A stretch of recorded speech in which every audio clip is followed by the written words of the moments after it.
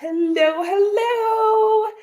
Hi, everybody, and welcome. And I'm going to start out by apologizing right off the bat because I have been horrible at mentioning that Kat is going to be joining me.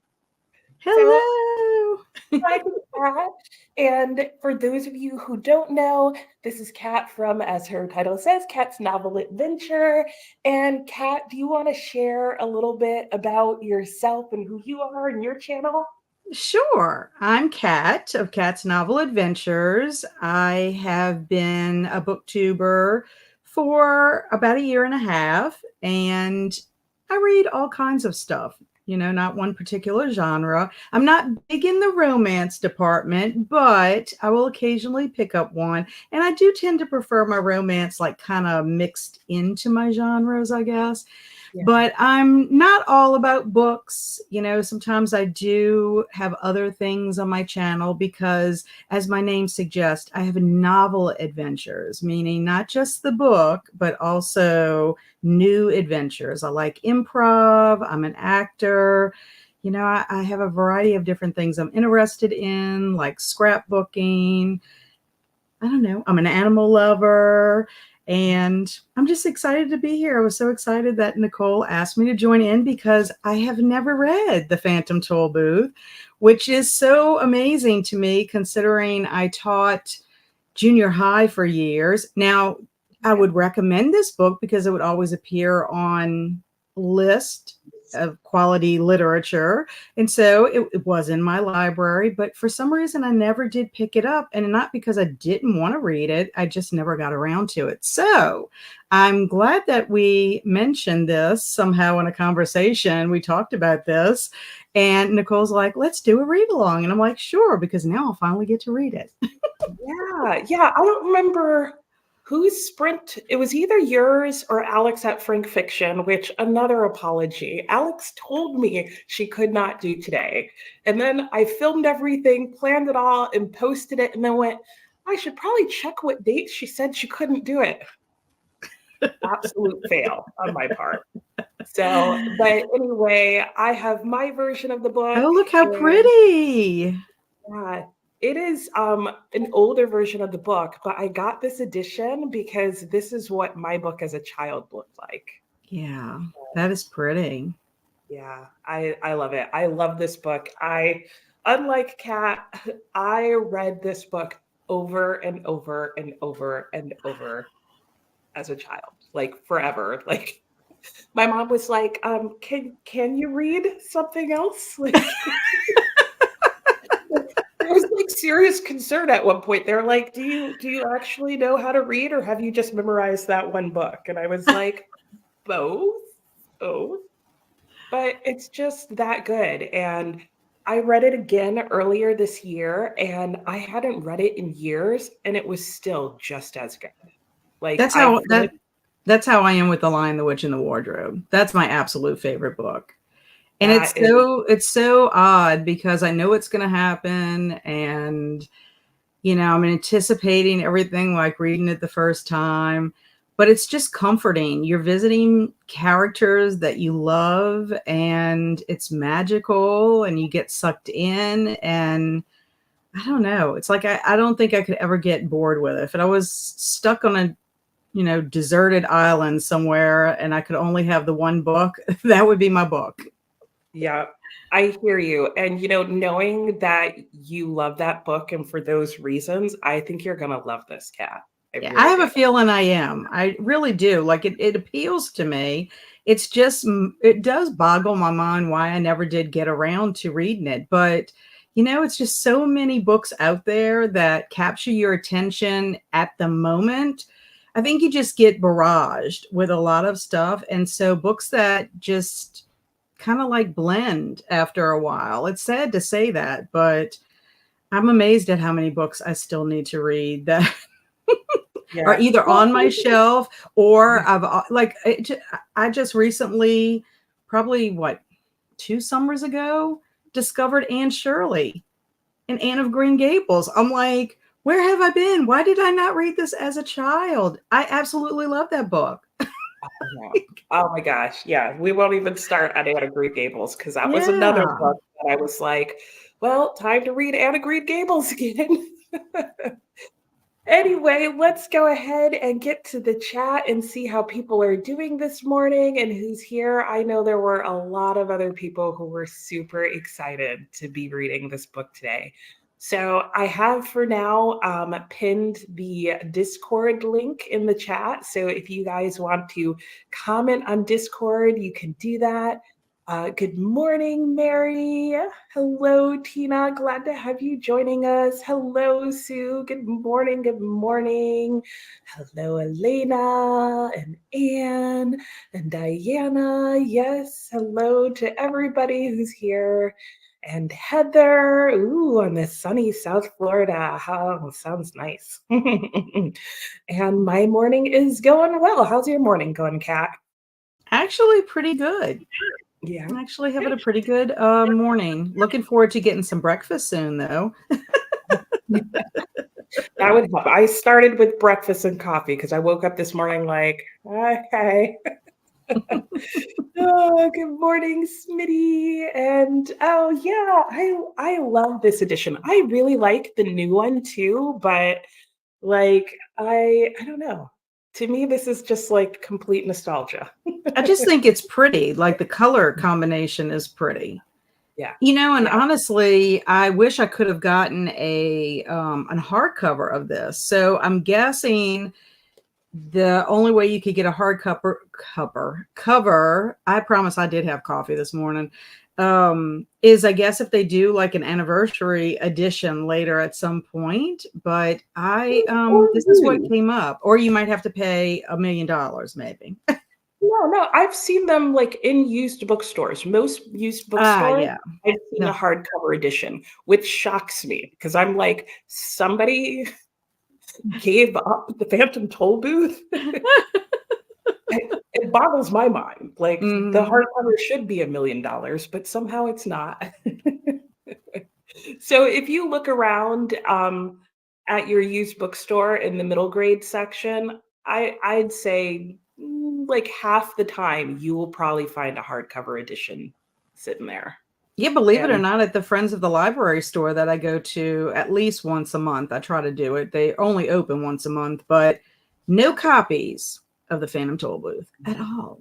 So that just means that either they get scooped up immediately or no one in that area is getting rid of their books. wise. Because I'm pretty sure it's somebody who hasn't read it who's unhauling the other editions. But and Coda swung by. Hello, Coda. I know Coda is currently sprinting himself, so you can swing by over on his channel and boop the like button. And so, oh yes, Coda ran. I had coffee, I swear too. But I know Coda read Anna Green Gables earlier this year as well for the first time. So yeah. I hope it continues with the series because I'm in the middle of the series, but I hope he continues because there's so much more story to tell. There is. It really is. I don't like all the books in the series equally, but I like them all. But her, like, you have to read the whole series because you have to hear her whole story. Well, yeah, and if you like Anne Shirley as a character, it's almost like going for a visit with your friend and hearing their latest adventures. That's kind of how I feel about it. Sometimes their adventures are good and sometimes they're mediocre, but it's the time that you're spending with them that makes it special for me. I agree. That's a series that I want to get a hardcover edition of. I don't own any of the Anne books anymore. Oh, yeah. But I definitely want to get a nice edition of those books.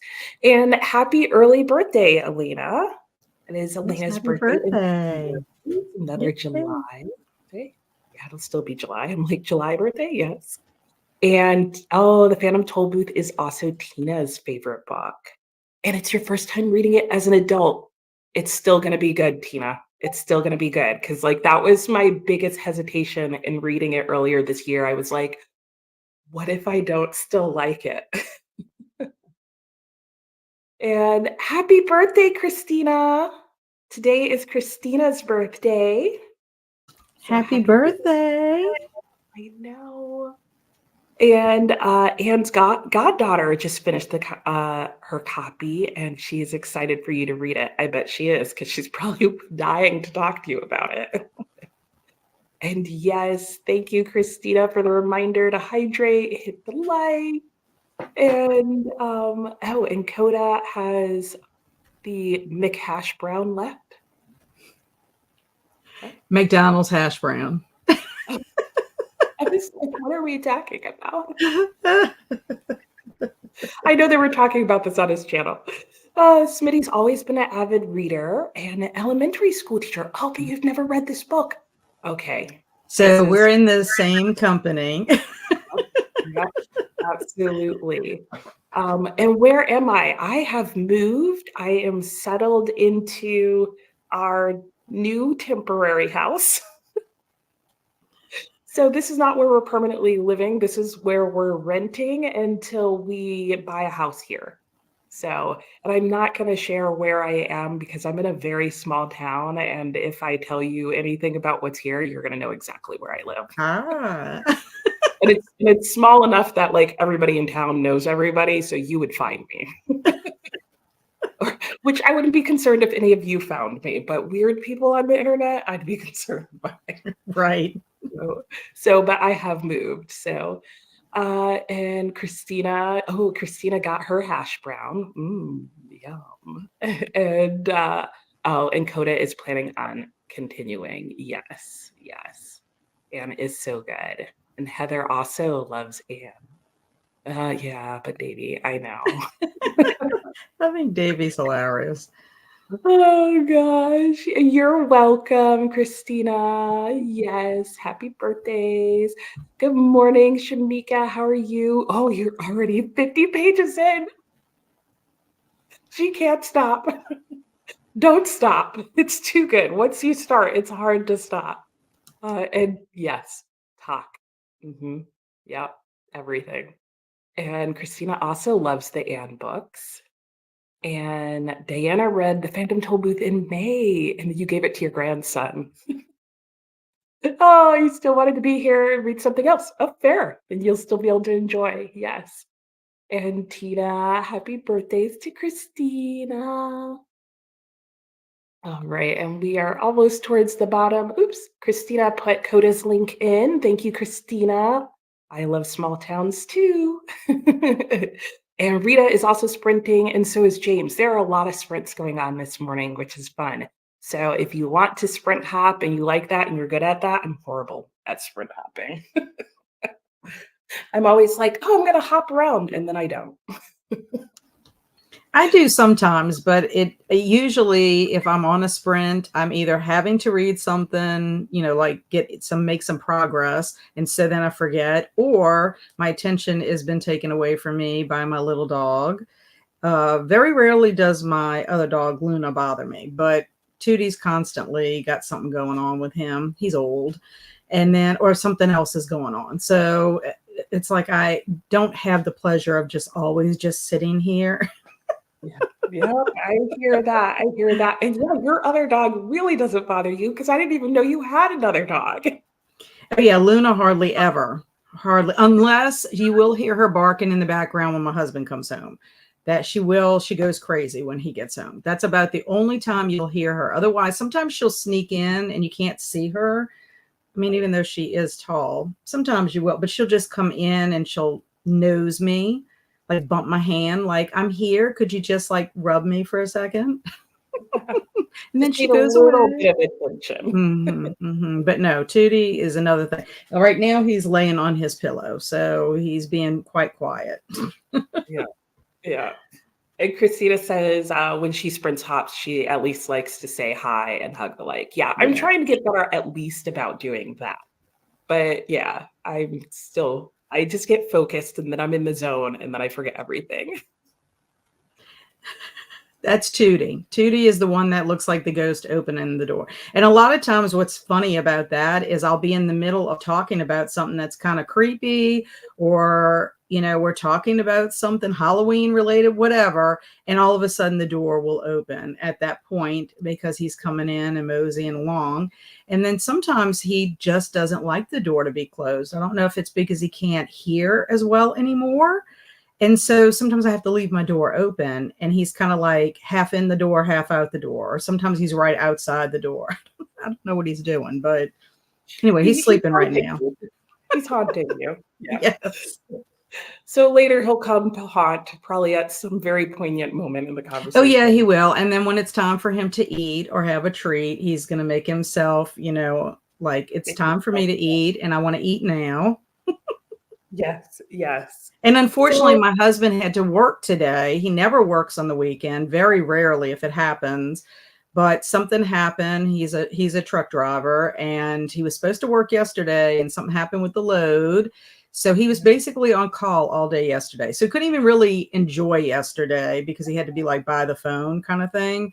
And finally got to a point where he was like, okay, I'm off and I can't do anything until tomorrow. So then we were like, okay, let's watch some TV or something.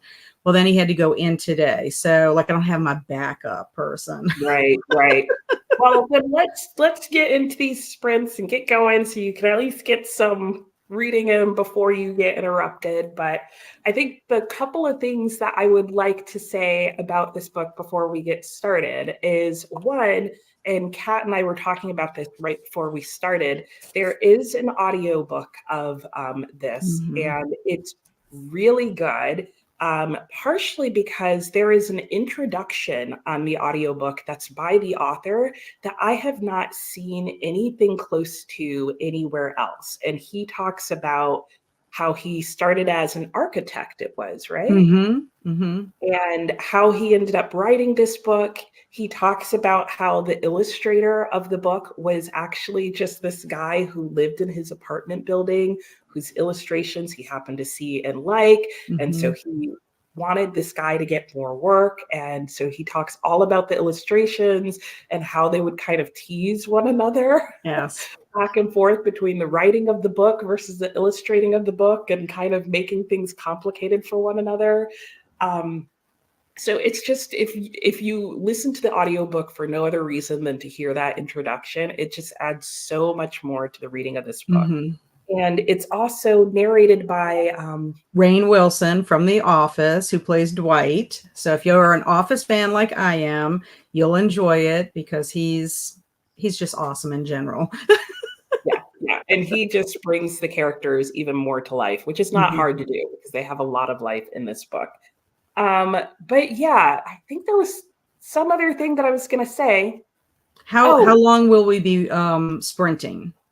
So usually I do my first sprint just for 45 minutes, just to give, a warm up, if you will. And then after that, we'll be doing about an hour each time. Okay, so I'm just trying to see 45 minutes, about 9-ish, because I do have a book club meeting to attend at 10. So I'm just trying to see if I'll be able to jump back on. How long do you usually chat in between? Usually like 15 minutes or so. Okay. Yeah. So I think I'll be able to hop back on and then hop back off to go to the meeting. Okay. We could do a 30-minute sprint to start. That's if that was totally up to you. I don't want to be a nuisance. That's not a nuisance at all. I just have to change the clock. So that's totally fine. We'll do a 30-minute sprint to start, and we'll get everybody's like initial thoughts, because that'll be, it's a middle grade, so we'll get a decent amount done in 30 minutes. If it was like a classic, I'd be like, we'll have read 3 pages. But that is not the case here. So let me just readjust the timer real quick. The other thing that I was going to say is, if you guys want to look in the Discord, there's also a couple of fun little things that people have posted in there as we've come up to this reading sprint. Like, one person was watching, it's like a game show with balls and trivia. And one of the trivia questions actually had the Phantom Tollbooth as an answer. That's awesome. So they shared that. Someone else also shared the link to the Phantom Tollbooth animated movie, which is free on YouTube. So if after you read the book, you want to go and see that, that is also linked in the Discord channel. So, and just real quickly, Coda is going. He's probably got a hot back on his. So thanks for stopping by, Coda. And Donna just swung in. Hello, Donna. All right, so to give Kat enough time so we can see her pretty face one more time before before you have to go to your book club and then come back, I'll pull up our timer here and we'll go ahead and start, and I'll see you all in 30 minutes.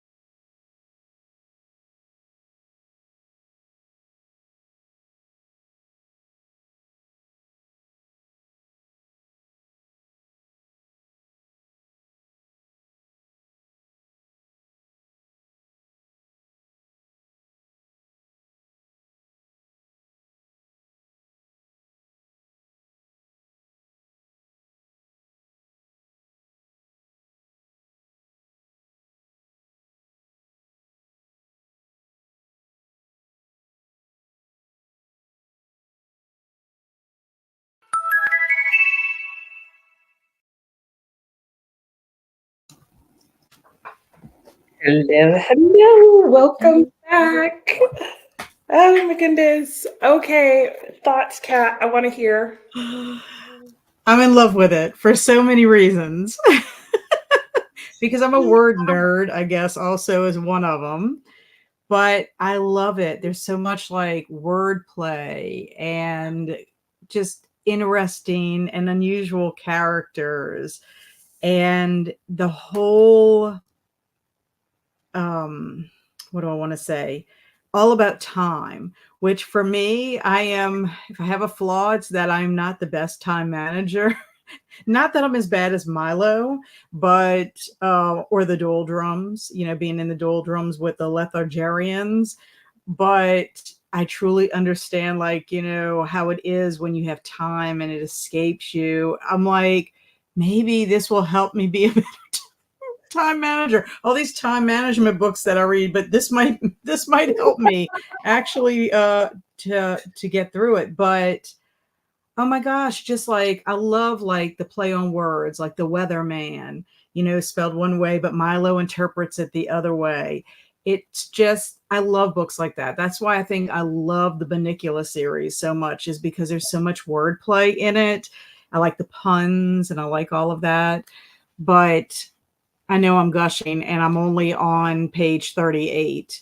He just gets to the gate and he's allowed to get into Dictionopolis. But Oh my gosh. And I won't share in case people haven't gotten there, but the words on his medal and the reason he gets in. I love that. it's just so amazing. And then I think it's perfect too, because Milo, he's so like, he's 10 years old, but he's so like bored with life. I'm like, when I was 10, I was into all kinds of stuff.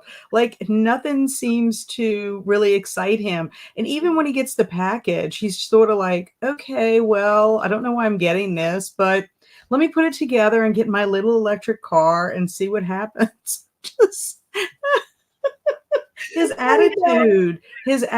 So now I have a million questions. Who sent him the package? How do these people in this world, know about him? And because they make so many comments about him, like, Right. and They're then the like so dog, nonplussed that he's there. They're like, yeah, okay.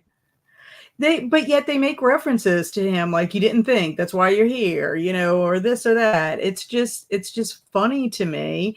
And then the dog, the poor little dog. I mean, he's telling his story of how he gets named and he's like bawling.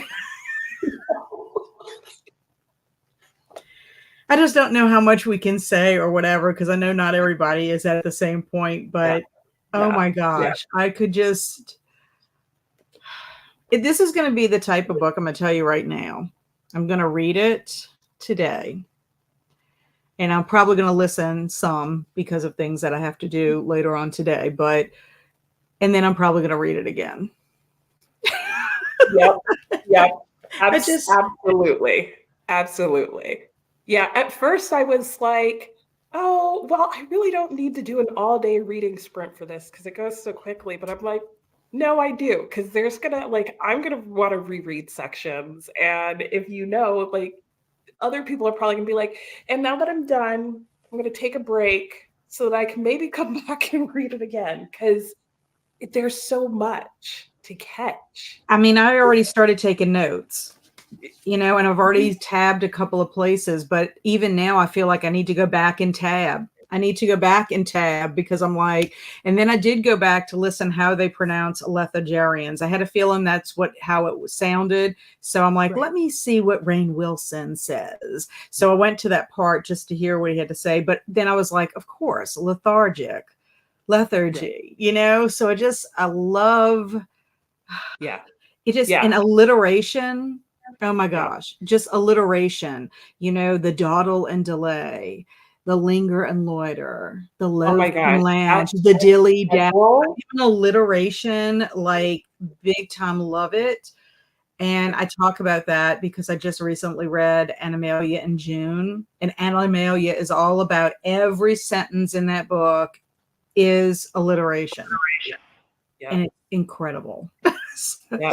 No, I mean, if you like wordplay and puns Mhm. and just funny thing, this book is like non-stop, which I think is what makes it so readable and rereadable.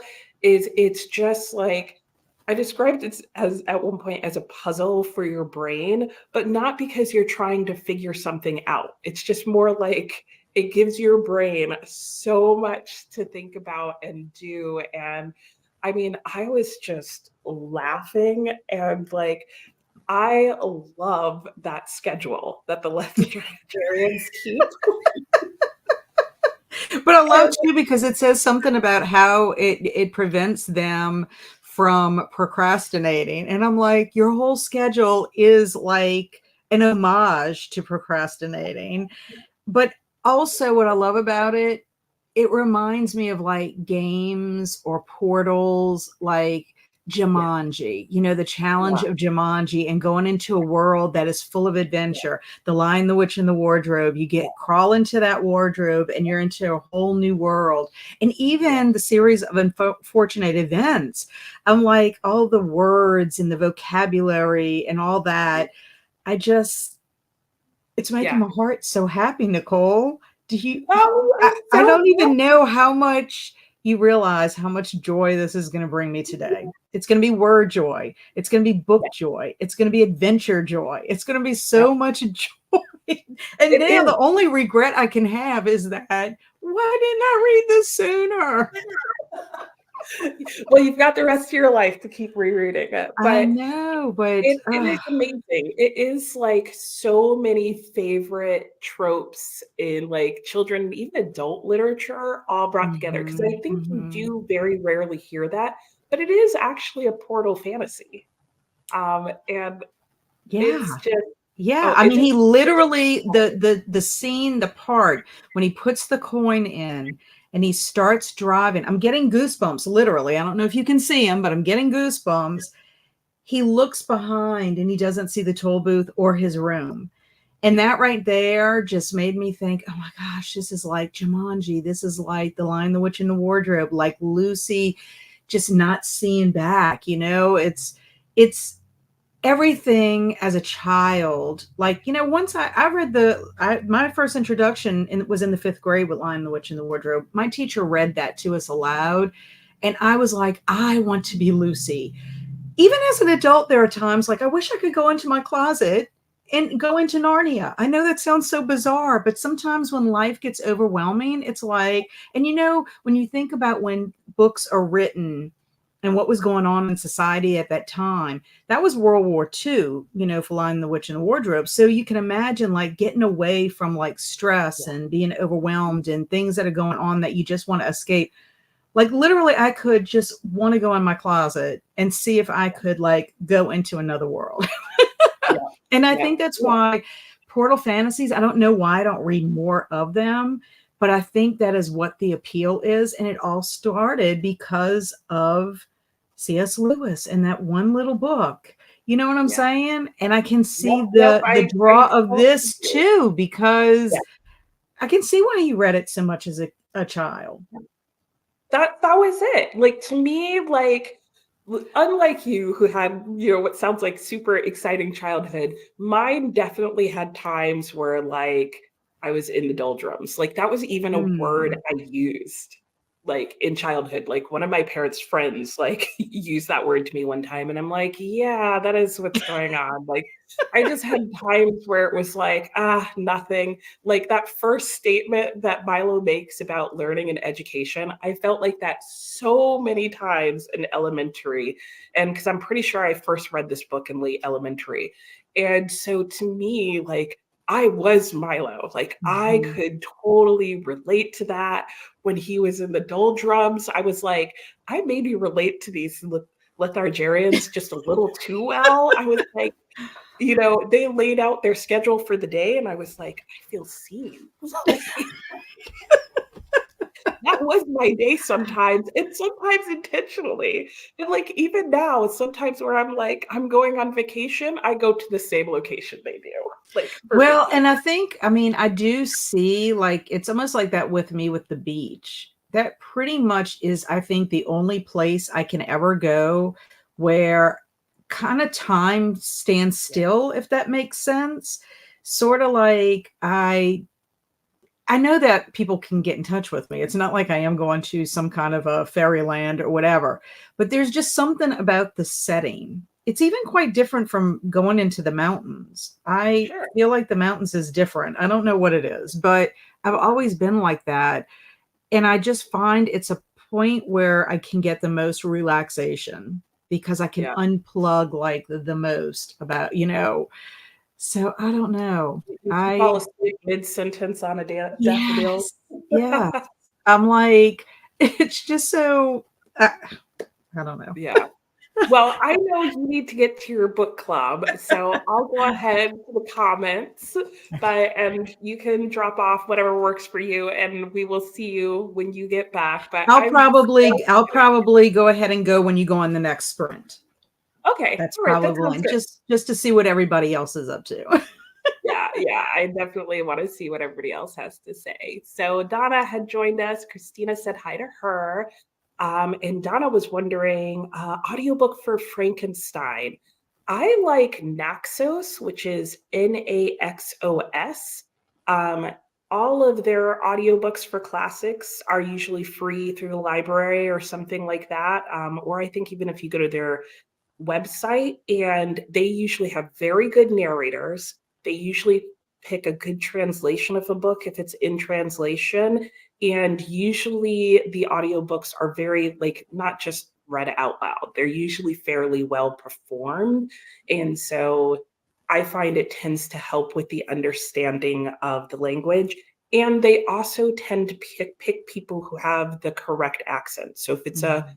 British author, they use a British narrator, which I feel like sometimes makes it easier to understand, um, like the differences between American and British English, especially with the classics. So that would be my recommendation, Donna, and enjoy because I love Frankenstein. And good morning, Courtney. I hope you have a great day at work. And Joanna, hello. We are working on the Phantom Tollbooth and having so much fun already. Yes, and Christina says hello to Joanne. Hello, Rita. Oh, yes, Rita is also streaming. I'm probably almost done, right, Rita?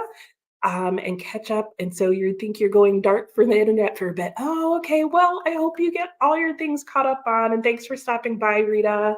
And hello, Cherie. How are you? Ooh, listening to Sometimes I Lie. Sounds very intriguing. And hello, Sue. You listened to this last night. Okay, great. And you re-listened to the intro again, and it does set the book up. Yes. I cannot say enough good things. Like, that's an audiobook that I will probably buy just because I want to own that introduction. So, and then Heather is at World Market in Dictionopolis. I know the Five Squires are like amazing. I know you haven't quite gotten their cat, but you will meet them when you come back. And this book is about the words, it's about the places that he goes and the people that he meets and all the adventures he has along the way. I mean, it's about everything, just everything.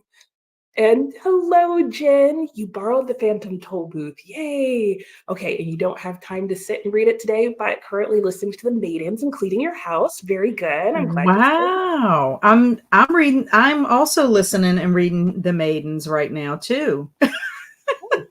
Not Oh, this look at minute. Not this minute, but I mean I have the last couple of days. That's so funny. Somebody else is that. out there reading it. I've heard mixed things about it. Like some people uh didn't care for it, and some people are like waiting to see what I think before they decide if they want to read it or not. Oh, hey, fair, fair. Yeah. I too have heard mixed things. So, and oh, yay, Tina said it's just as good as when she was a child. Yes, yes. I actually, in the long run, by the end of the book, found it was better than when I was a child because I got more. Like I realized for the first time, I was like, I'm pretty sure I didn't catch everything. I mean, it's hard in this book, it's hard to catch everything the first time. But I don't think I caught everything. We can ignore that timer. Um, Anne is going to spark so many conversations with your 13-year-old. There are, because I think in addition to the adventure, he just includes so many like little thoughtful passing comments on life, whether it's on like time and how it can be wasted, or on like whether or not knowledge is important, or where does the meaning of words, I'm totally going to start using with my son, like, oh, this is a guaranteed situation and your wasted time will be refunded if need be. So Tina says she's reading the read along. And Heather read many fantastical books. So right now she's not bowled over. Yep, that's fair. That's fair. I would say I don't think in the grand scheme of the whole book, I think it starts slow, relatively speaking, to where it goes and ends up. So I can understand that. Tina is going to sleep with this book under her pillow forever. I'm with you, Tina. Like, I can't even express how hard it's been for me not to pick up this book before this read along. And I wanted to save it, but I was like, I might just need to read it real quick this week before we come to this weekend so I can read it again. And Tina's happy you're enjoying it, Kat. And Smitty, yes, the schedule is the best. Sometimes reminds me of myself during the summer. Yeah, exactly. Yes, a very busy schedule of doing nothing. Christina says hi to Courtney. Oh, there's Rita's stream. Thank you, Christina. Ooh, about 10 minutes left as of 10 o'clock. So you can just make it. And Smitty, this book is a good book to use as a mentor text to help them with their writing. Yeah. Yeah, I Yeah. agree. Yeah, I could totally see that. And Jen's heard mixed things also about the maidens and enjoying it so far, about 60% in. Okay. Yeah, and Jen, I'm enjoying it too. I am in the minority with this statement, but I wasn't a big fan of The Silent Patient. It started off really great. Like the first half of the book I loved, but then like the second half and then with the reveal and all that kind of stuff, I was just like, I don't know. I just felt that's a whole nother story. But anyway, it was a 3-star read for me. It was fine. I had to give him credit for the first half, which was, I thought, incredible. But I'm enjoying this one so far. It is a slow burn, but I don't mind a slow burn if the payoff ends up being great, So I hope you end up liking it at the end, as I hope I do too. Yeah. Because this book is a second chance for me. I'm using it for the second chance prompt for Summer Book Bingo. So I'm like, if this doesn't work for me, then maybe he's not the author for me. Right. So the stakes are high. Right. Right. Christina says, I think I've decided to take a nap. That will be in the plans for today. Oh, see, she's right there. She's got the working on the Lethajarian schedule here. 5:30 a.m. is early. Yes. And Tina, expectations is the place you must go before you get to where I love that. That was another line in there that I love, because expectations are so I don't know, they're important, but they're also can lead to disappointment. And I remember a principal saying that one time at assembly years ago. She said something like, when you have expectations, you run the risk of disappointment, because the higher your expectations, if things don't work out, the higher your disappointment's going to be. So a lot of times, it's not to say you can't have them, but everybody does whenever they start anything. Yeah. And sometimes I'm just thinking to myself, maybe my expectations shouldn't be always so high so that I don't feel so bummed out. Yeah. Well, and I just like the truth of this statement, in which it's getting back to that idea that you said, right? That like it acknowledges like you're going to have them. Yes. But then it's just sort of bringing that awareness there. Like you're going to have them before you get to anywhere. But then it's what you do with them after that point. you Exactly. And know? also, too, I think it brings up the point that if you do end up with a disappointment, you have to realize that that's your perception at that moment, because a disappointment sometimes could actually be something that has a silver lining, that somewhere down the line, the disappointment ends up turning into something wonderful. Not all the Yeah. time, but sometimes. So I think that's very adult-like right there with this statement or whatever. And Yeah. this Yeah. is what I'm loving about it. Yeah. Yeah, there's just like these little like nuggets of wisdom and points of reflection throughout. So it's great. I can't wait. So you're very welcome, Donna. I hope it works out for you. Let me know if you like that audiobook suggestion. And Christina, silent patient, English patient. They have two very different books. Yes. Oh gosh. Yes, Heather, this was another good Yes. thoughtful idea. Mhm. Was I love that moment when Talk was like, you if you want to get out of here, you have to help yourself and you know what you need to do. Yeah. Like that whole talk that Talk gives there is just, yeah, an active Yes. participant. Yes. Yes, absolutely. All right. Well, that is the last comment that I see. So I will go ahead. So you can go off to your book club and we'll see you in a little bit. And I have a set for an hour for our next sprint. And so we'll probably see you when we get back. Okay. Bye. All right. Bye. I'll see you in a bit, Kat. And let me go ahead and pull up the timer for us. There we go. And I'll see everybody in an hour.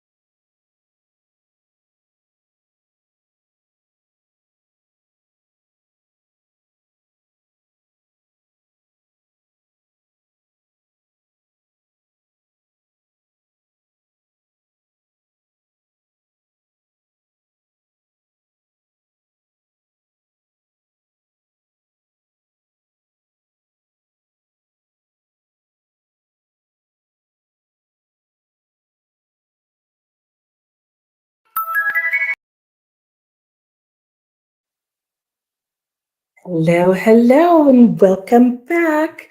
I'm sure Kat will rejoin us as soon as she's able to. But how did everybody's sprint go? Mine went really well. In addition to reading some more in the Phantom Tollbooth, I also had some oatmeal. so, um, so it was a tasty sprint as well as everything else. So during that sprint, I was able to read through um, let's see. I think I had stopped at chapter 4. So I got from chapter 4 to 10. And guys, there are just so many things that I love about this book. Specifically chapter 5, all of it. Um, the characters the character names are just epic. And I'm noticing even this time because I'm reading it this time, whereas earlier this year I listened just to the audiobook, that I'm still catching more like subtle things because there is a difference in this book whether you're reading it or hearing it, partially because there's so many homonyms and homophones in English. And some of them are, like, subtly hidden and not always contextually spelled out for you. So I am just loving every moment of that.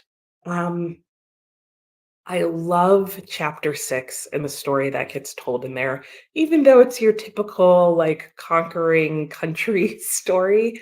It's just one of those, like, the fairy tale, like, origin story, like, it's like he just gets the tone and the way he tells it is just like everything that you want out of that type of story. And I just love the voice in this book. I love the way Norton Jester tells a story and constructs all these ideas and brings everything together in here. And I also really like his sometimes obvious, but I think obvious as an adult. I don't think they were as obvious as a child. Just the lessons that he puts in here. Like when King I'm just realizing it's King like AZA is how his name is spelled. When King Aza sends Milo off and he gives him a special gift and talks about what it is. Oh my gosh. Every single time I read that moment, like, my heart is just like, "Yes, everything, everything." And also just the little small moment at the end of chapter 10 when he's talking to Alec Beings, which again, like, some of the names, when you say them out loud, you're like, "Oh, I get it." But when he's talking to him and Alec talks about the different ways that people grow, again, another moment of just like, yeah." So I love children's books for that reason, like just the subtle messaging, which sometimes I'm like, or brainwashing. Like, are we brainwashing by giving children certain books? Because children's books have like subtle, not so subtle messages in them. But the ones in this one are like so good and so rich. And in some ways, things that, like, even if you hear them over and over again as a kid, you may absorb them, but I really don't think you get them until you're like an adult, which I think is why this book holds up so well because it sticks with you, but then it just gathers meaning as you go along. Anyway, so that's my thoughts. Let's go to the comments and see what you guys were thinking and what your thoughts were on this passage. And hopefully, by the time we're done with that, maybe if we're lucky, Kat will be back. Now she won't have read any more because she's been in her book club, but we'll see how her book club went before we go into our next potentially. So when we left off, Heather was talking about liking being an active participant and how you think and how that's like such an important part of getting out of the doldrums, which is the part that I love about that is that it's like, hey, look, you can be active in getting yourself into a better place. Like what a great message is that? And Christina was telling Kat to have fun at her book club. Tina was saying, see you soon, Kat. And Sue is falling asleep. Oh, you only had 3 hours of sleep last night. Yes, Sue, a nap is in order, and I hope you get one in. And LA joined us. Hello. Okay. And you were about to start. Great timing because you would have come in right at during the sprint. So I hope you were able to get a bit. And Nani, hello. Oh, you just remembered you haven't missed much. So, and you were into other stuff that I almost forgot, but you're here. Yay. I'm glad you can join us. And don't worry for those of you who joined us during the sprint. Our first sprint was only 30 minutes. We spent 15 minutes talking at the front, and then we had a nice chat before we went into the break. So if you are joining us now at 11:17, we, even though we started at 9, we've only been reading for about an hour and a half. And don't worry about where you are at this point because the point of this isn't necessarily to all read exactly the same pages together, but to just read and enjoy and be able to talk about the book. If you want to be able to talk spoilers about specific parts of the book, I have set up a server, a channel on my Discord server where you can do that. And I think the invite to my Discord, if you haven't been on it before, should still be pinned at the top of the comments and should show at the top of your comments for you. I myself am just about to start chapter 10. This reads really quickly, but I'm actually like savoring some parts and like pausing to think about them and laugh about them and all the things. So I'm sure you will be able to catch up soon. And Ricardo, it's so good to see you. I missed you on Monday. How are you doing? I hope you're doing well. Good to see you and have you here. And Nani is doing excellent. Great. Just starting. Wonderful. So you would have gotten time to read some, maybe a little bit by the time you joined. So if so, let me know your first impressions. And this book reminds you of Pilg? I don't, did that come out right? Oh, yes. Yes. Pilgrim's Progress. I hadn't thought about that, Anne, but that is so spot on. This is like the children's version of Pilgrim's Progress. That is so fascinating. And you're hitting on something that I love, which is like comparative lit.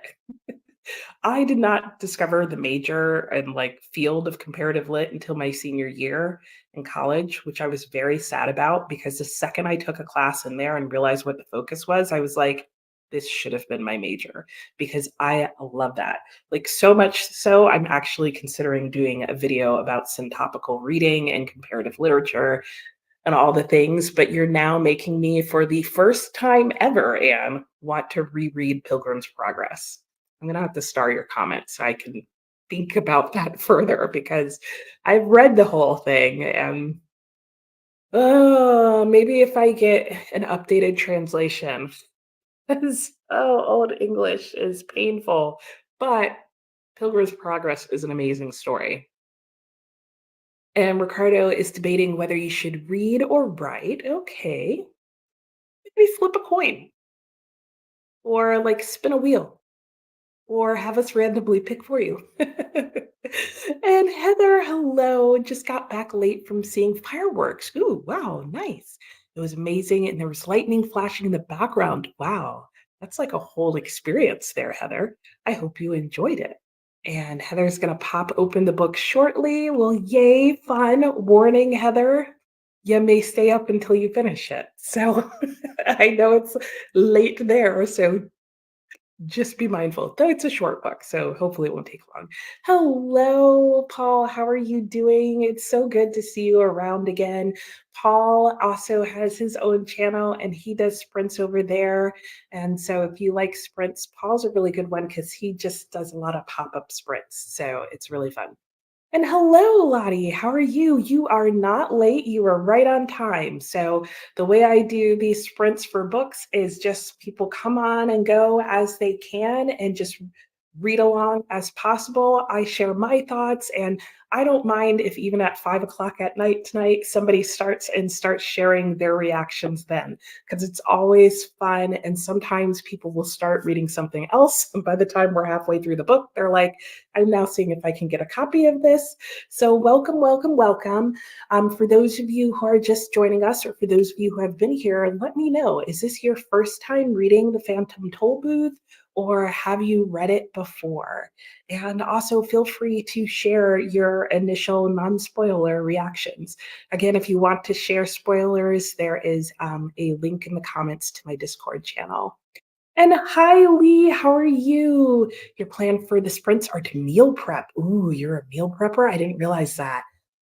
Some weekend meals. Okay, and finish the boardwalk bookshop. That sounds fun. And what have we done? All right, well, you've got a lot of plans to go. So are you listening to any of those on audio? Will you be able to meal prep and I was about to say audio prep, meal plan and listen to your audiobook at the same time? Good morning, Amberly. How are you? What are you up to today? You forgot about the jump scare alarm. That's so funny. I know. How many times did the alarm and you're like that's how I can always tell, like, especially during my own sprints, if I've gotten into what I'm reading, because I also forget the alarm's gonna go off and then it scares me. And I've set the alarm. So like and Heather really enjoyed, oh yes. Oh my gosh. Yes. Giving sentences both of I have I know.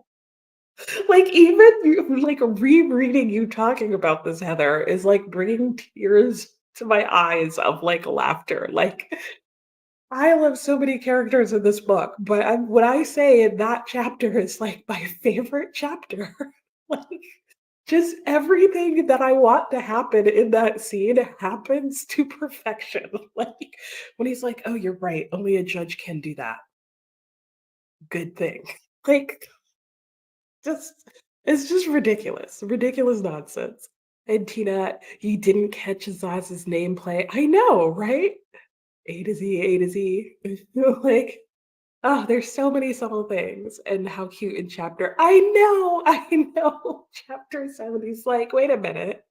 Like everybody's like, well, soup, turnips, some baked yams. Like, so I mean, that's another good question. Like, if you had to eat your words, what would you say? I'm gonna have to think about that. I'll put that up on our banner for our next thing. And Tina, a cool costume shirt idea would be to have a shirt with witch on the front in big letters. Yes, yes, yes. Witch, witch. Yes. I'm just gonna create a banner real quickly. If you had to eat your words, what would they be? Oh gosh. I just can't help myself. You know, one of the other things I realized about this book is that in some ways, this is like a book of dad jokes, as we call them here. You know, where it's like those puns and plays on words. And I mean, they're literally dad jokes. Like, these are the jokes that he said he inherited from his own father. So that's a like introduction to the audiobook, like special moment that he shares is that his father was like the king of puns and play on words and all those things and taught him to love that and taught him some of these things. And so, yeah, yeah. So I'm just like, "Oh, this book is just one long dad joke." And, yeah, Smitty, I love the wordplay in this book. Milo thought he had to give a speech, but there were actually yeah, I didn't know I was going to have I know, that's literally, like, one of the best moments. I didn't know I was gonna have to eat my words, like, everybody here does, like and Ricardo feels like you haven't joined in so long. I know. And you're tired because you went out last night and got home at 7 a.m. Oh my gosh. Yes. Oh, you guys know how to party. I couldn't do that. Even in my college days, I wouldn't be able to do that. Like, I mean, I know there's like a siesta in there before you go to the fiesta and that it starts later, but oh, oh boy. And other than that, you're just enjoying the summer. Awesome. You haven't had anything these past weeks and you've done nothing literature related. Nice. Well, you know, sometimes we have to be on that lethagenarian schedule. So, which, you know, I think is so funny that because like it reminds me of octogenarian, that word. But anyway, I mean, it's because, you know, they're rooted in the same sort of thing to get the definition. But And Heather, please, please, please do a video on comparative lit. Oh, absolutely. Yeah. No, I interesting side field that I feel like a lot of people don't know about. Like I knew nothing about the field myself when I went into college. And I was very sad about that. But I took two amazing classes that were cross listed um, in the comparative lit department as well as the English department and a few other departments. And one of them was a Russian lit class. And we did comparative lit with War and Peace, which was absolutely probably one of the best classes I took in college. And the second one was um, a comparative lit class that was on prison writings and literally like writing of people in American prisons and like poetry, fiction. It was mainly poetry and fiction and some nonfiction. And that was also amazing. I think I may have stupidly at some point in my life eventually unhauled those books. And if I did, and I'm pretty sure I did, regrets. Anyway, Heather's saying I'm going to be going to the beach. Oh, I love the beach. So you can stay up and read and sleep the whole train ride over. Yay, nice, wonderful. Well, I think you will enjoy it. And you're the one who compared the grapes of wrath to the Exodus in the Bible. Yes, yes. See, and you too would have loved a good comparative lit class. Because I mean, at the end of the day, there are classes where you would read both those texts and you would talk about how one may have informed the other if it came earlier, but if not, like how they develop your understanding of the world in each book. And I just love it. And you have videos of the fireworks. Oh yeah, share in the Discord. Absolutely. That would be amazing. It sounds so cool. And Ricardo needs to step your Discord game up because you haven't checked it in months. I'm horrible on Discord. Like, unless we're doing something like this, I like sometimes forget it. Not intentionally. And this is LA's first time reading it. You can already tell that you're going to love it. Yeah, I could definitely see that. You're going to see if your son wants to read it next. Yeah, that's true. Yeah, from what you've shared on your channel about your son's taste, I bet he would really enjoy this book as well. And Mary is on chapter 15. It's her first time reading it. It's smart, funny, and cute. Yep, absolutely. Totally agree. And Joanne says hello to everybody who joined, wanted to know what they're going to be working on. And Heather, it's the perfect time to go check. Yep.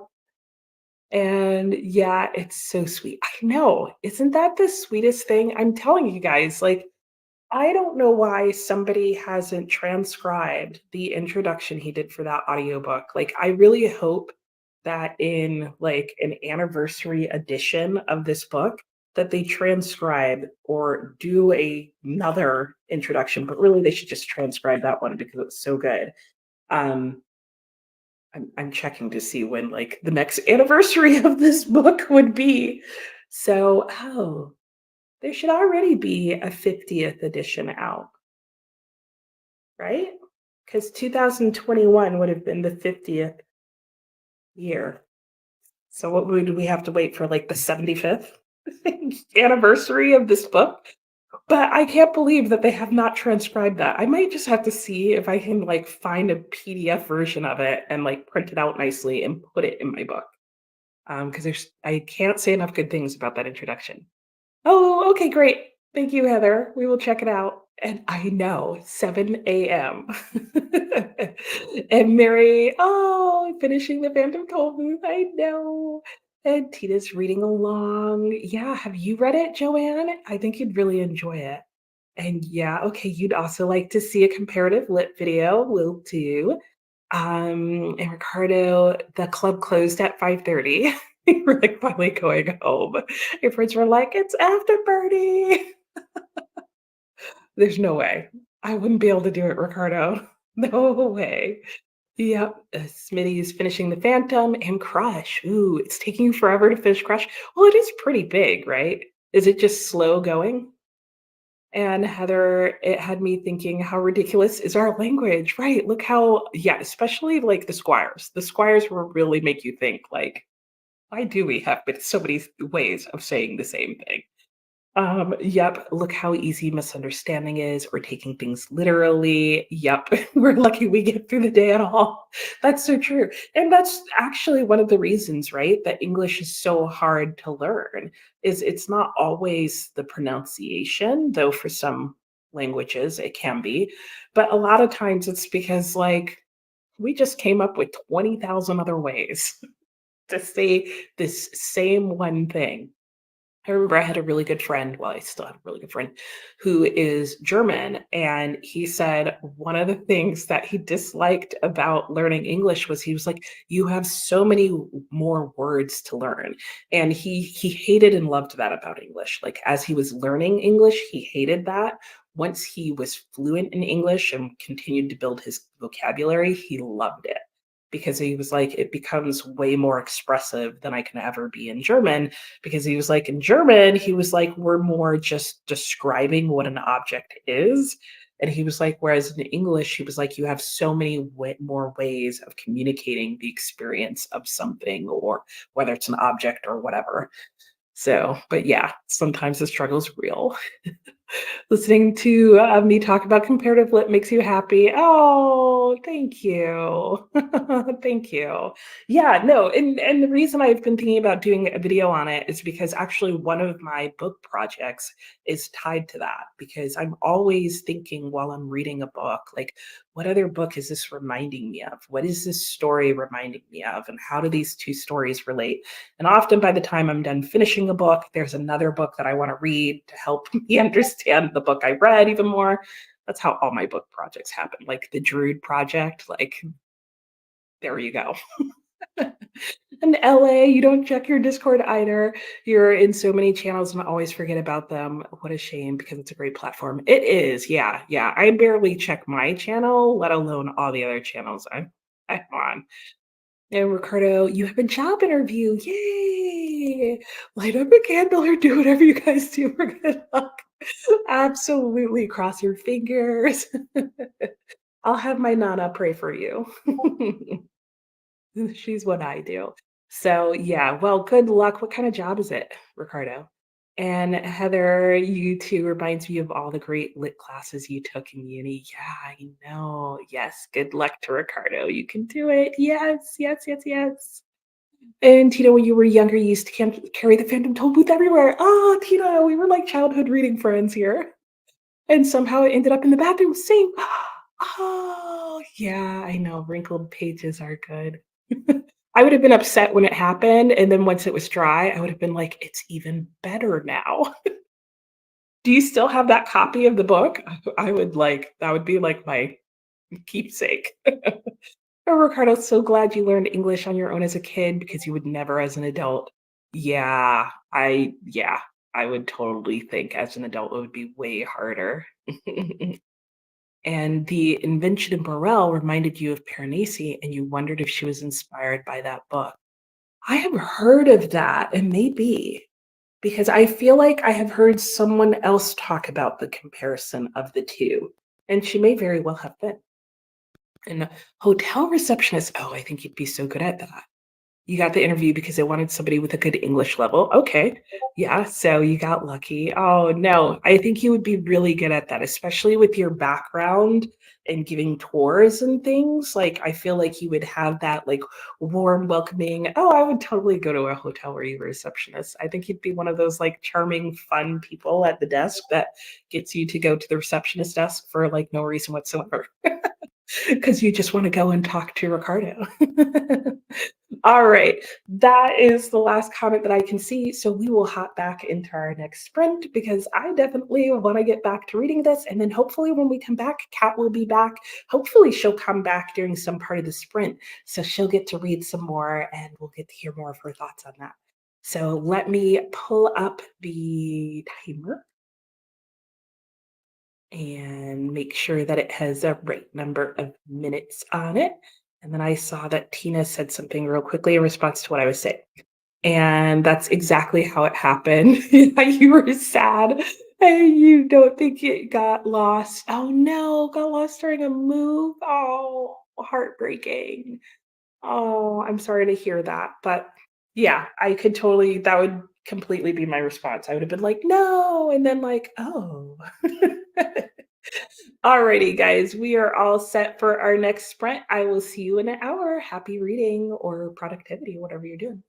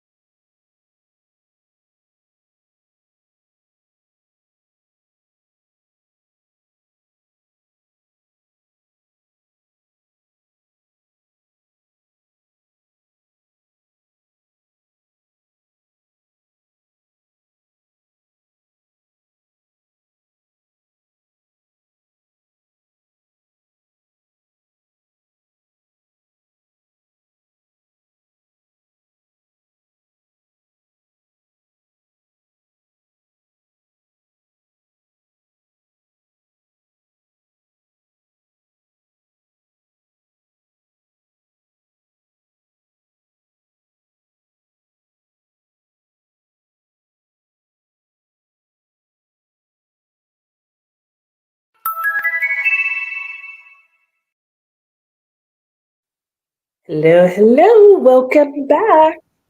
Greetings, salutations, good afternoon. Good day. Hello. Can you tell what chapter I got to? Oh, yay. Y'all are way ahead of me, I'm sure, but I did make it to chapter 5. And oh my goodness, so much. Yes, yes. Every moment. Oh my gosh, that is great. How'd your book club go? Oh, wonderful. I don't know if you've ever heard of this book. I had never heard of it until they picked it. It's for the Cozy Cottage Book Club. It's Bright Island by Mabel L. Robinson. It takes place on an island, a fictional island in Maine. Although when you're reading about the island, you almost feel like you're in Scotland, like on a Scottish island somewhere. But very just a wonderful, wonderful book. The writing's beautiful. I had not finished the book. I'm more than halfway, but I still wanted to attend the meeting because I love this little group that we meet with. And so, yeah, the main character is kind of like a combination of like Laura Ingalls with Anne Shirley, just really sure of herself. And some of the other people said like Fanny Price, which I've never read anything with Fanny Price. There was another Caddy Woodlawn, which I've never ever read Caddy Woodlawn either. But that's kind of how they were kind of saying what they reminded her. Although she's really a character all on her own. It's just that when you're reading it, I'm sure you could think of somebody in literature that it kind of reminds you of. And for me, it was Anne Shirley. Not exactly, but just, you know, the similarities, you know, like, you know, being yourself and not being sorry for being yourself, but kind of learning how to navigate a world that's different than what you're used to. You know what I'm saying? Yeah. So very nice. And so it was a Newbery for 1938. Oh, nice. Well, speaking of worlds that are different than your own and trying to navigate them, so we are all somewhere on Milo's fantastic voyage. I'm assuming everybody has the wonderful map. And to just continue gushing about the introduction that you get in the audiobook, he talks about, Norton Jester talks about how one of the things that he really wanted in the book was a map and how he loves maps and he loves books with maps. And the irony of it being that his illustrator, that was like his least favorite thing to draw, were maps. Maps and horses. Maps and horses. Because I think Talk was originally supposed to be a horse or something. Wasn't that one of the things? Or there was I think he said, at first I thought he said a cat. Like there's a cat. But then I'm like, no, he must have said Talk. I'll have to go back and re-listen to it. Yeah. I just remember him referencing something like that because they just had this whole play that they would do where it was like Norton Jester would like intentionally come up with some obscure, crazy description of a building or a person or something, just so that his illustrator would have to figure out like how was he going to illustrate that. And then Jules Pfeiffer, the illustrator, would intentionally like do other things to that. Like, well, fine, you want a map? Here, I'm going to draw all the things on the map. Now you figure out how to explain them in your book.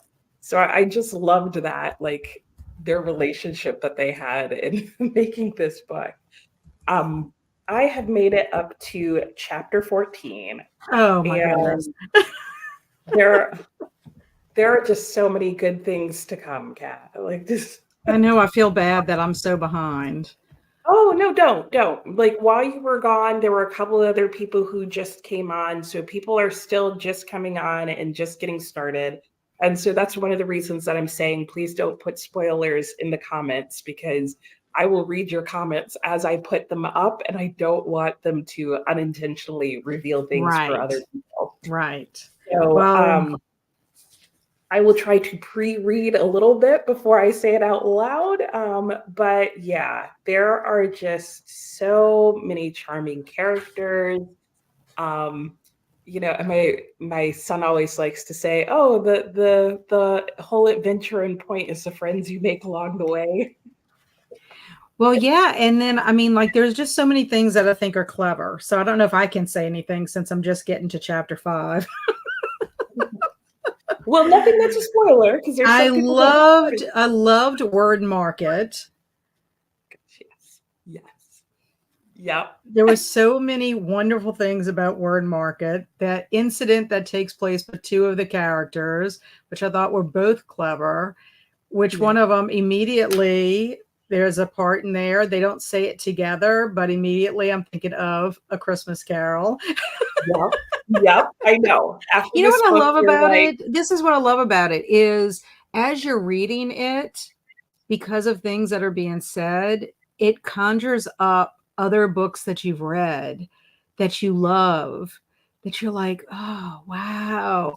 Like this man is a genius. I agree, Kat.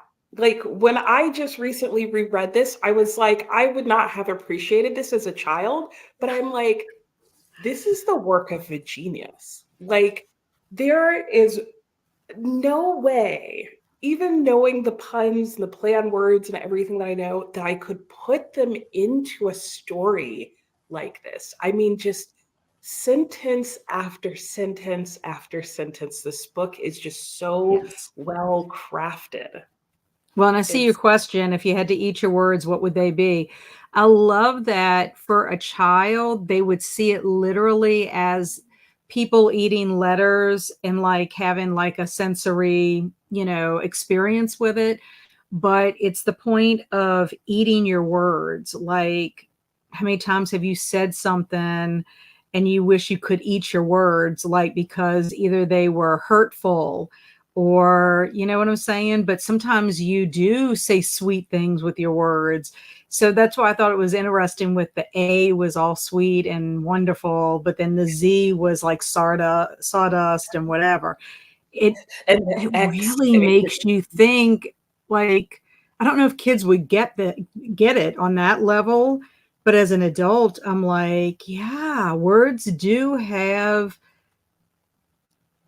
meaning, and the taste that you feel, I mean, the taste that you it, have the sense of actually are feelings. Like, yeah, when you say certain things, you could, make somebody feel, like it could be a sweet word, but it could be bitter and mean. But then also yeah, it could put you in a sour mood. I mean, I'm just thinking of all the different tastes that you can. yeah, I'm just yep, like, it can just tie in so much to emotion and feelings, yeah. and words It, have power. Yeah. Yeah, it does. And I love the fact that he can make you think all those things in just such otherwise simple moments. But I think my answer to the question is going to be BLT. Ah, And and it'll all make sense. yeah. I mean, So if I had to eat my words, I don't know. It'd be so hard to think about that. There's so many to choose from. yeah. Hmm. For me, I guess because I'm having to give it up eventually would be coffee. Ooh, Like right now, I yeah. have to savor every cup of coffee that I drink until I can figure out if I could ever add it back into my life. Ooh, yeah. Yeah, definitely. Oh gosh. All right. Well, let's go to the comments and see how everyone else is doing. So Ricardo thinks it would be a great spot for me. I have a lot of patience with clients. Oh, yes. So Ricardo was sharing with us before we went to the break that he has a job interview coming up as a hotel receptionist. Uh, Wonderful. yeah, yeah. So they need someone who has, really high level of English speaking. And Ricardo was at one point when I first started talking with him working as a tour guide in his town for like people visiting, often English speaking people. So obviously he has a lot of Nice. practice with clients and tourists and he loves to talk. Yeah, so I think that would be a great fit. And hello, Margaret. How are you? Yes, the worlds are colliding. In a wonderful way. Yes, yes, exactly.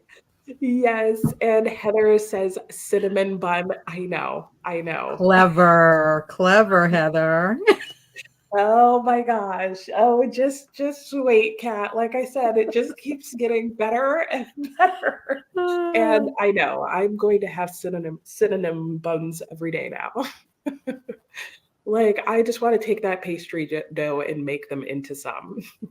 And Anne has tried 3 copies of Pilgrim's Progress. Anne was saying that this book reminds her of the classic book Pilgrim's Oh, Progress. wow. I have never Um, read it, so I don't know. yeah, it's written in, I think, Old English, so like pre-Shakespeare, like Chaucer, Canterbury Mm, Tale. mm, And but it is a very similar story where there is a lot of play on words and like the character names are who they are.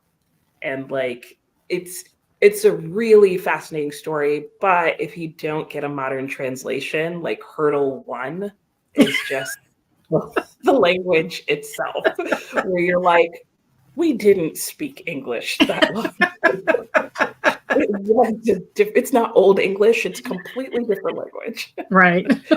Oh, yeah. One is Old English and 2 are Modern English. I need to get a Modern English copy of that and annotated both. And it's interesting to see the differences. That would be interesting, Anne. That's a good point. I think I'm going to have to get a copy of both. And then Heather was saying that she hasn't read Pilgrim's Progress. Yeah. It, I mean, in all fairness, it is a language that, especially if you are an English speaker, as you read it and start to get used to it, it's kind of like just learning a new dialect. And once you're familiar with it, like you're like, oh, Mhm. okay, I get it. And it starts making sense. Um, I don't think the book as a whole is hard to understand. I think that's just sort of a major intimidating factor. Um, and Anne's opinion is the Old English is very difficult, and there are versions of Mhm. modern English that are not difficult. Yep, I would agree. And I mean, I would say either see if you can find one like the Folgers Library Shakespeare, where it does something like that, where you have the Old English on one page and the modern one on another, or just read a modern version first to get the story in your mind, and then you can decide whether it's worth tackling the Old English. And Joanne says, oh, we'll be revising your bakery rivals to lovers work in progress. Yes, Project Sugar and Spice. Nice. And okay, that's the one that Anne likes by Hazel. See, like everything now has become like a play on word. I'm like Project Sugar and Spice, Hazel Baker. It's infecting my world now. Heather made a note. Okay, happen to have a copy from CBN University Press Christian Classics. Interesting. Okay, well, maybe check it out. Don't try to read the one in Old English. That will be frustrating. I agree. It's a very like steep learning climb just to try and figure out what's going on. You tried the Old English and you drunk that course like a hot potato. Yeah, okay. Modern English version for sure. And you believe that 10 people can read the same book and actually read 10 different books. Yeah. And I think especially books like Pilgrim's Progress, where because there's so many meanings that are supposed to be behind there, you can get so many different things out of it. And LA says this book is making me want to find more middle grade to read. Yeah. And Heather, I also want to know how you're liking the book at this point, like where you are and where you're liking it. Because I know you were saying, okay, like this is sort of, in the middle for you thus far. Like you've read lots of good, fantasy type things and, so nothing special yet. Because I would like to know if you end up thinking like this is just middling or even not liking it, what would you recommend as better? And Mary's all done. You're very welcome for bringing it to your attention, Mary. What were your thoughts? How did you like it? And Ricardo says, hi, Kat. And Margaret, oh, totally forgot you had this on. That's hilarious. I do that all the time. Scare myself with the sprint I put on. And I'm like, what is that? I think my video. The video I think that went up last weekend had a outtake at the very end of it where, like, you see me getting surprised by a Sprint I had on in the background while I was filming. And Ricardo wrote during the sprint and made a little snack. Ooh, avocado and cream cheese on toast. Oh, that could be good. Do you mix the avocado and cream cheese together or do you layer them separately? Margaret's washing dishes, planning reading, reading light rains sometimes fall. Ooh, I like that title. Margaret waved hello. And Kat had put in hello to Ricardo. Tina says it's so fun. It so is. And Joanne says hello to the people who popped up that she hadn't seen before. And Ricardo's listening to us talk. I'm pretty sure you read it as a kid. Oh, you might have. Yeah, could be. And hello, Alex. Happy Tollbooth Day. I love that. And you've only read one page so far. That's fun. Hopefully, it was a good page. Hopefully, you enjoyed it. Ooh, you took the kids to an amusement park. Nice. You'll read while they ride. Yeah, no, I get to read too. I I have, love that she's going to be on her adventure while her kids are going to be on another adventure. yeah, exactly, exactly. Oh my gosh, but Alex, that reminds me of the last time I went to on amusement park rides. I went to a county fair with my family. And my niece, who was like 16 at the time, she wanted to go on the rides. And I used to love amusement park rides. So I was like, oh, I'll go with you because I know nobody else will. Well, we got off the first ride, which was one that like spun around and around and then flipped us upside down as it was spinning around and around. And I loved it. And then as soon as it stopped, she was like, oh, wait, there's the rest of the family. Quick, let's catch up with them. And she like took her seatbelt off and went running after them. And I took mine off and took one step and almost passed out because I was so dizzy. And I was like, oh, the world's still spinning round and round. Yeah, my husband can't do some rides. And I was so sad when we went to Universal. We got on one ride and he ended up getting dizzy from it. Like he didn't want to ride anything else. Like it had to be certain types of rides. And at the time, I didn't realize that you could get like Dramamine or something close to it over the counter. I didn't realize. I mean, he knew. I don't know why he didn't go get it, but I think he was just concerned that maybe it wouldn't help, but he was fine. Like I was more disappointed for him. I'm like, these rides are awesome. Like, I can't believe you're not on it.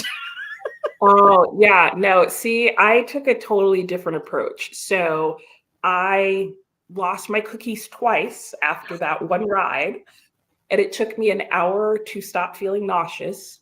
And then my niece was like, I guess that's it. And I was like, no, because you know what I just realized? This is the last time I will ever be able to convince myself to ride amusement park rides.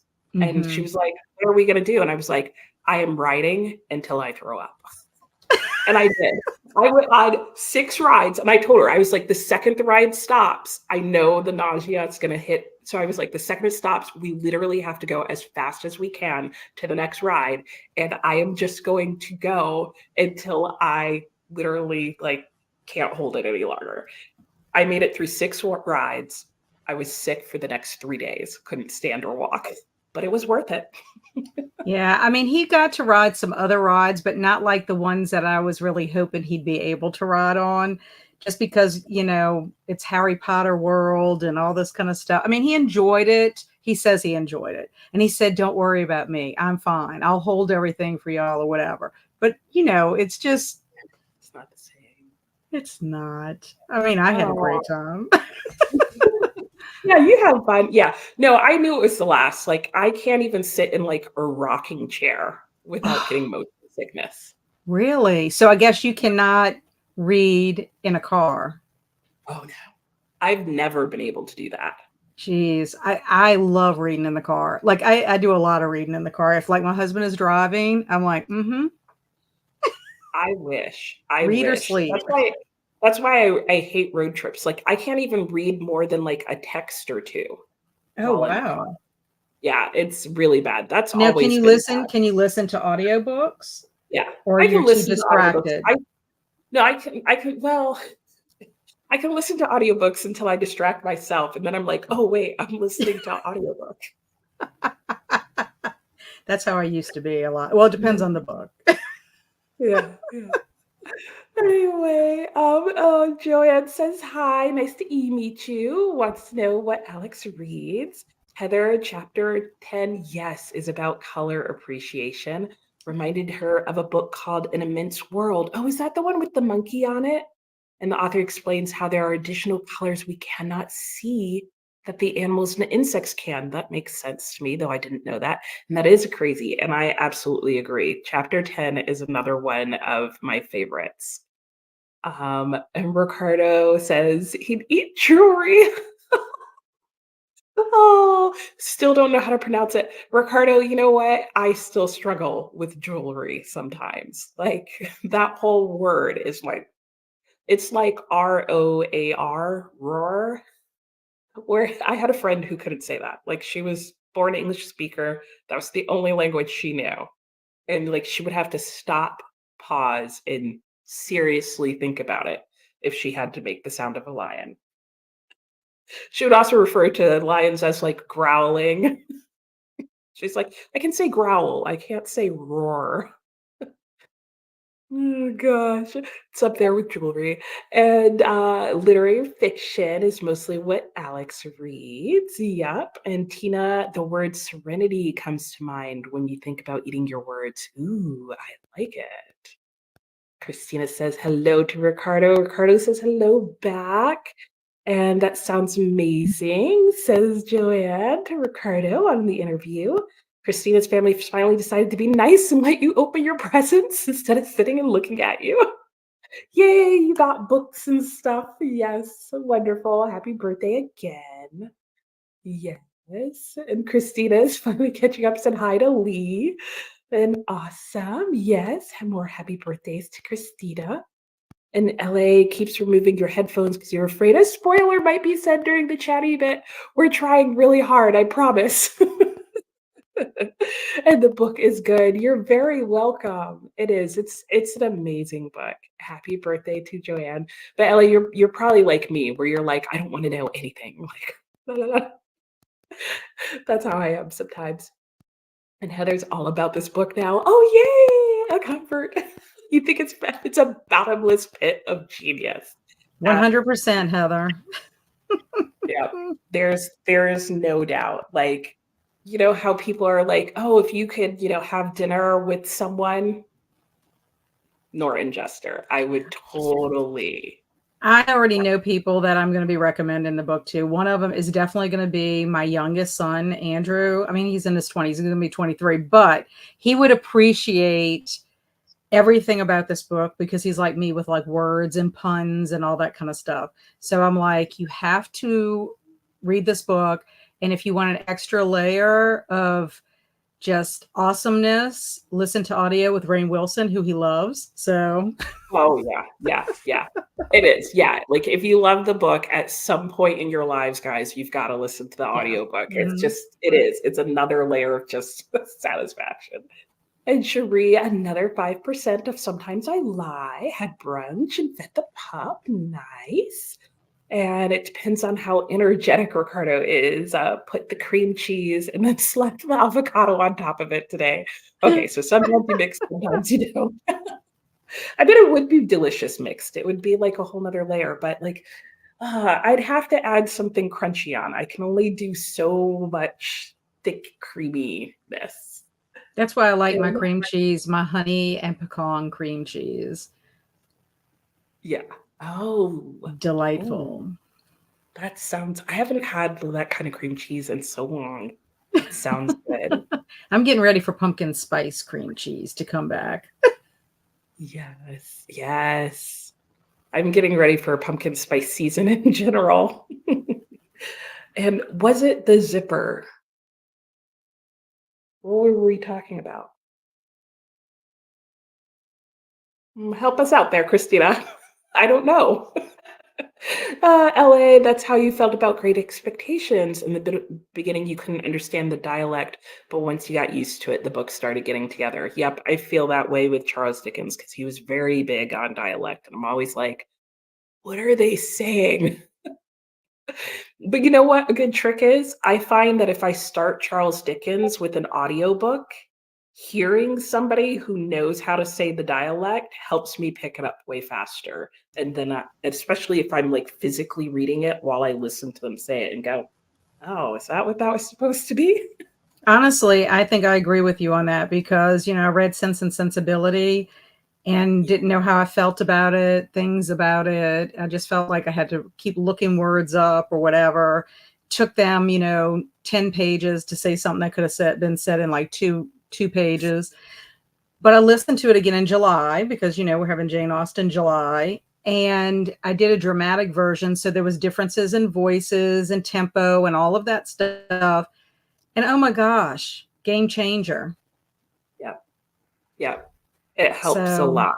Yeah. I think I'm gonna have to do that going forward with her books, honestly, Yeah. until I can get used to it. Although Yeah. I don't know if I'd have a problem with Pride and Prejudice, but I think it some of it had to do with the content. I don't know. I'll have to see. I find it more so with Pride and Prejudice than Oh, some do of the other you? ones. Yeah. I think Emma is probably the easiest one that I've read to get into. Mm. But Pride and Prejudice, I feel like is like, oh yeah, we're in the 18th century. Or the 19th century, rather. And Alex says, oh, Dramamine. Yeah, you could give it a try. The only thing is it can make some people, it makes them drowsy.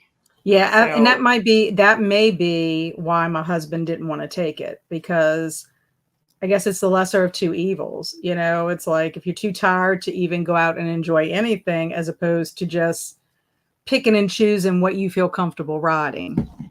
yeah, I don't know. yeah. But trying it at the end of the day may be an option. Christina said, thank you to Amber Lee.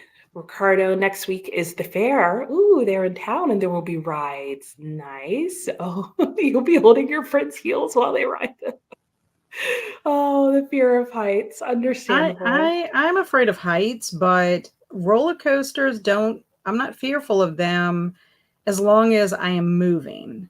I wouldn't ride a Ferris wheel because you eventually have to stop. And I'm also very observant about what rides seem to get stuck. Because I used to have one in this amusement park called Jazzland. And every time we went, that ride was stuck and people literally had to be helped down. I would probably have a heart attack, like faint. They would have to get something to like lower me down. I never rode that ride. I know. I see that sometimes and I'm like, no way. And Christina gets some motion sickness in the car, but loves roller coasters. I know. And Alex can't read in the car anymore. Oh, anti-motion sickness glasses. Ooh, interesting. How that Never heard of works. that. I hadn't either. Heather says, Ricardo, I feel you. My fear of heights is so bad. Even standing near a short staircase has you nervous. Yeah. Sometimes that can have to do with depth perception. So, but Heather can read in the car for hours. Motion is fine, but heights is yikes. Same for Ricardo. You get to go to your neighborhood and have to cross a bridge. Oh, you cross it with your eyes closed. Oh, Ricardo. The poor thing. Daily challenges. Christina, if she has to eat her words, quesadilla, burrito, taco, and chicken marsala. Yes. Oh, whatever helps you. Who cares about what you look like? Yes. You grip onto the handrail and slowly make your way down the staircase everywhere. I know he could wear a little sign that says, don't worry about me. I'm happy, just terrified. Happy and terrified. And that does sound delicious. An LA chocolate rice cake with strawberry cream cheese. Ooh. And Heather's, oh, okay, that makes sense. You've fallen down a staircase before. Yeah, that would strike fear in me as well. Avocado cream cheese does sound good. Yes, avocado. And the lamp in your room started working about a month ago, and you still haven't fixed it because you refused to get on top of a ladder. No, it's semi-darkness. Hello, Dee Hey, Dee. Dee How are Dee. you? And oh my gosh, is that in the new special at Del Taco, right? And the zipper is a carnival ride. Mhm. Oh, but oval shaped. No, okay. In that case, no, it was not a zipper. It was like we were just like in a two-seater chair, and there were two on opposite ends of an arm that like went round and round like this, and then our chairs itself also spun around. So yeah. Dramamine with a couple triple shots of espresso. That's probably what I would have needed. And Middlemarch was hard for you to get into, and you haven't found an audio you like yet to get used to the language. Yeah, no, I'd say Middlemarch is just hard to get into. That's my personal opinion. And Heather says hello to Dee Dee. Christina, the demon drop at Cedar Point did that, Kat. And Christina refused to go on it. It must have frozen. Yeah. That happens to more rides than I feel like I'm comfortable with acknowledging. Ricardo, I remember when I lived in London, my friends told me I had to ride the London Eye. Excuse me, ma'am. No,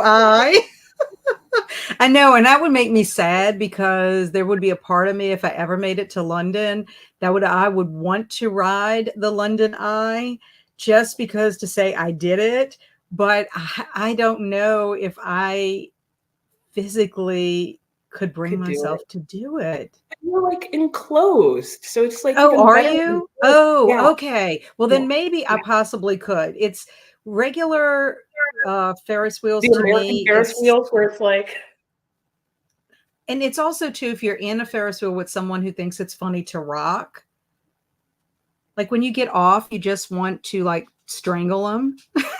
Like, what are you thinking? yeah, I love Ferris wheels, but not with my family members because there's always one of them in there that's like, "Hey, are you enjoying this?" And I'm like, "Just No. wait." And they run when we get off because I'm like, "Coming for you." And Tina, thank you, Kat, for that tip because I struggled to start Sense and Sensibility on both physical and audio. I will try the dramatized version. Yeah, Yep. the one that I had, the only thing is the woman who is the narrator for the mother of Marianne and Eleanor almost sounds like a robot when she talks. And like she'll talk, she'll say her lines, and then she'll every time she gets towards the end, she has this like lilt in her voice, or it's just really funny. But thankfully she doesn't speak a whole lot. But I just thought that was funny. But the dramatic version, you had a regular narrator and then the people that did the different parts. And I liked that. I mean, there were other choices with just one narrator, but Yep. I figured let me try it and see it. And I'm glad I did because it was way more enjoyable. Yeah, yeah, it can be a big difference maker. Like I recently listened to Howard's End, and it was a more dramatized version, and it was so good at the dialogue parts of the book, at really giving you that sense of how people in the book are talking one over the other. But yeah, dramatization can make the difference. Christina said of her ride that it just kept breaking down. Yeah, that's I would that's a I would no. never get on that. Me neither. No way. Never. And Heather, so happy the Ferris wheels in Japan are, yep, fully enclosed like the London Eye. They hardly Yeah. move at all if you try to rock them. I See, so mean, I you could know that probably do it. I would still be scared when you get to the part, and I would just have to be like calm and not move and don't talk to me. And then as we would go down, I'd be fine. But the fact that it's enclosed would give me more courage to do it. Oh, calm and don't move and like, shh. Yes, I would be like, please do not talk to me. Do not touch me. Do not say a word. Don't even breathe. Yeah, yeah, yeah. And like Ah, usually the easiest way is sometimes if you do the book and like you Google search it, or also a hint if you're just looking at an app is usually for the narration there will be more than one person listed, or it'll even say so and so and company. That's well, usually a sign. and it depends on who you have for your like audiobooks. Like I do all my audiobooks through my library. I have access to Libby as well as Cloud Library. And I want to say it was through Cloud Library that I got it.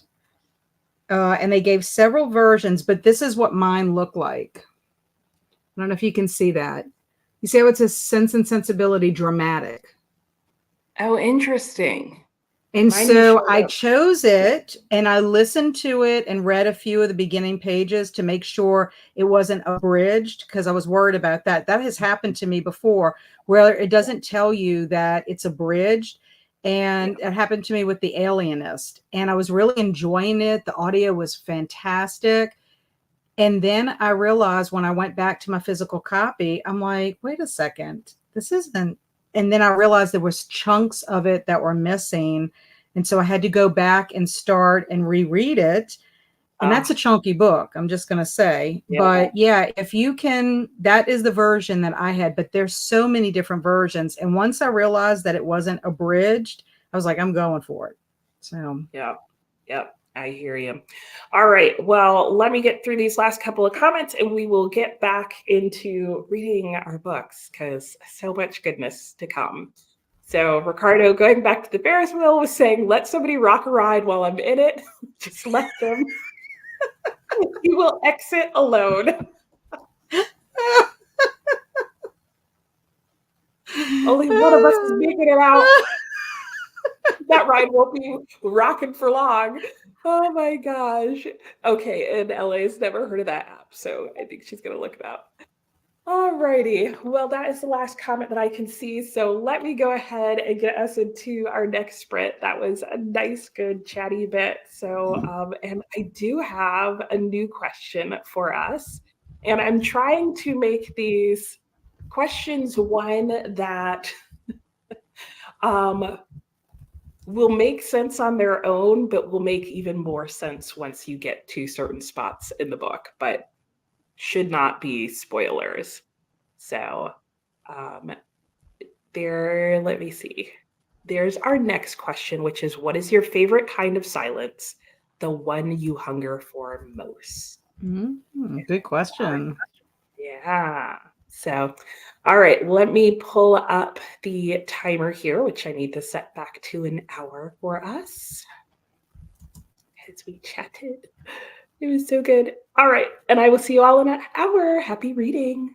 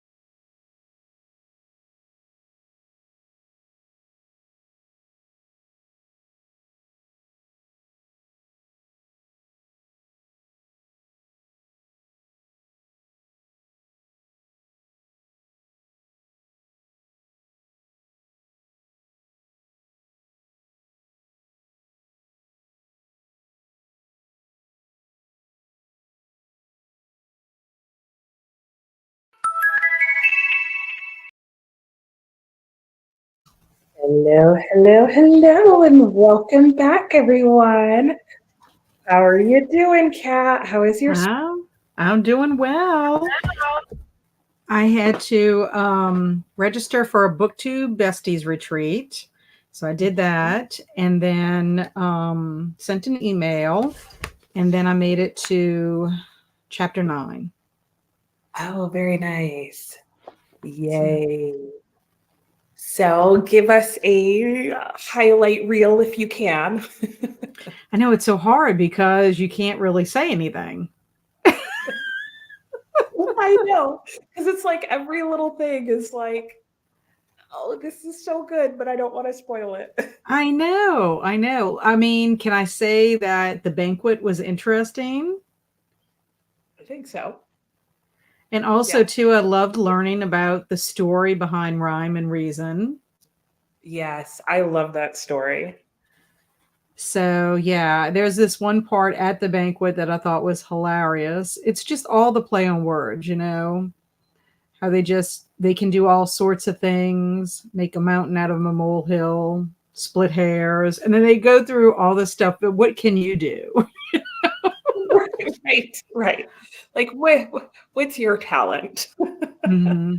Well, I think that chapter right there to me is about one, you shouldn't mince words. Like, you should say exactly what you want, because if you don't, you're going to get exactly what you ask for or you say.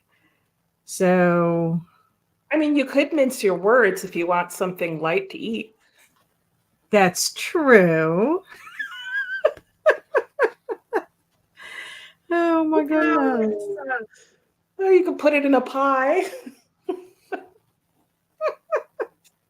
Oh my gosh. Yeah. No, I totally get it. Yeah.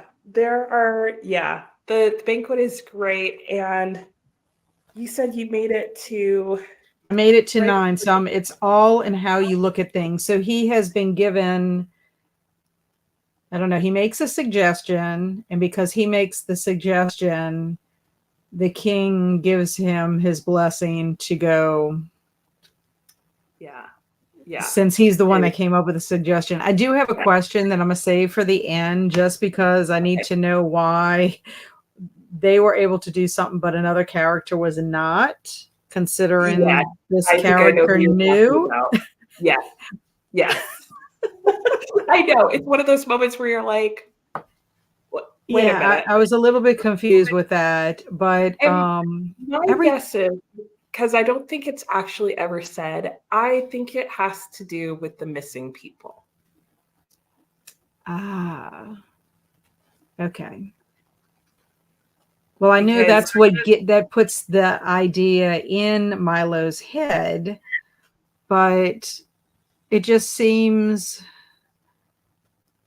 that if Milo could, considering the person told Milo about they're incapable, is it magic? It will, right. It will make more and more sense as you learn more and more about the story that she shares and the missing people. Okay. And you will just continue to see the devastation that has followed their missing. So just keep their names in mind as you continue to go along. And I mean, the more and more I read this, I'm just like, I just envision this taking Norton Juster. Is that how you pronounce his last name? I believe so. Okay. It must have taken him a gajillion years, because, I mean... How, right? Like, I don't know, Kat. I mean, it's the same thing that I went through when I was looking at Animalia. I'm like, it must have taken Graham Base so long to do the research and then the writing and then the illustrations, because it's so in depth, and this is the same way. Yep. I totally get it. And one of my absolute favorite moments in the book, like throughout the book, are the things that people give Milo. Like the gift that the king gives him. I'm just like, I love that. I know it's just this is where I think being an adult reading it is very beneficial. Mhm. Yeah. Though, I mean, I think you'd be amazed because I recall my childhood experience of reading this book, really loving it, but then really like reading it over and over again, partially because I felt like there were things that I didn't understand. Mm-hmm. Um, but not in a bad way, like in a way that I was like, I want to read it again because every time I read it, I got a little bit Mm-hmm. more. Mm-hmm. And but there definitely are some things that I know for sure there's no way I got as a child. Um, but somehow it still works for kids because as a kid, this was still my absolute favorite book. Oh yes. Oh yes. I mean, I just It's think the just like silliness and the silly. wordplay, the characters. I mean, there's a lot that is appealing. The illustrations, I think, are great. Mhm. I think anybody like when you were saying you connected with Milo because you were that type of child, I could just, yeah. Yeah, Wow. yeah. I mean, there's just so many, like the characters in here. There are just so many characters that like you just never forget. Or if you do, the Mm-hmm. second somebody like says their name, you're like, oh yeah. Mm-hmm. I I could remember. quote so much from this book. Oh, yeah. I know because at first somebody was like, when I talked about doing this, they were like, "Oh yeah, we're gonna have a spot in the Discord page to like leave favorite quotes," and I was like, "No, we'll have the whole book like typed True. out in Discord by the time we're done." It's true. True, true. Yeah, there's so much. So I am. Let's see what chapter I am on. I am on chapter. It's a longer chapter, chapter 16. So, well, just a page before chapter 17. So, Mm. um, I spent like probably 20 minutes of our time reading, just talking to my husband, who is currently off picking up our son from his pre-college program. So, um, Mm. yeah, so I wanted to hear how that went and all the stories and stuff. So, really good things. But oh my gosh, this book just doesn't stop. Like I here's know. my radio annotation. I don't have quite as many as you do because I feel like I'm going to tab every page. Yeah. I think it'll happen. Like like I said, I will go back for sure. But there's certain things I'm just like, okay. And then I want to share a couple of things with my husband. Yep. Yep. Yeah. I'm an over tabber. I actually tab super heavily. And then when I feel like looking at a book again, I go back through and then I pare it down. Like usually within a couple of weeks of reading the book, like I'll want to look at it and go, okay, what of these do I really want to keep? So, because then it's like, I don't know, when I step back, then I'm able to and look at it again. I'm able to have a better idea of like, oh, what really did hit again and again when I looked at it again. Mm-hmm. Um, Mm-hmm. where the first time through for me, it's just like, love it, love it, love it, love it. And yeah, in this book, I could tab everything. Honestly, I could tab it and I could also highlight, but I don't like to highlight in like I would have to buy another book because I like my books to be clean. I do But too. anytime I'm going to write in the margins or highlight or anything like that, I have to have a second copy. One that's for my bookshelf, and then the one that I can just write and write and write. Yeah. But I don't do that very often at all, just because, Yeah. So that's where, like, if you could find a book in a secondhand shop, that's the Yeah. one you want to mark up. Yep. Nope. I agree. So my long-term goal is to get a hardcover edition of this. Yeah. This is my favorite cover edition, and then to find a like very used edition that I can actually fully annotate it in. So I'm going to have 3 copies. And my husband's going to be like, I was like, well, because the hardcover will last longer, but I haven't seen a hardcover with this cover. Yeah. That's the first cover I've seen like that. Yeah. So, Yeah. There's some books I have multiple copies of books just because of the different formats, you know. Yeah. Mhm. So. Yeah, and then let's not get into what happens for me if the book is in translation and then I need to read it in multiple translations. Don't even want to know. Don't even want to know. Oh. So Ricardo was answering, what is your favorite kind of silence? And he says, laying on a lonely beach. Ooh, that is a good one. Mm-hmm. I agreed with him. Mm-hmm. And you were talking about the library app. Yep. Oh, and you can have multiple library cards where you live. Nice. Oh, iCloud library with one library. Oh, and then I just discovered that Hoopla also has audiobooks, but the issue is because I do belong to 2 libraries and I will be applying at another library. I don't know. I need to ask Andrew. My son Andrew works at the East Baton Rouge Library. So I need to ask him if they have access to Hoopla, and I will put that as my library card to attach it to. I don't know if you get more or less depending on who has Hoopla. I think it's what's available. I don't know. I don't know how it all works, but yeah, Hoopla is based on what's available. And you can do multiple libraries, I believe.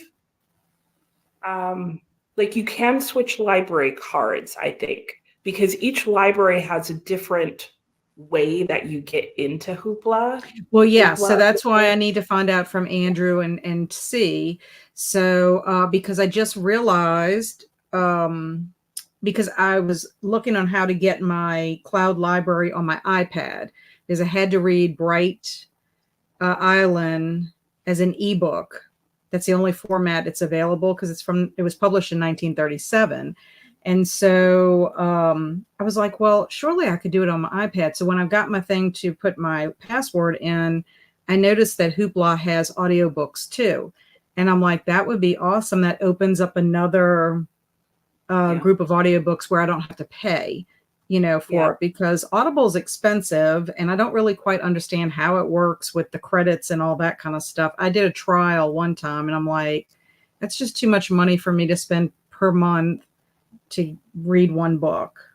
Yeah. No, I mean, I might as well just go out and go buy the book. Yeah. But anyway, I know it works for a lot of people and I know that there are ins and outs to it and all that I just don't know. But since I'm trying to utilize the library way more, I'm like, I want to open up as many cans of worms to get as much as I can. Because I'm surprised at how many audiobooks that you can read through the library. Yeah, quite a few. And like new releases and everything. I know 2 other good sources, one paid and one free.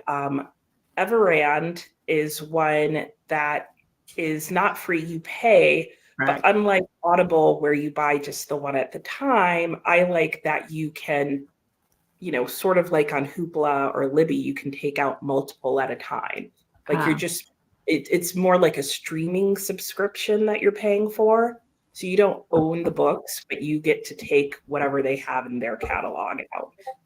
And then another one, if you're reading classics, are LibriVox. They are free, and I put the spelling in the comments. And they are free where volunteers will read or voice act the book, and it just has to be anything that is in the public domain. And that one is really interesting. I've heard some really, really well done ones on there. And the only thing is you do have to check, and they will tell you as to whether or not the book is complete or not. And is that an app? It's an app? They may have an app now, but it's a website for Okay. sure. So, but you can like download the recordings. So, and it's completely free.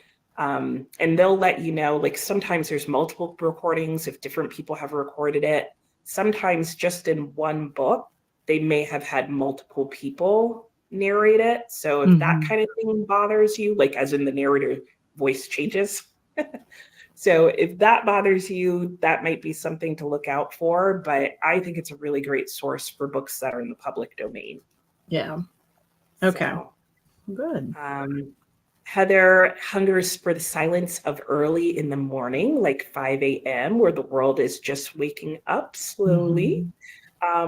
Yeah, well, I'll be very interested to see what you think later in the book, Heather, about that concept. And Ricardo, or the silence of when you leave your house super early in the morning to get on a road trip. That is a nice one. Ooh, these are all really good ones. Heather agrees, especially when you can see the sun starting to creep up in the horizon. Yeah, I think my favorite silence is actually when you're outside in the middle of nowhere and it is snowing on top of snow. So like the sound of snow falling. That is like, for me, that is a sound I hunger for. I grew up in Syracuse, so we got a lot of snow. And so it was a sound that, like walking to school in the morning or sitting outside or sitting in your car, like I know what snow sounds like when snow is falling, and I haven't heard that in so long. Oh, wow. Yeah. So that's mine. And Heather can relate to Milo in chapter 1. Yep, I totally like I still have times like that where I'm like, why do we do anything? And I definitely had school days like that where I'm like, why do we need to learn? What are these word problems? Who cares what happens when you take the products and mix them together? Oh gosh. Heather's favorite quiet time is early morning. It's like the world has carpet. There's nothing like being on my horses at that time. Oh, wow. Maybe the insects are asleep. I think that's partially it, except here, the crows are awake. Like where I am now is apparently the most heavily American Crow populated state in the country. And the crows are like psychopaths here, but only first thing in the morning. They like, That is hilarious. yeah, they like wake up and they're at like their coffee bar, just like, and I'll like look outside in our yard and they're out there. They're just walking around talking to each other. I'm like, what the heck are you doing? And the rest of the day they're silent. That is wild. It is. Hello, Emily. Oh, starting the Phantom Tollbooth for the first time. Wonderful. And hey, Shauna. Oh, Shauna's reading God Killer and catching up on some editing. Yes, you were talking about that the other day too. And you read 2 books this morning and finished your first diamond painting. Very busy. Yeah, getting all the things done. Very productive, I should say. Yes. Well, both busy and productive. Hello, Courtney. I'm guessing you're done with work for the day, reading Heaven Breaker. I haven't heard of that one.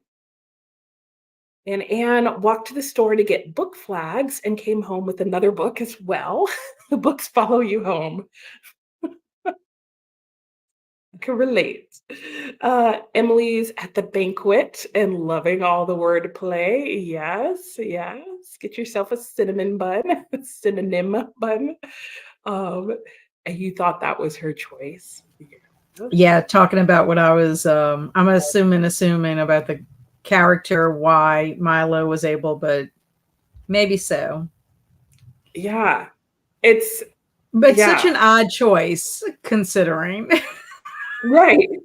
Yeah, it is. It's one where you're like, wait a minute. But I think that's part of what he wants you to do is go, wait, but I know. And that's a good problem. The book's following her home. Yep. is a problem because I have too many books that I have not read. Yeah. I Don't we all? understand that. Yeah. Heather, not sure you would have understood this as a kid. You know, it's surprising. You really do, but you also know you're missing something, but it makes you want whatever that something is. Like this was definitely a book that made me want to improve my reading skills and learn better vocab. Like I'm pretty sure I looked up words in the dictionary because of this book. Mm. And Emily, the story reminds me of Alice in Wonderland, layers of comedy and characters and logic. Yes. Have you read any of his other books? I have not, amazingly. And LA is in the middle of chapter 5. Mm. Tina's catching up on the chat. Love the gifts they give to Milo, too. Yep. And hello, Kiana. Welcome. What are you up to today? And LA is not going to annotate until you reread. Oh, yes, since your son doesn't annotate. That makes sense. He'd be like, Mom, ruined the book. Courtney says, hello. Tina, I can see how this book shaped some of my thinking as a kid. I remember some poems I wrote as I was getting older that would question things that are often overlooked. Nice. Oh, that's awesome. And it sparked your love for adventure. I love that.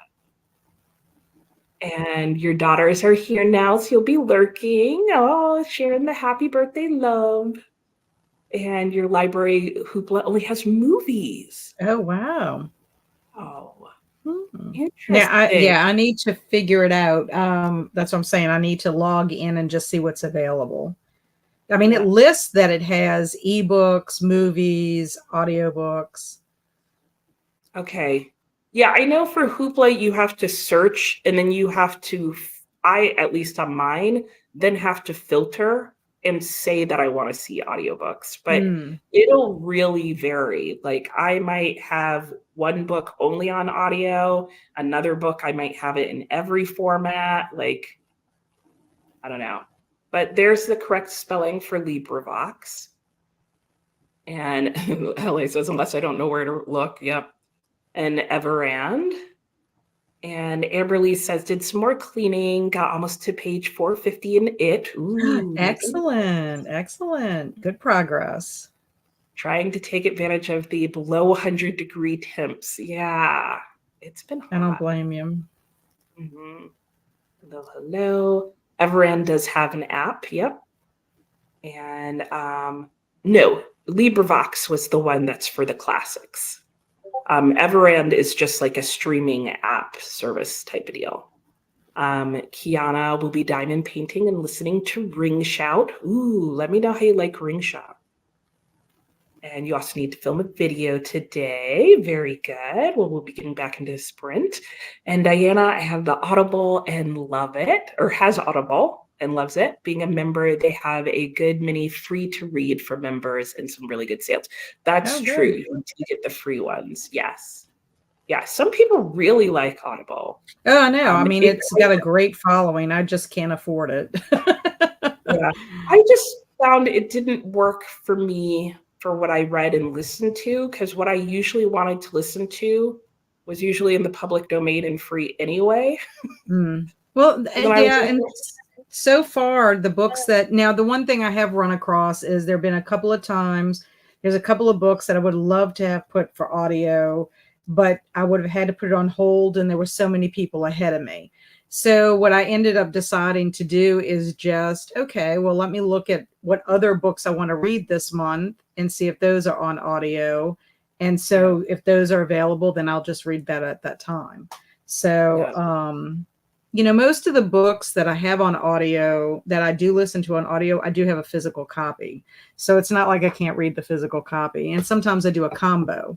So yeah. This depends. And hello, Nisa. Wow. I was saying Lisa and reading Nantucket. Yes, I had a feeling you were doing that. Okay, Lisa. Hello, Lisa. And I hope you enjoy Hotel Nantucket. And Diana, speaking of libraries, thought about giving yours a ring to order some books. And then Friday found out that it was closed because someone died and they had to remove the body. Oh, wow. Oh, that's sad. That is sad. Ah, that poor person and the poor people who were I there when know. that happened. Oh, how sad.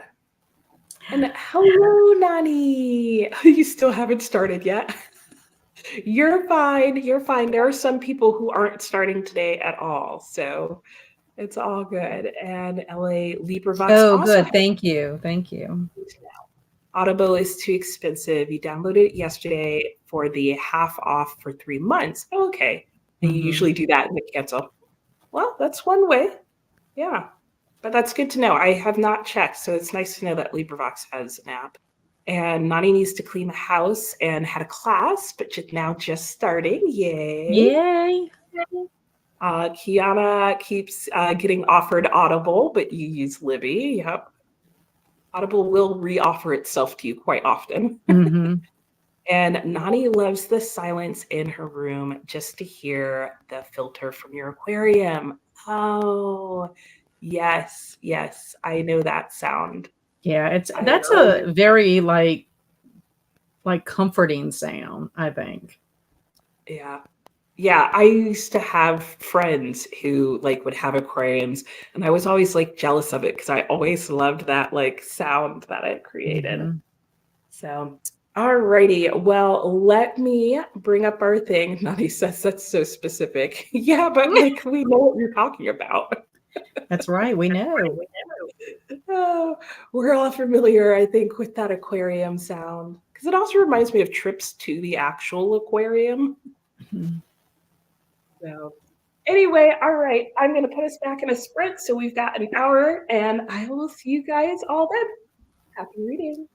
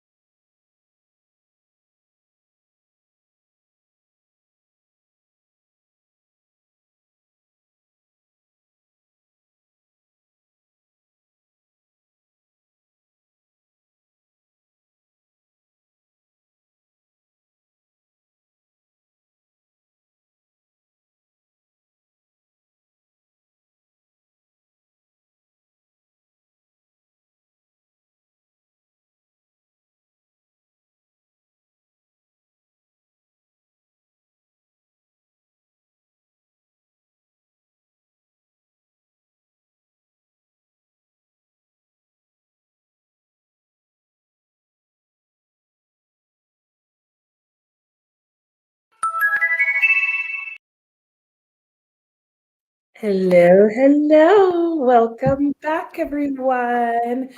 So, how's it going, Kat? What did you get? Going well. I am probably about 4 pages from chapter 13.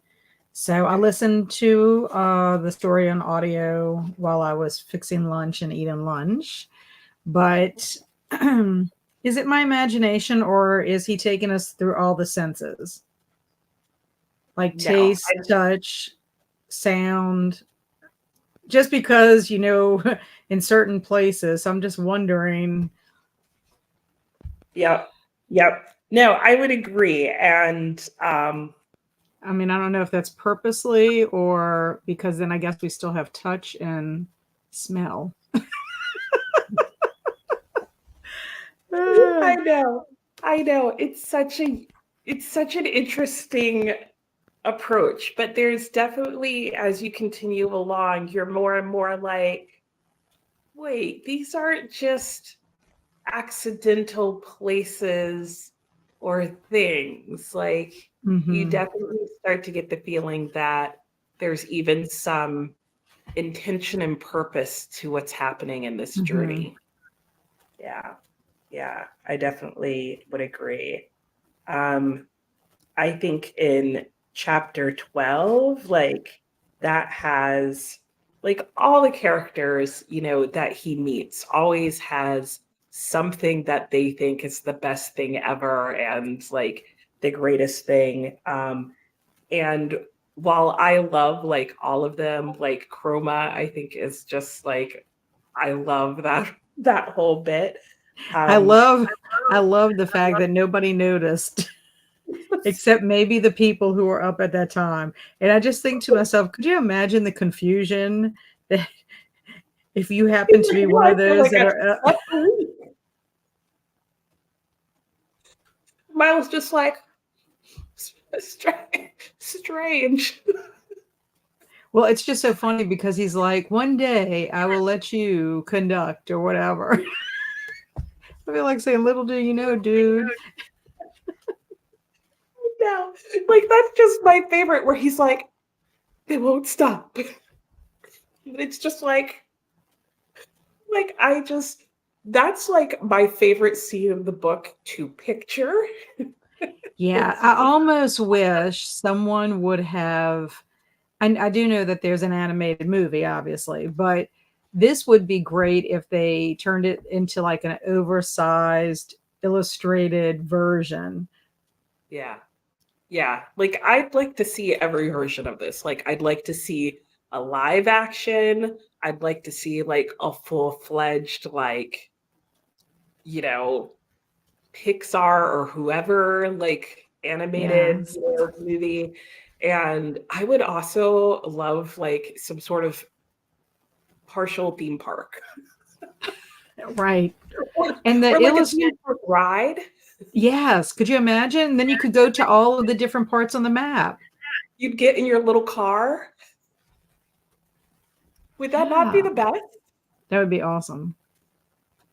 And Oh my somehow they would God. have to let you go in there with talk.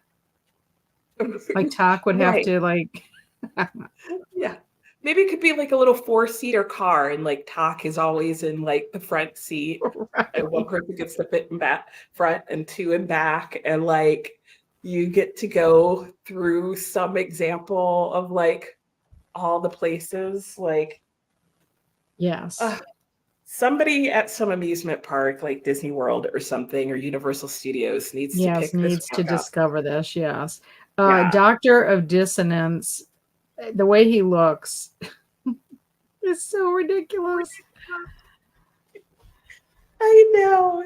He's just so like uh, oh my gosh, all of it is just every moment.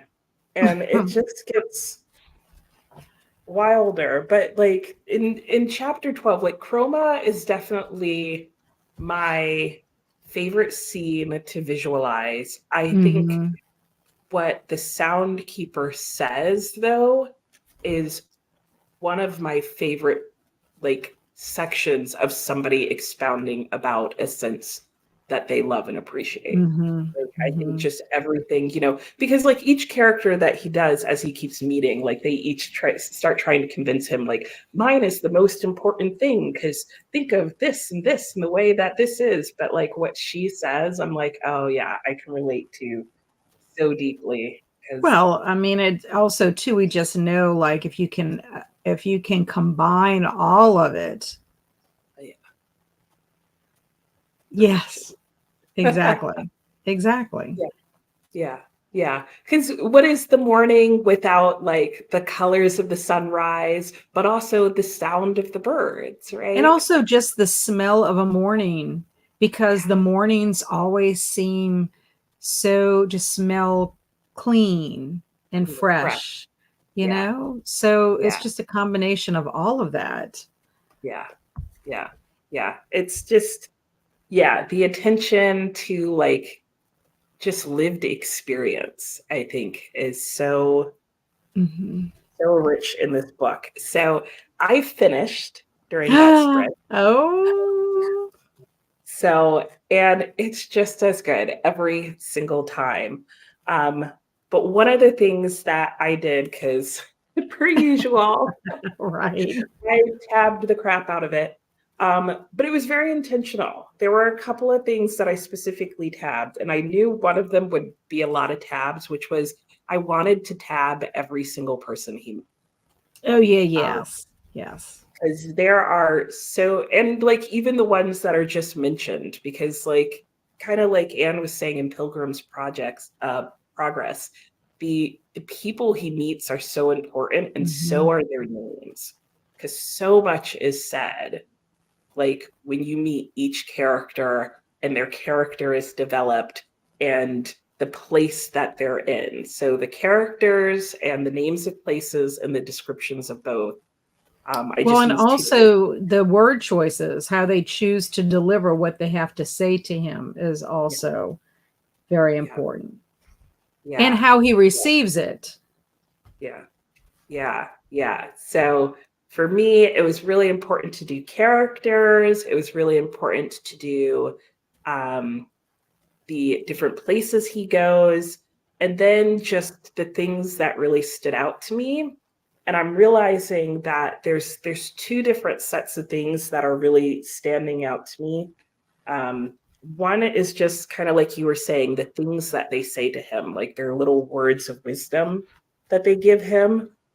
But then the second one actually stems from what he says at the very beginning on page 1, where he says, I can't see the point in learning to solve useless problems, or knowing where Ethiopia is or how to spell.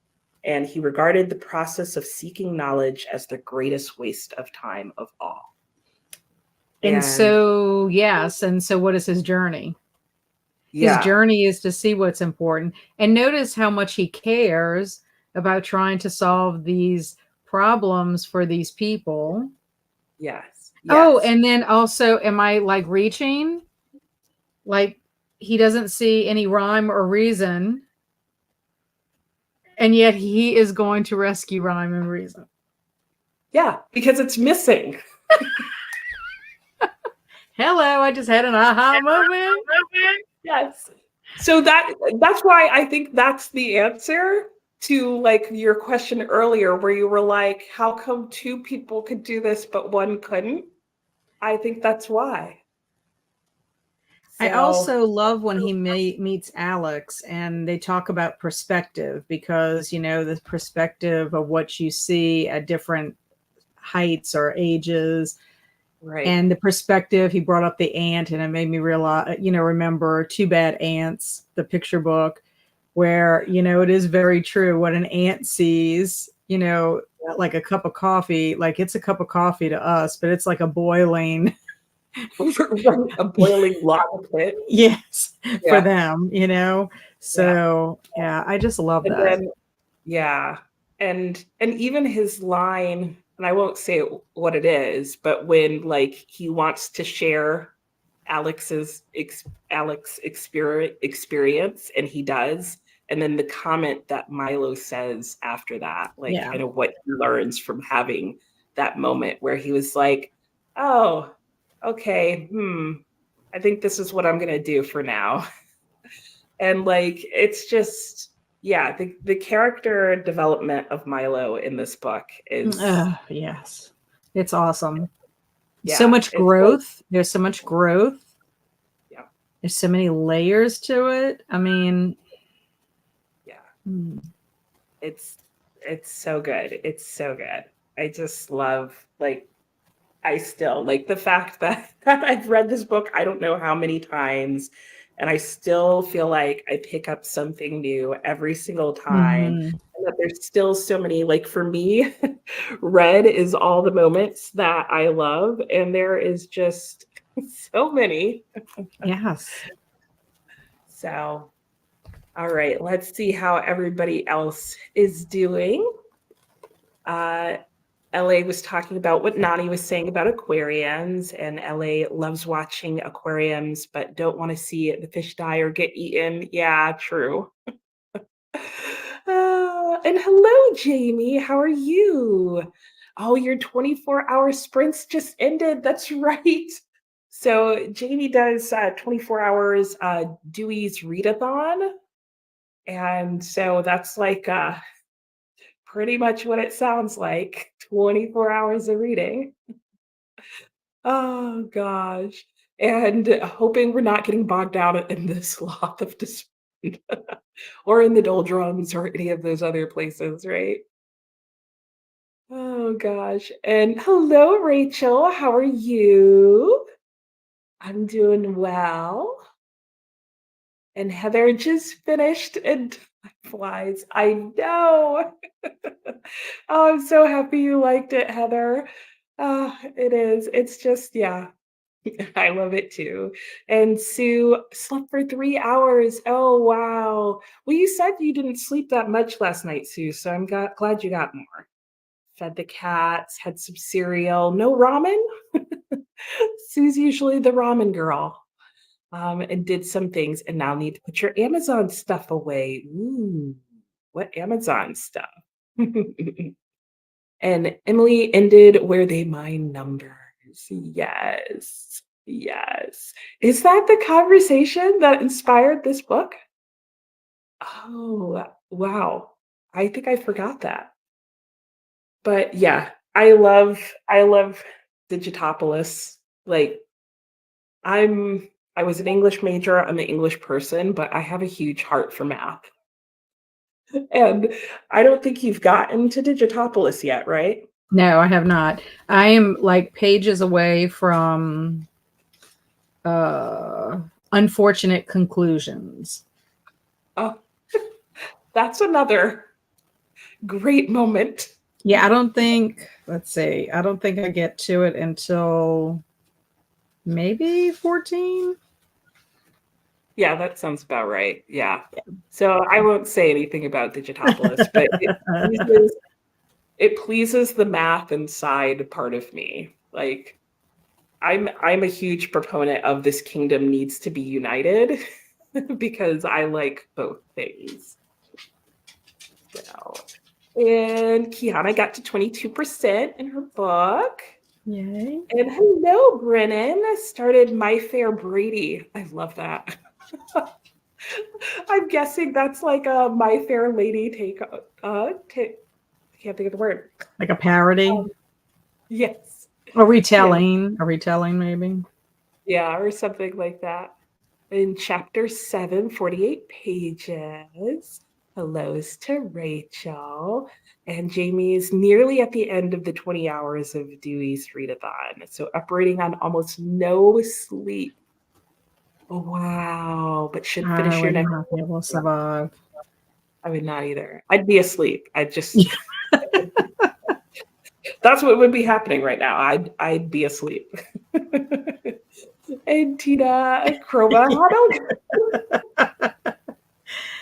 Ah, oh, yes, he did. If only he knew.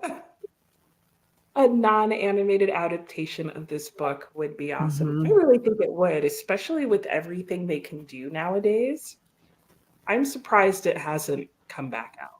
Yes, and I think Pixar would do a really good job Mhm. with it. I think so. And Oh, did you miss it, Tina? Well, it's technically still going on. Yeah. Yeah, I did think that when I said that, Heather, but I didn't want to go too deeply into that. But a theme park with most of the places that he goes to. And Rachel saying hi back. Joanne took a nap as well. Ooh, still sleepy though. Okay.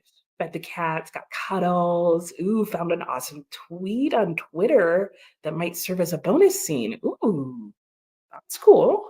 Like, was it something that someone tweeted you, or just like a Twitter thing that is just inspiring more stuff?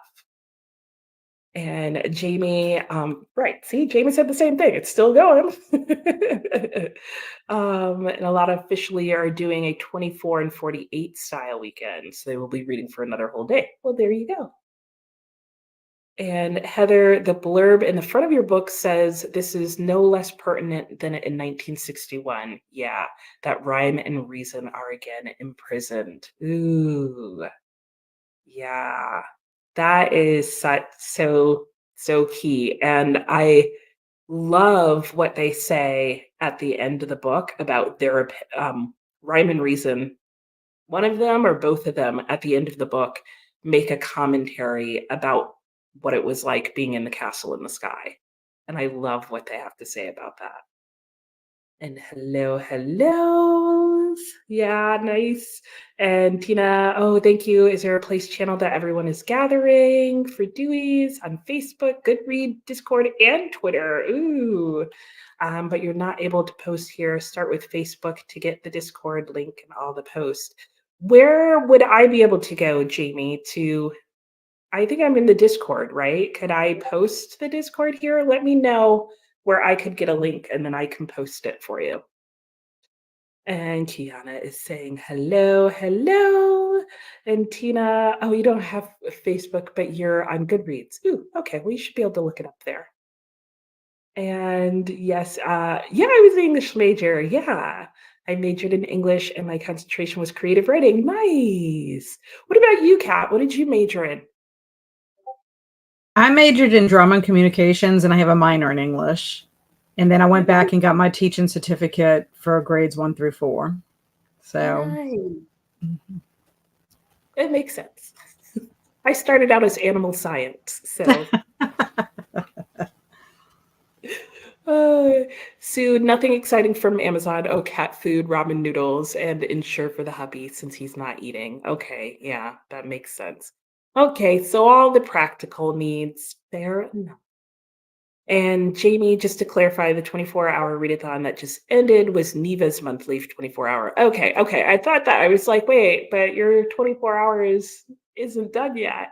And since she started a few hours before Dewey's, oh, she finished before. Oh, serendipitous it was. So then you got all that reading time done. And hello, Carissa.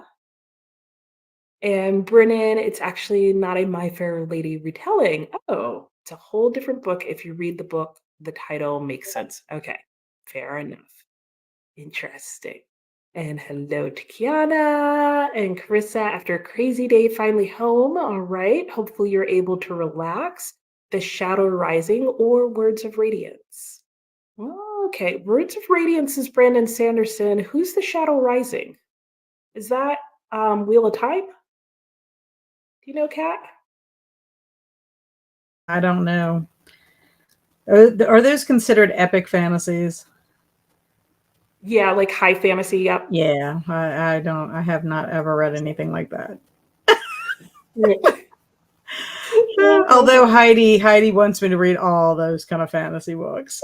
Well, you can do what I do. Just read the first book in the series and just be like, oh, that was really good. I can see why people would read the rest of the series. I find that when you get into fantasy like that, because that's what Lord of the Rings is considered, right? Yeah. You have to have, like, for me, book. I have to have a lot of brain power because it's a lot of world building. And then you generally have like very elaborate names and trying to keep track. Like, I feel like I would have to have like a character board and have everybody Yeah, I know what you mean. Have like the lines and the locations and follow them on the map. And in reality, it's just a longer version of this. But I don't know what it is about this. This it just is a little more simplistic. It's complicated, but it's simplistic at the same time, if that makes any sense. Like I loved watching Lord of the Rings, the movies. And that was hard kind of keeping up with everything in that, the names and everything. But I don't know. I would have to really devote like brain power to that. Yeah. I think I mean, more I would so for say, me than a classic novel. Like classics, I mean, I need to have time for classics, make time, quiet time for them to really be yeah, able to focus. But I just think the fantasy would, just take it over the top for you. yeah, it would. At least I for think me it right now. depends on the At fantasy. least for me in this season of Yeah, reading. that's fair. I mean, I think Tolkien is a whole nother level because then you also have his writing style is very Mhm. like you get used to it, but I think it's harder to get into than some. Whereas like I think the Wheel of Time, I would say, is definitely an easier read. And I think an even easier read than that feels almost exactly like The Lord of the Rings, like to the point where it's been massively criticized for that, is The Sword of Shannara, Ah, I think is what it's called. That one I think is a good one for people to try because if you read just the first book, you get an entire story in that. I mhm. feel like it almost literally follows the plot of Lord of the Rings, but is a very easy read. Yeah, But I think it's one of the things I would have to make a commitment to it. yeah, yeah, because it is still a very long book. I It is find a that they long are anything in that realm is just story. super chunky. Yeah, I agree. Emily says Jamie's books impressed, or was saying to Jamie, impressed you kept your naps to 30 minutes. Yeah, mine would have lasted the whole night too. Hmm. Yep, I would have started a nap and it would have ended 8 hours later. And it's a tweet that popped up on your feed. Okay, since you like food pics. Oh, okay. Nice. So inspirational tweets. And hello, Teresa. Not reading with you today, but wanted to stop and say hello. Well, hello, hello. Thanks for stopping by. Hope you're having a great weekend. And Jamie says, sometimes I accidentally do take longer naps, but as the lead admin and the only admin still able to do all 24 hours, you have posts you need to do every few hours. Yeah. So you probably have to like set alarms and stuff. I was going to say, is your alarm like really close to your ear? Sleeping on it like a pillow. Uh, and Carissa loves English, but also loves history. Nice. And a hello to Carissa. Okay, it was Wheel of Time. Nice. And you sent me the link invite, and yes, okay, right, it is there. Okay, so on our next sprint, I will post that in the chat. And hello to Christina. Carissa is on book 4 of Wheel of Time, and it's taken her a long time to read. She can't get into it as much as the other 3. Well, I think Mm. that's where like the like lull is supposed to occur, isn't it, Carissa? It's like I know like I've heard that somewhere in the middle of that really long series is like a really flat part. And Teresa, your husband keeps track of all the Lord of the Rings names for you. That's Aw. nice. So you can be like, honey, who's blah, blah, blah. That's my husband for me with like Marvel movies. Oh. 'Cause I love the movies, but I don't know any of the backstories to like half the people. I never remember their names correctly. And so like I bring my husband with me and I'll be like, hey, wait. Or we'll watch it at home, like, who's that person? What's their backstory? Or he'll have to explain to me afterwards. Oh gosh. There's a podcast that Chris listens to after you read each book because they summarize and talk about each. Ah, that's smart. That's helpful. And Nani says Tolkien is a whole world. Yeah, you recommend looking for dictionaries or glossaries. Yeah, or some of the books even have it at the back. Hmm. I've seen that. Jamie, oh, the Rift War saga is much easier fantasy than the Lord of the Rings, with simpler world building and a nicer learning curve. And the first book is Magician Apprentice. Mhm. Yeah. There are definitely some out there that have a similar feel because he kind of just spawned a whole Oh, he like inspired subset of so the many book. people. Yeah. Yeah, yeah, definitely. And Sanderson's books have been easy to follow. Yep, I've heard that too. I've heard his series tends to be better paced throughout. And Joanne needs to get back to work. Gonna lurk in the background. All right, sounds good. And Teresa says, exactly. Yeah. Very good. All right. Well, that's the last comment I can see. So we will go back into this sprint. And I'm actually going to, since I am done, put on my audiobook as soon as I figure out where I left my phone.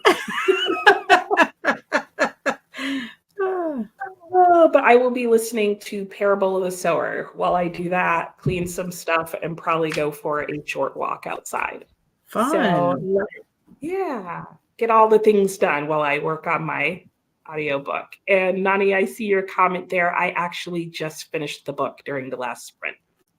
So, all right, let me get this set back up. I've got the timer going, and we will see you guys in an hour. Happy sprinting.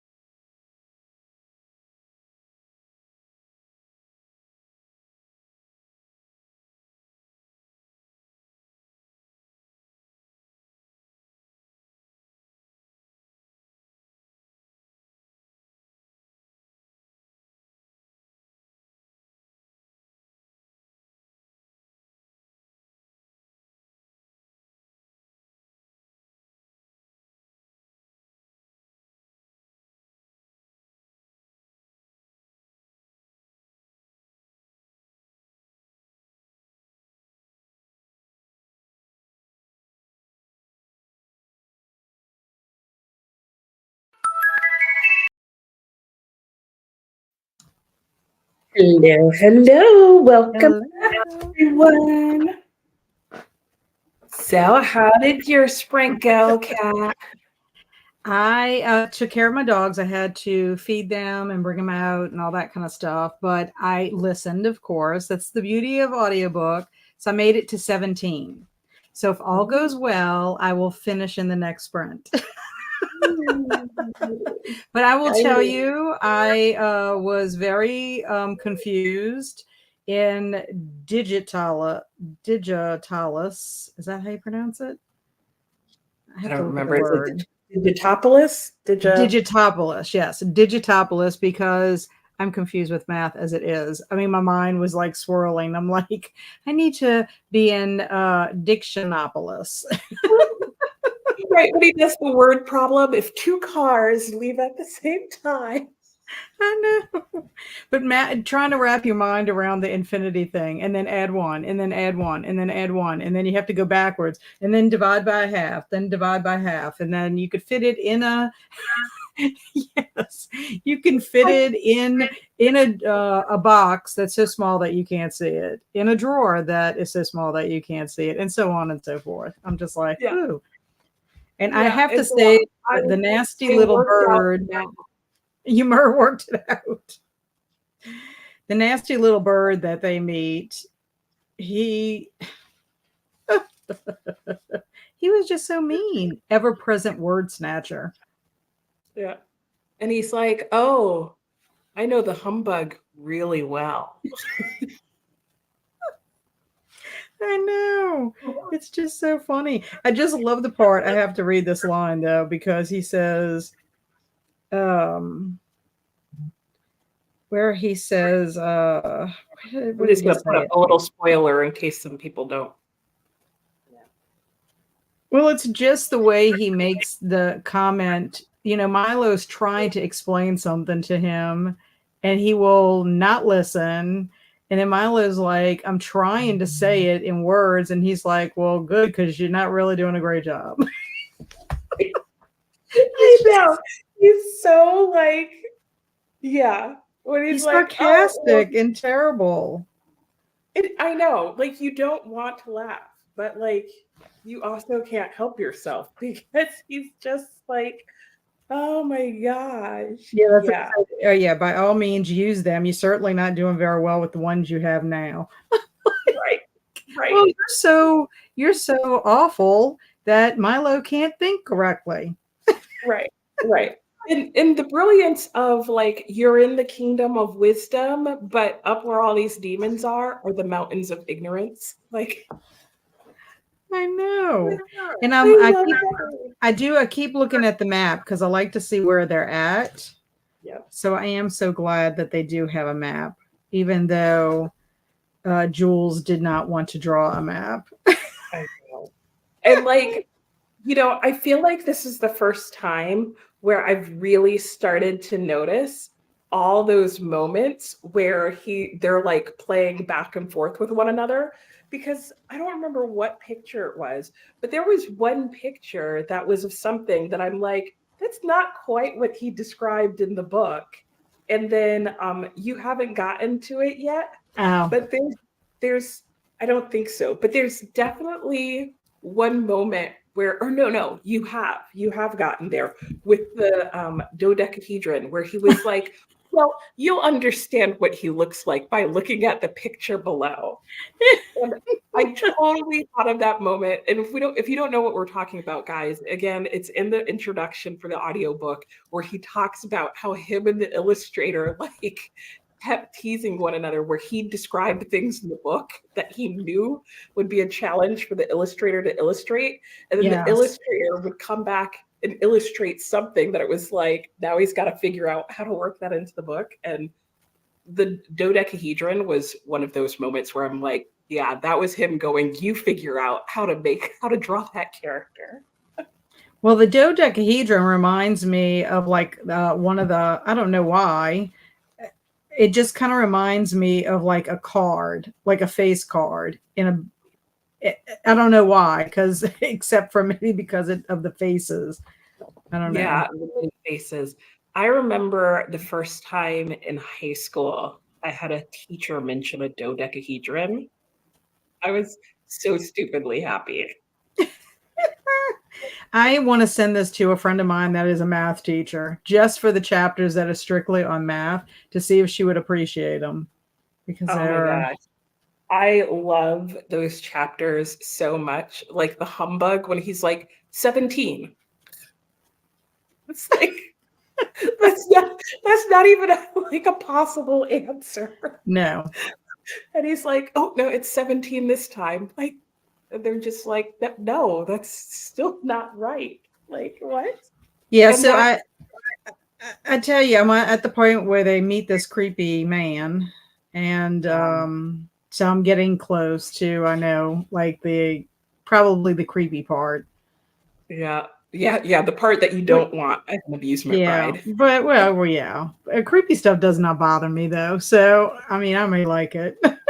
Yeah. Oh no, it's good. It's a really good like climax to the story. But yeah, it's definitely that dark bit that adds the lightness to the rest of the book. But I love Digitopolis just as much as I like Dictionopolis. And I don't know, just the fact that the magic staff is a pencil Yes. and he moves around, but he's like, just use the eraser for everything. I'm like, that is such a math teacher thing. Like the pencil is your magic weapon, and all you need to do to get where you want to go is just erase. Exactly. Yeah, I like that all his little gifts that he has along the way. The sight, I like how they sights and sounds, and here's your words, and here's your magic pencil, your staff, which is a pencil. It's so great. Anyway, let me turn this banner off so other people can join back in the conversation. But I yeah, don't think I was too spoilery, so that'll no, be I good. don't think we were. So yeah, so if people heard, I don't think it was any huge giveaway. No.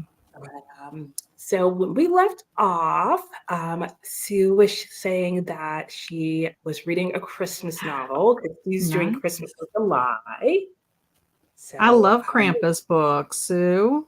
I like Krampus. I discovered him a few years back. yeah, Sue's a big Krampus fan too. It seems like because Sue's like since I've seen Sue comment, I've seen multiple Krampus books come up. Yeah, the folklore is very interesting. Yeah, folklore around the world is always so fascinating. And Emily finished. Oh, yay! And definitely a 5 stars, and excited to see what other things you pick up in future reads. Yay! I'm so glad you liked Emily. And if you're on Discord, you can go to the Discord channel. I've posted all the questions that I asked earlier.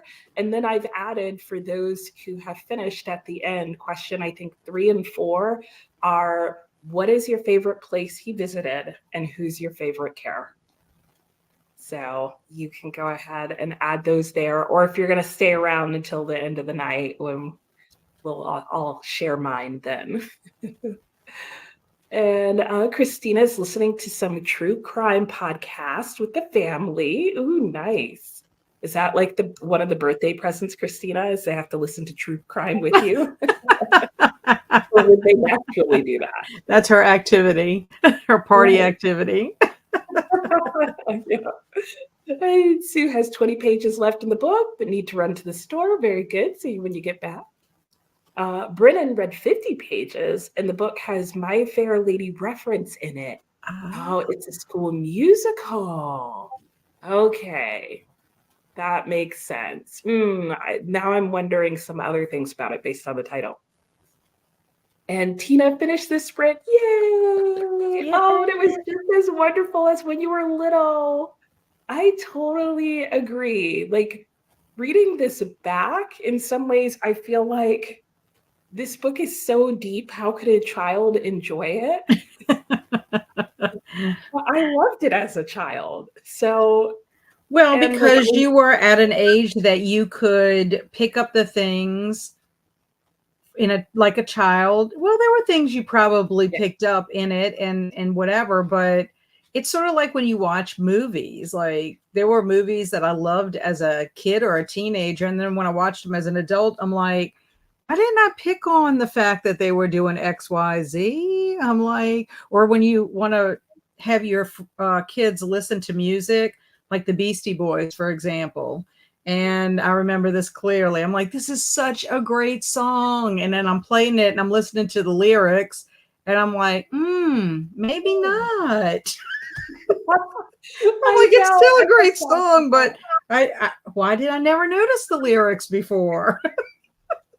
Yeah, I totally have songs where I can think, like, I know for a fact when I was like 10, I was singing this song, and that my mom would be like, "What are you singing?" And I'm like, "Oh, it's just a song, Mom." And now I listen to the song and I'm like, what was I singing? And I'm like, I could see why she was like, stop singing that. Like, it does. It just goes over your head. You have no clue. And Jamie forgot about the section on infinity. Yes, I love that. I love that. Like, and the like, just follow it all the way to the end and then make a left to get to infinity. And you'll bet that's why the nested infinities in abstract math in college were so familiar. Oh, because you read it first in the Phantom Tollbooth. Yes. Probably. You know, I think I credit the Phantom Tollbooth with one day while I was lying in bed, realizing that you could add numbers together and get zero. Like you could add whole numbers together and get zero, but not in like a typical mathematical equation. I was very happy with that concept. I almost woke my husband up. I was like, honey, you can add numbers together. Like you can add things together and end up with zero. And I had to tell him the next day it wasn't as exciting. He was like, this is what you were thinking about in the middle of the night? And I was like, apparently. And yes, the humbug in 17. Yeah, 17. Oh my gosh. And Heather will do submarine and finished the honeys. Nice. That was a trip. Ooh, sounds good. Lots of people finishing this sprint. Jamie just about to finish with her book and got distracted checking on all your readathon platforms and admiring pictures of everyone's reading buddies. So many cute cats this year. Oh, that's always fun. And hello, Viviana. Good afternoon. New subscriber currently reading Salem's Lot. Well, welcome. And thanks for subscribing. My favorite book. Is it? Yes. Oh, interesting. What makes it your favorite? I just love it. I just love everything about it. Small town. You know, you've got people just living their lives, and then you got somebody come in and infiltrate, and then before you know it, the town is just like, it's the good versus evil, you know, kind of thing. There's a lot going on in that novel besides just what's for face value. Ooh, interesting. It's a lot of characters, so you get a lot of backstory. And I mean, that's one thing I do like about a lot of King's novels is the characterization, the character development, the choices that these people make, you know? Yeah.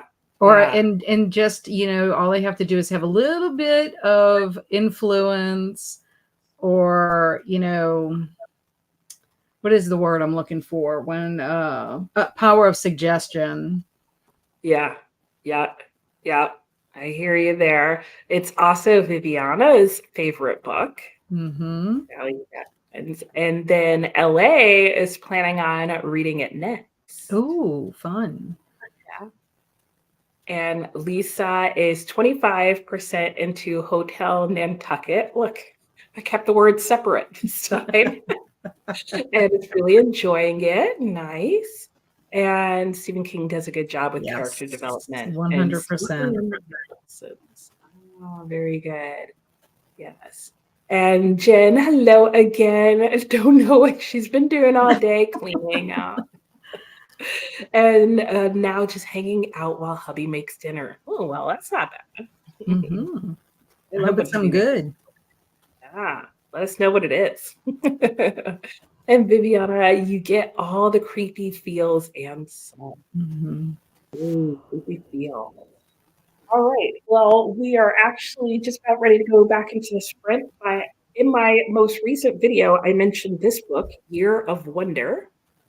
And it's a page a day about different classical composers and their works of music. So every day you learn something about a composer, and she suggests a classical work to listen to. And I've been talking about this in my weekly reading wrap-ups because I'm so impressed by the collection of musicians she has in here, because it's not just like your Mozart and your Brahms and your Beethoven and all their greatest hits. She has them in here, and she does have some of their greatest hits, but she also has some different pieces of theirs. And then she includes classical composers all the way up through the time of the publishing of this book. And so she has works of classical composers.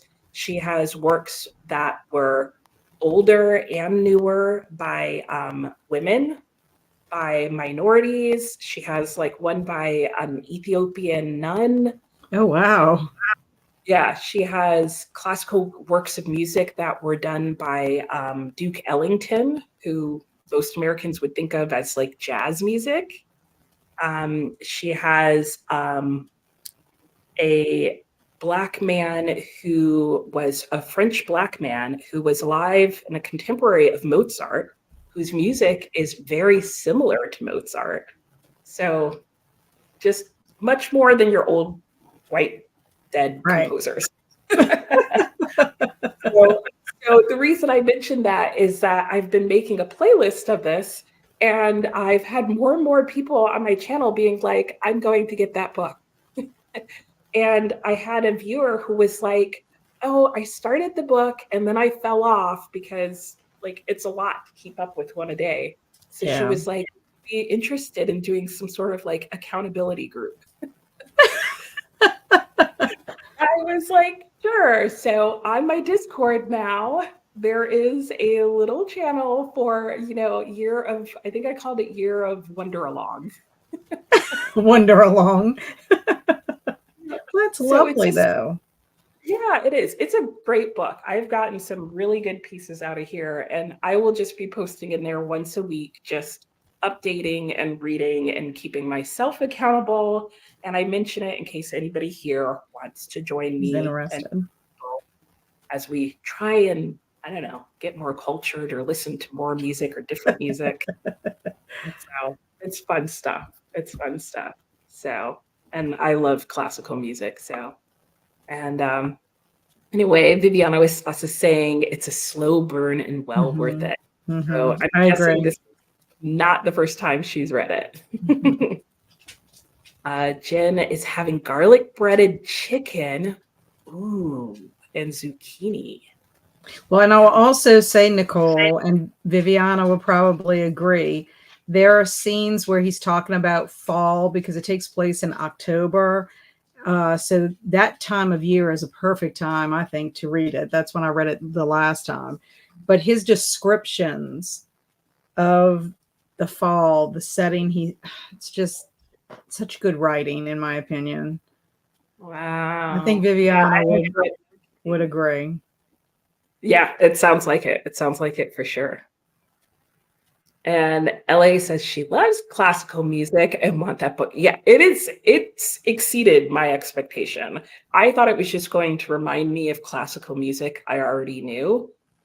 I don't know. I've been doing it for a week and change now. I don't think I've heard a classical piece that I know yet.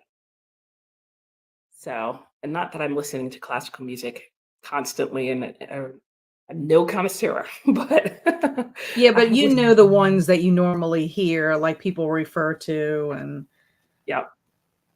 And Jamie, zucchini, don't have one, but do have yellow squash. Nice. And LA's been listening to French music lately, and it's been relaxing. I love music that comes out of France in general. And Jen would probably be just as good with yellow squash. Yeah, sounds like it. Sounds like a good dinner. I'd be I'd be happy to have it any which way. Alrighty, so that is the last comment I see, and I am probably going to go and get myself some food because I'm thinking I must be a little hungry.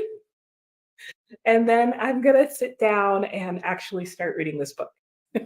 Now, don't have many, many helpings thinking that you're going to keep wanting to eat. Like, I think I'm just going to have some bowls with berries on top of it. Hopefully, it won't be a bowl of subtraction. right, No subtraction yogurt. right. No. No divisive berries, none of that jazz. All right, there we go, guys. You've got an hour. We'll see you after the sprint.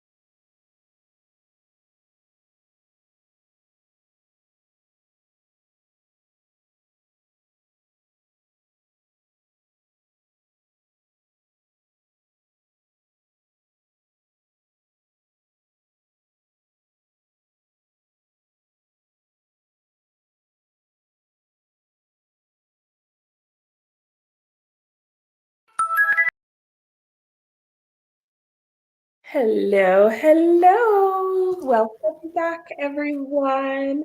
How did that sprint go for you, Kat? I'm finished. Woohoo! Yay. All right, so finishing. How do you feel? What are your Uh, initial thoughts? I love it. I did tear up. I did tear up. I will say, I controlled myself, but it was so good, so good. It's definitely a 5-star read for me. Yeah, yeah, yeah. It Yeah. is. It's so good. And I was the same. Like so many just moments at the end. Like, I mean, just the whole last 2 pages of the book. Uh, Well, just yeah, that whole last chapter, yeah, and actually right before that. yeah, yeah. Like the last 2 chapters, you know, the climax of the story. Uh, it's to me, it's just such a good climactic peak. Like he Yes. built the tension so nicely and it just all comes together and yeah, up the mountain, back down the mountain, and then that moment, ah, I know. I just love it. And I started listening to the introduction again because, like, now things make sense. So it's like I can kind of see, you know what I'm saying? Like things that he mentioned before didn't resonate Yeah, because I had no yeah, clue what he was talking about. yeah. Right, So, right. You're like, yeah, it's one of those books that, is going to stick with you for a yeah, little bit. yeah. But yeah. You're to think about and Yeah, I definitely would love to read it again. I feel like, even though I read it and listened, when you read something like in one whole day like this, you just don't I mean, it's satisfying, but you don't realize how much you need to have it like really sink in, and go back and read passages and yeah. well, I kind of feel like that's sort of true of your first reading of any book. And I'm Is finding that that. yeah, is that it's kind of nice to make that first reading not as fast as possible, but just as close together as possible because you're really on that first reading, you're catching some things, but a lot of it is just figuring out the lay of the land, you know? It almost makes you feel like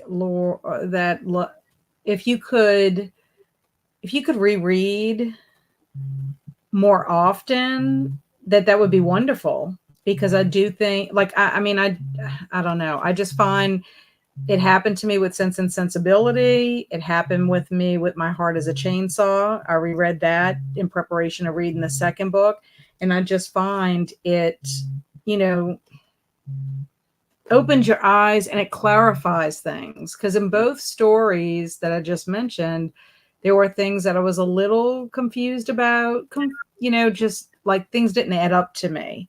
But then Mhm. rereading it, and I don't know if you already because you already have some reference to it, you're looking for other stuff to get those answers, I guess. Yeah.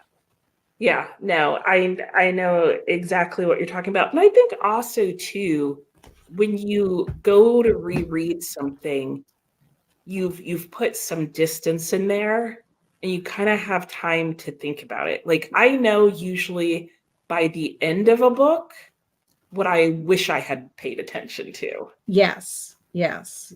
Or Yeah. like sometimes I think to myself, like, even when you're having a book discussion with people, like, how did they see that and you totally miss it? Or like you get something different out of it, you know, that again goes to like perspective, and they talk about that in the book as well. Um Yeah. Yeah. so I did like also the chapter with the demons, because I thought the demons really, yes, they're a manifestation of things that we don't see, but we deal with. on a regular basis. Personified. Yeah. So I thought that was powerful. Yeah. I do too. I think every single one that gets mentioned is just, each one individually is so much food for thought, Yes. especially because of where they live. Like the name that he gives the place that they live, and that they're up on that mountain. Like all of that is so like, oh wow, I've got to think about this. And I love the layers of this story. Mm-hmm. Like this is a story you could read to like a really young kid who would just enjoy the adventure, the fantasy of it, being Yes. related to Milo as a kid, where you go to this weird place and strange things are Mm-hmm. happening, and, the fighting and the good versus evil, and a good chase and all that, all the way up to like, you could go into hyper analysis of the importance of so many things, um, and then the lesson that like the lesson that's contained in this book, the lesson that like Milo learns is Mm-hmm. Mm-hmm. Yes, so and the good. anticipation at the end, once I don't know, it's just like I knew in my heart what was going to happen, but it still made me so sad. I'm like, no, but the lesson was learned. Yeah. You know what I'm saying? But I do Yeah. think it's beneficial. I don't know.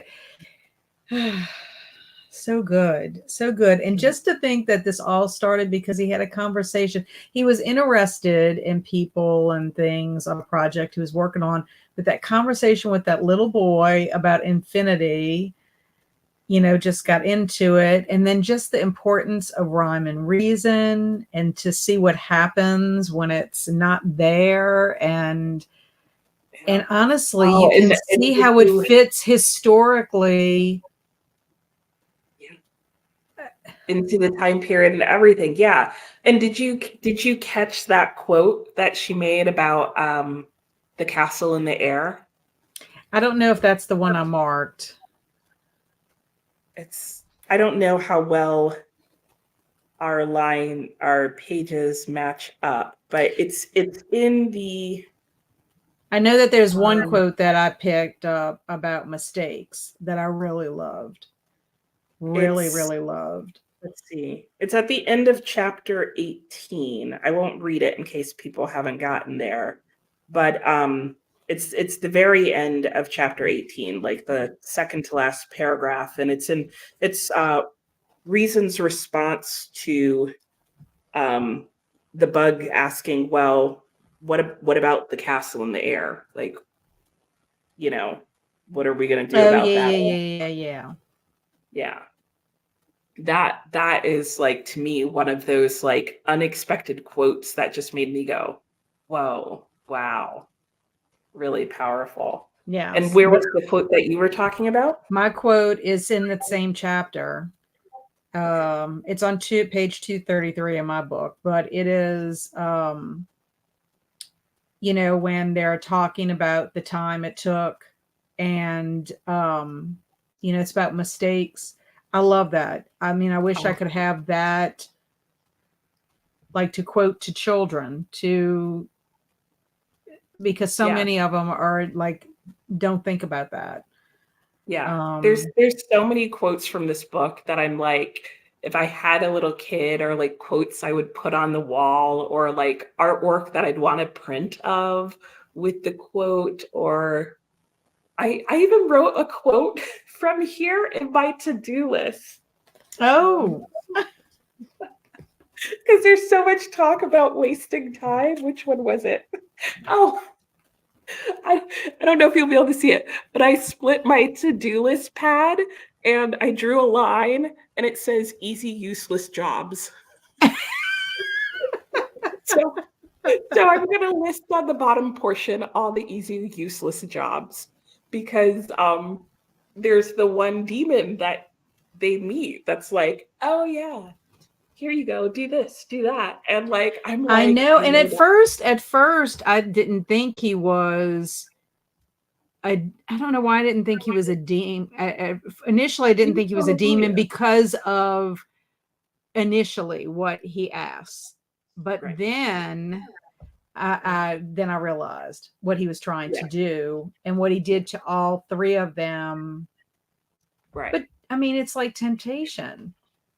Yeah, yeah, And how yep. many times are we tempted as adults, like not to do the things we're supposed to? Exercise, eat properly, spend time doing something quality. Um, I guarantee that tomorrow or Monday when I go to split out my task, I'm gonna have, if I'm honest, way more easy, useless jobs than important things to do. Because like when he then goes and lists them and he's like licking stamps, da, da, da, I'm like, oh no, I start with those tasks every single time.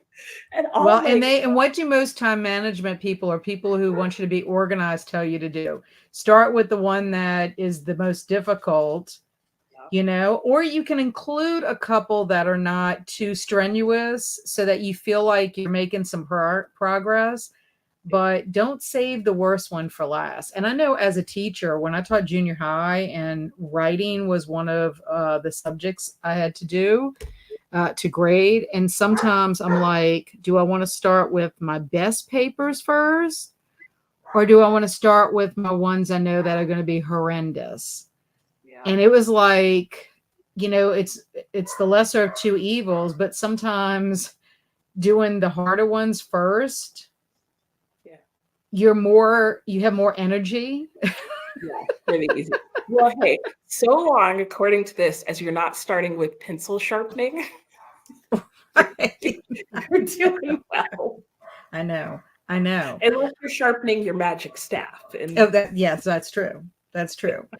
But yeah, it's just um, amazing to me. Like that whole thing with the demons is like everything that gets in your way for me, this is how I was. I mean, how yeah, I interpret it. It's everything that gets in your way of reaching your goals, of what's really important, in your life, that you can, the excuses, like making an excuse. yeah, yeah, of growing in wisdom and rhyme and reason and yeah, all of those things. I Yeah. agree. That's so So good. good. Well, I'm glad you enjoyed it. Yes, I So, love so it. I love it. here's the big question. Was it as good as you were hoping it would be, better, somewhere in between?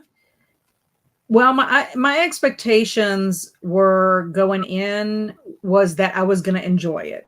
Like it was, and in fact, I'm counting it for my escapism prompt on Summer Book Bingo, because I just think I thought to myself, I was hoping it was going to be a portal of some kind with the toll booth. That's what I was hoping. And so I'm like, you know what? If I think it exceeded my expectations. Let's put it this way. I knew I would enjoy it, but even like at the very beginning, it was reading like a 5-star. Never once in all of my reading did I ever waver. Mhm. Like early on, I knew this is a 5-star read for me. This is Yeah. exactly what I love, that I want to just not, like, I can just fall into this and be fully invested, love the characters, the good ones and the ones who are not so good, because they all play a good part. I mean, they all play a part in this. Yeah. Yeah.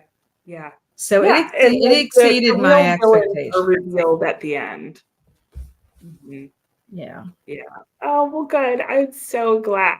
I'm so glad. You're And responsible. I just want to let you know you have to accept the responsibility wow, I will gladly for accept that getting me to responsibility. finally read this book. And like I said, the only regret, and it was early on, I said this earlier, the only regret is, why did I not read this as a child? Why did I not read this earlier on? Maybe I just wasn't ready for the message. Well, as some would say, just be glad you read it now. I know. I know. Yeah.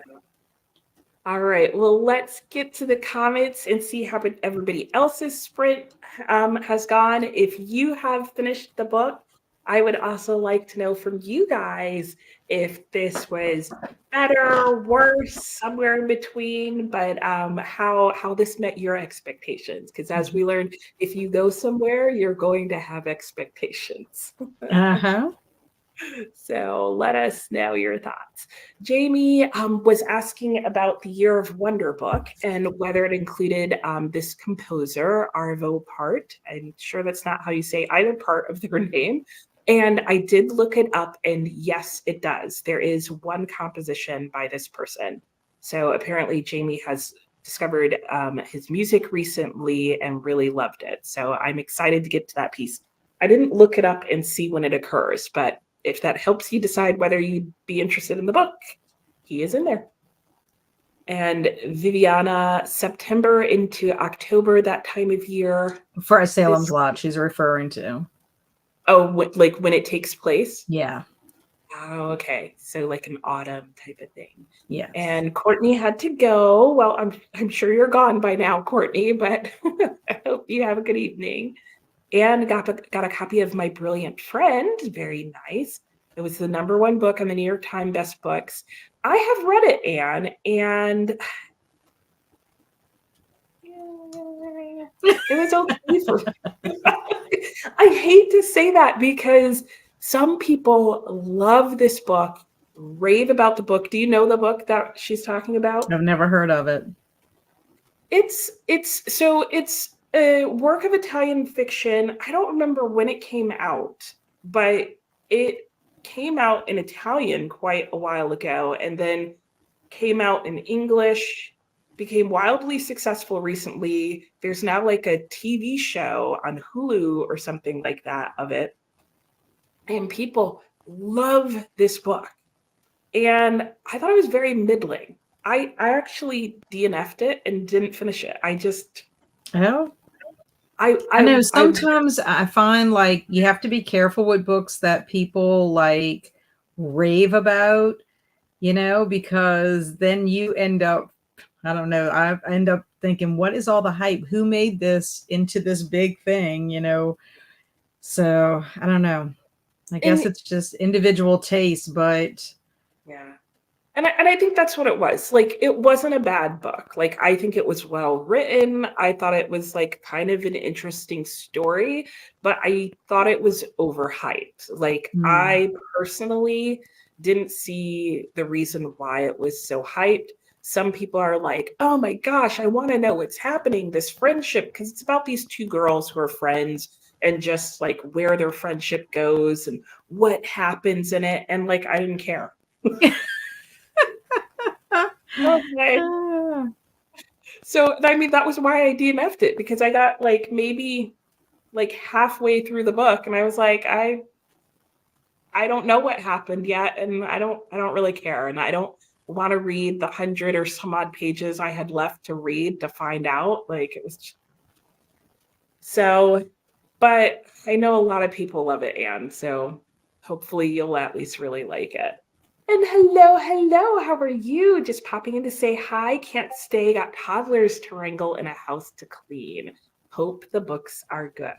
Our books were good. Yes, very good. And hello, Jean, how are you? Jean, you can't decide what to read? I suggest the Phantom Tollbooth. Yes. Very good read. I might be slightly biased right now. And Jen read a chapter of Empire of Storms, ate dinner, chatted with the son who just got home from scout camp. Nice. Very nice. I also have a son who will be getting home tomorrow from his pre-college program. So just talk to hubby, and the word on the street is he's tired and hungry. So the sleeping was okay. And the food was okay. So I'm pretty sure we will be his best friends in the world when he sleeps on a mattress and we give him sushi. So, and Viviana updated her profile picture. Hello, hello. And on page 591, lovely. And Smitty, this book gave me all the feels. I almost teared up too. I'm already ready to reread. Yep. Thanks for the recommendation. You're absolutely welcome. I'm so glad that you liked it. Oh, yeah. And so is Tina. Tina's also glad that you enjoyed it. Yeah, I did. And Sue got back from the store with enough time to finish Helm Takes a Holiday. Nice. And a little different than most Krampus stories. Curious, in what way, Sue? I was thinking in a good way, not so good. Like in a good way. Like I read it as if it was in a good way. But yeah, let us know how, because now our curiosity is piqued. And Rachel, lay of the land is what you used to call your ex. Oh, no. Oh my gosh, that's so funny. And Anne, wish you had known about this book when you were working with children. Yeah, yeah. Yeah, I could see that, especially in your profession. Anne is a psychologist, was a psychologist. So I could see how that would help. Yeah, Rachel, you're so funny. And Tina, check the audiobook out on Libby so that you can listen to the introduction. Yeah, Excellent. you will. Yeah. Like, Tina, that took the book to another level for me. It's like, what? Yeah, I really don't know why he hasn't written an introduction to any of the others. And yes, so happy for Smitty. And hello, Angela. How are you? Thanks for the read along and suggesting this amazing book. Read it on your Kindle, and you'll be getting the book so you can annotate it. Yes. Awesome. So happy. I love doing this. This is why I love doing this, because then people like find new books that they love. Yes, lots of good quotes in the lessons that can be taught to children. Yeah, absolutely. And yeah, I get that, Cat. Always start with the higher kids' work. Yep, need to be reminded of my sense of purpose. Yeah, makes so much sense. And Jamie says the Phantom Tollbooth theme park needs to have the demons. Yeah, I agree. I'm a scaredy cat, so I don't want it to. But I do feel like it wouldn't be complete without them.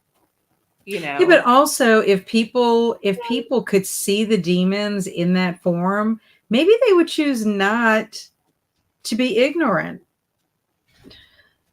Right? I mean, why are more people not? I mean, I'm just having this epiphany right now, but you know, like if you can visualize that and that scares you, why are you not scared? Because it's a word, because it's like defined instead of actually physically seeing it. But yeah. that kind of like made an impression on me. Yeah. Like I can visually now I'm going to think of those flaws or whatever, the ignorance or whatever, as demons. Yeah, it does. It makes you think about it. And because what was it? Gross exaggeration goes out with what was the other one's name? Oh, the all-telling know-it-all. Yes. You know, it does. I agree. It gives you a very different perspective on just how harmful they are and can be. So, and Anne only got the first book. That's how I approached it as well, Anne. I got just the first, My Brilliant Friend. And honestly, I wish I had gotten it out of the library instead. And Jen is tired and hungry, pretty much wrapped up her son's experience also. Oh, they must have had very similar weeks then. Well, and I also like the name Threadbare Excuse. Oh my gosh. I thought that was hilarious. And especially the repeating lines. And I'm like, yeah, those are the only ones that you need over and over again. Yes. I might need my son to read this in the next couple of weeks. Yeah, I think they have just a lot of, there's a lot to it. Yeah. There is so many different, like you said, layers. Yeah. Yeah. I mean, I think you could write a paper, like a critical paper on so many aspects of this book. I don't know if Norman Juster knew, like, really.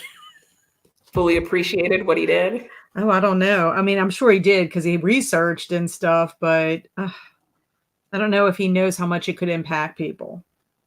Yeah. I wonder if he knew Yeah. that. I wonder. Yeah, no, if I was in college, like, I mean, you could do a doctoral thesis on this book. You really could. You really could. There's so much in there. And Anna was saying, Nicole, you should do a reaction to the New York Times list. Oh, I've thought about it, Anne, but I feel like my reaction would be, oh, I haven't read any of these books. That was interesting. Do you know what list she's talking about, Kat? I mean, just like the normal New York Times bestsellers list. No. No. They did the 100 best books of the century list. Oh, is 50 Shades of Grey on it? I don't know. Because I know the PBS, when they did, PBS did a thing years ago where it was like this big book club kind of thing, and you were trying to get to what was the best book in the whole thing.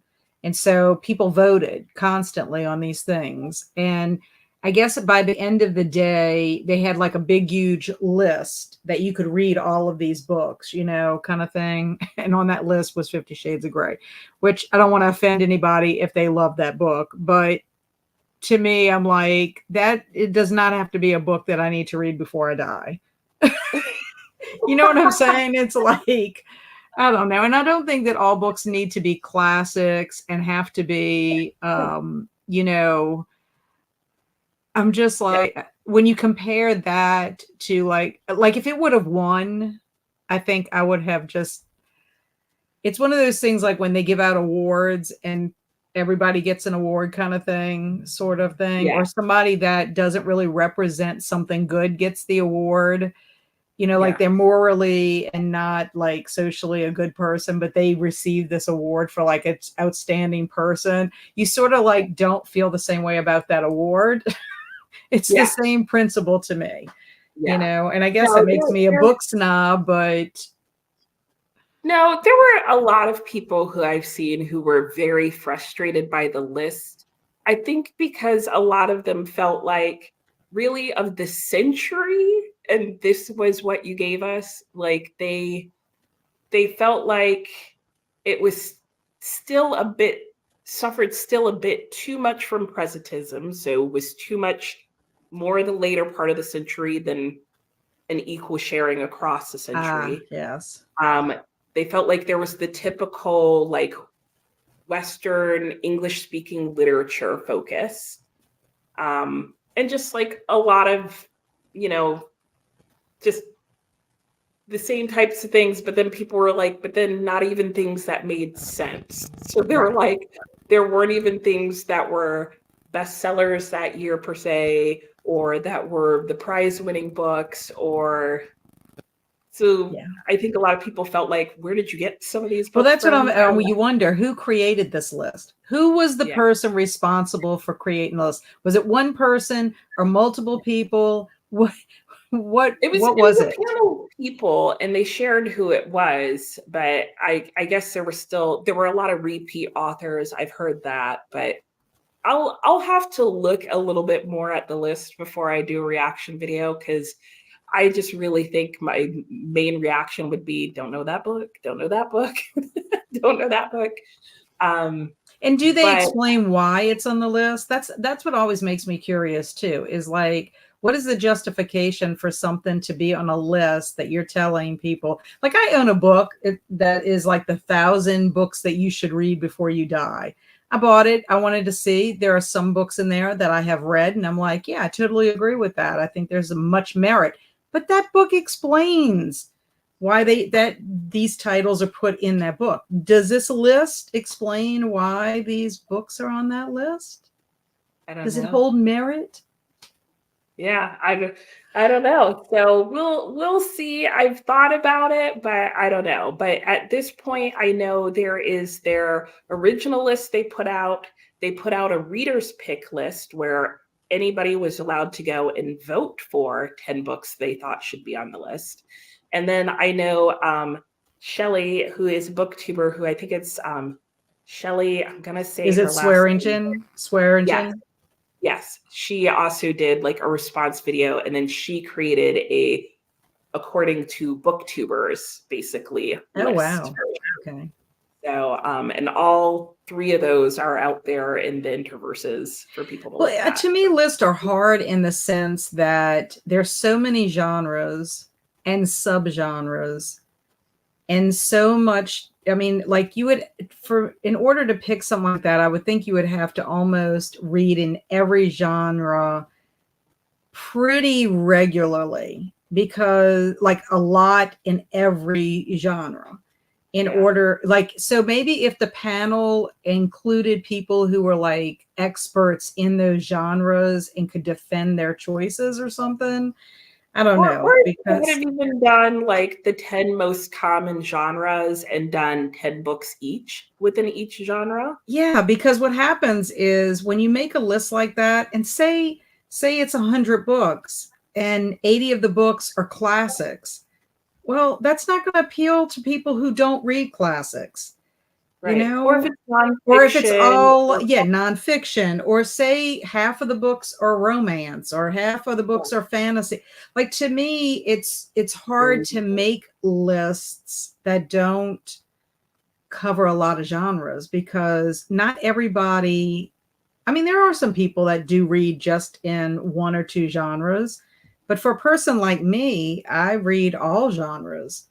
You know, I might read more heavily in some genres than others.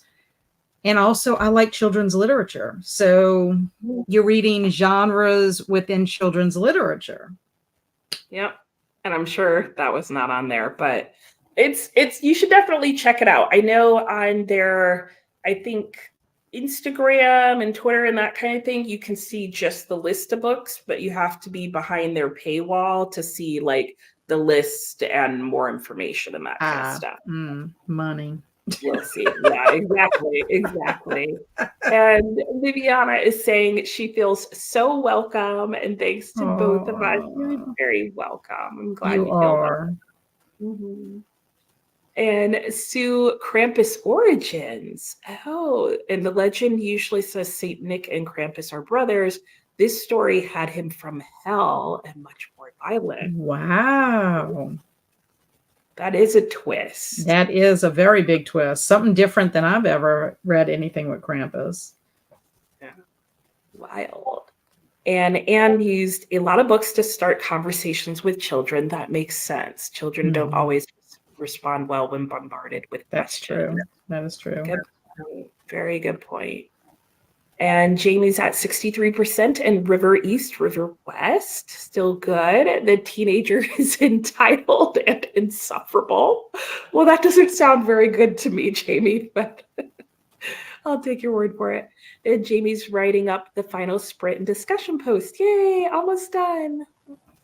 And Anne is asking Jamie, do you think it will be on the Booker Prize list? Ooh, good question. And Anne was saying no. Diana, I have only 5 books to read, to have read all of the 100 books on the PBS list. Wow. And you didn't have a problem with the 50 Shades. Okay. Yep. And Emily, I assume it's the 20th century. I believe so. Yeah. That is my understanding. I think. I don't know if they literally just did the last 100 years. I'm not sure. And Diana was A Little Life on the PBS list. That was one that a lot of people were upset was not on the New York Times list. Was a lot of people felt like A Little Life should have been on that list. And they had authors vote to make up the list. Yeah, it was like authors and a few other people, and they were like, oh, and it was the 21st century. Okay. And, oh, no, it wasn't. Okay. We don't know what it is. Ooh, and Christina's having cheesecake time. I had cheesecake yesterday. Yum.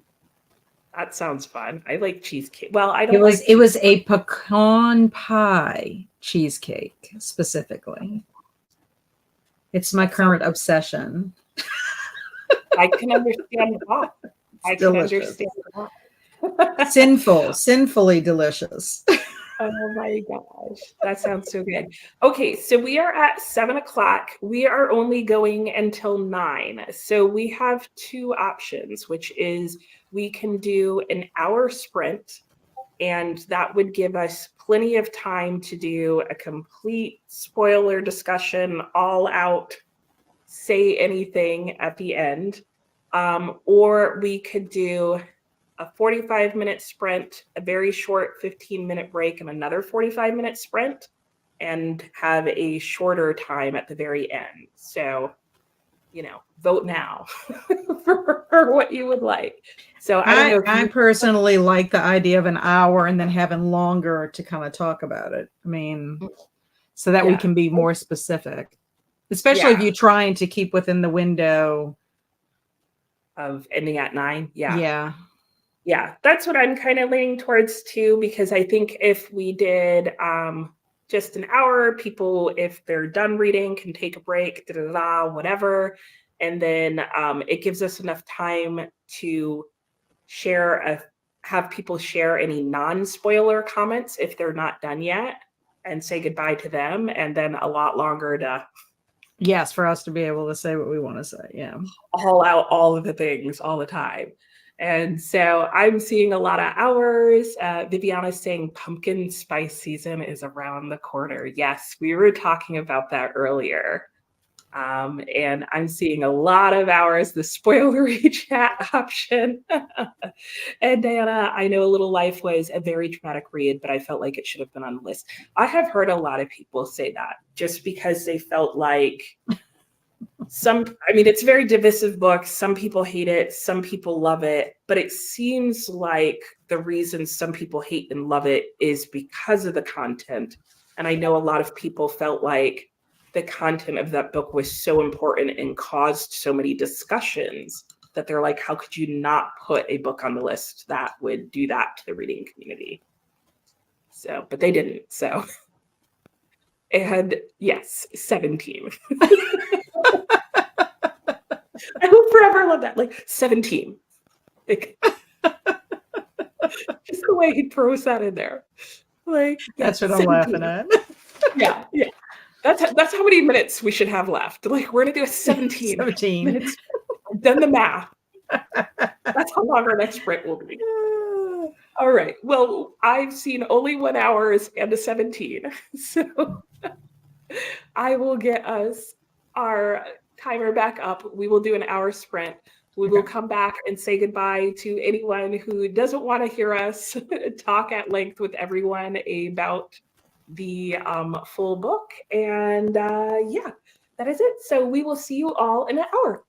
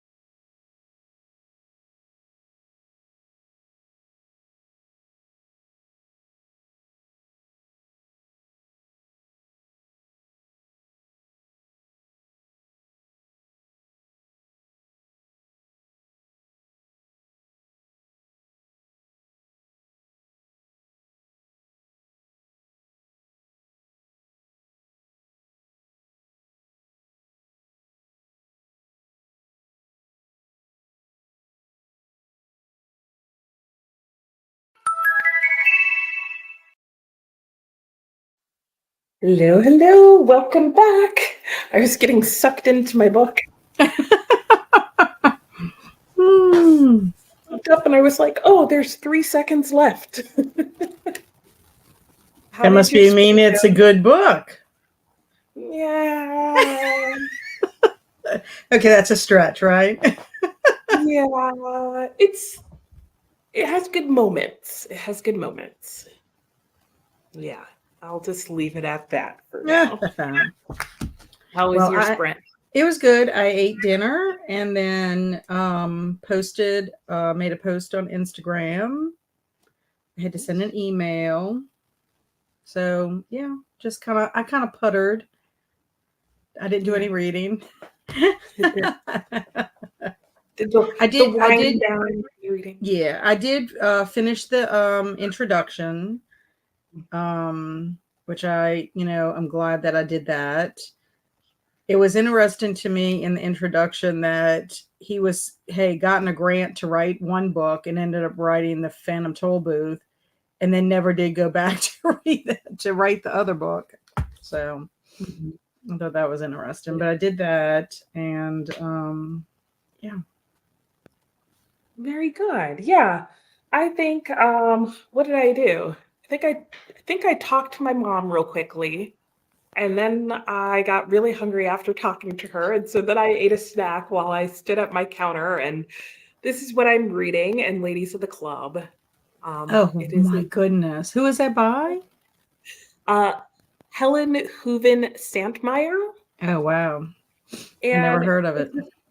it's historical fiction, and it's so interesting. I just this week found out that it was a novel that she actually wrote in response to somebody else's novel.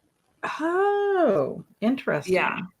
yeah. So Sinclair Lewis, who's kind of a like 1920s American writer, known for like Babbitt, Main Street. Like you'd kind of have to like that time period, but if you did, if you went to a classics section, you would probably find his books there.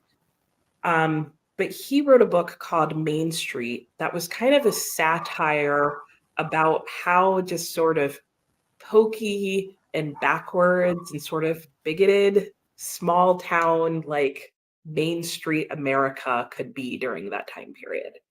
And he really was just kind of like, your small little Midwestern towns. Like that was the example he used. Was like a little Minnesota town. And like poking fun at himself because he modeled it after where he grew up.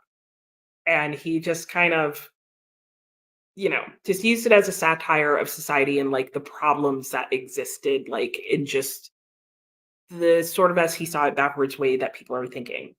So Helen Hooven Santmeyer is from a small Midwestern town in Ohio, and she didn't feel like that was a fair representation of what it was like. And she wanted to write a novel about how, like, how yes, it's quaint and yes, it's just everyday life, but that everyday life in these small towns is engaging and the people are wonderful and there are intelligent people there and da da da. Da.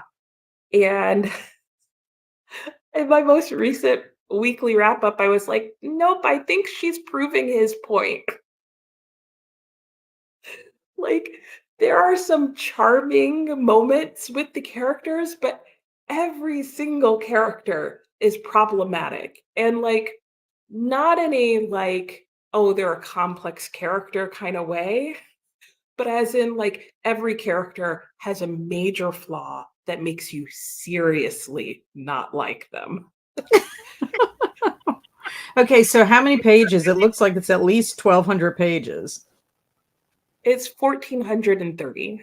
Oh yeah, I was gonna say it is Yeah, it's huge. chunky. I mean, it is a mass market paperback for, so that Mm-hmm. always instantly adds a little bit extra per page, but no matter, I think if you got like the full size hard edition, it's still 900 pages. And so, So how long does it generally take you to read a book like that? I was planning on this one for the whole summer.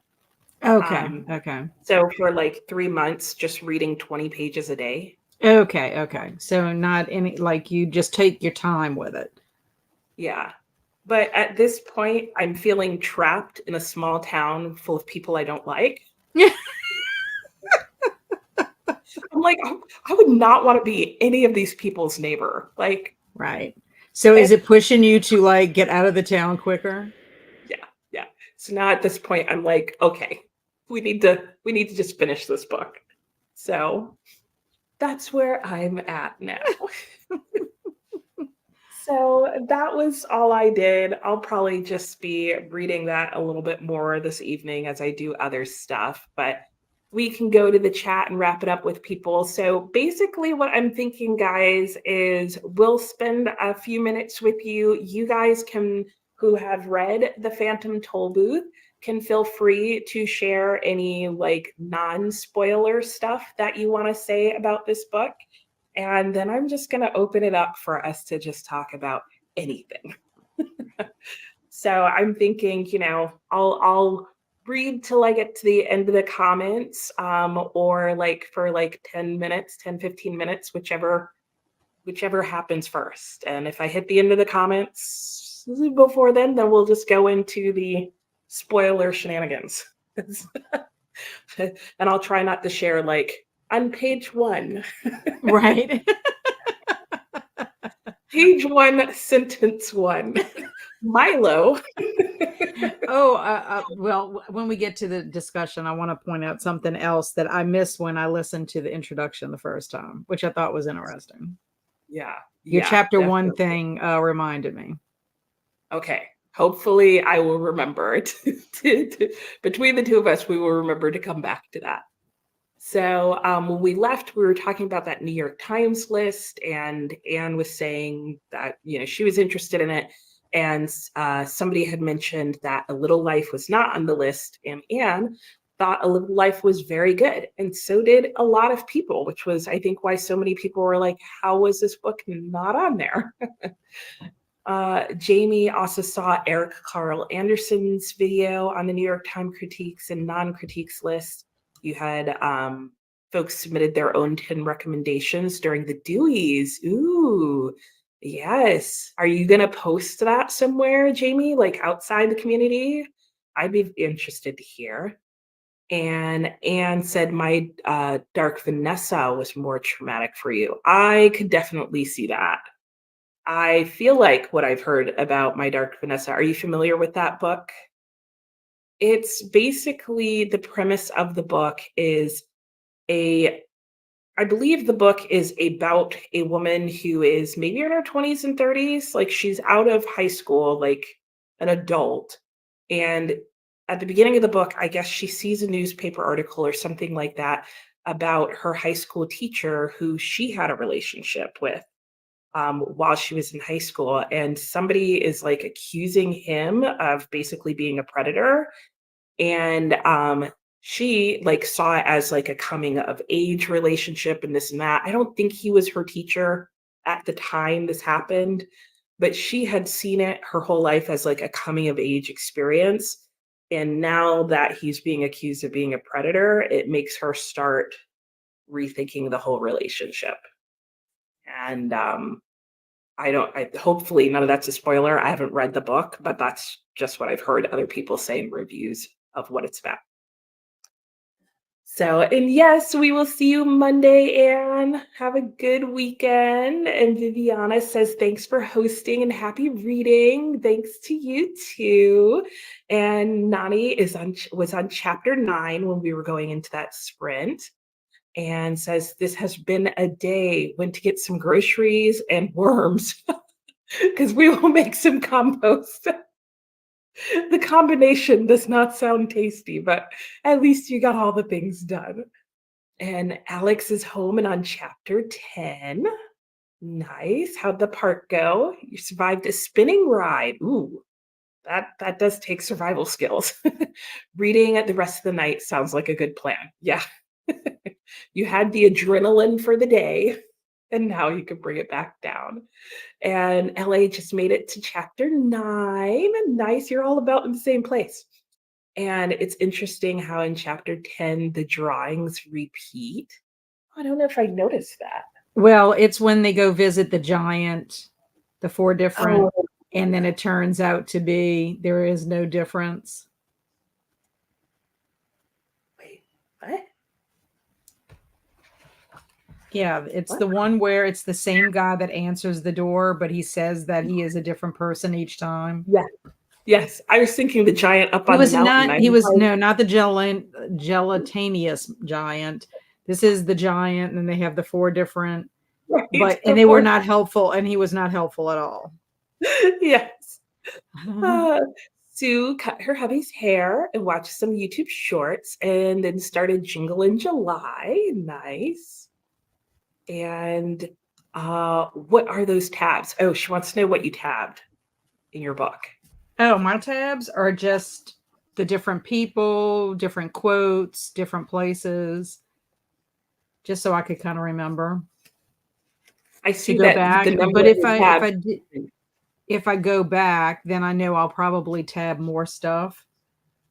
Because what happens to me a lot of times when I'm reading, I see a lot of things that I like. Like I had to go back, because I was starting to tab different things, and I'm like, well, I didn't do that at the beginning, so let me go back.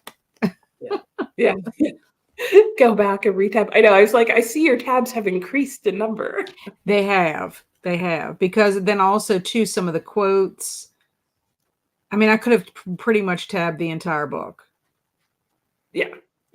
Like we talked about. I mean, for sure. Yeah. Like this is not a book that I could read with highlighter in hand, because at the end it would just be highlighted. Right. Yeah. Yep.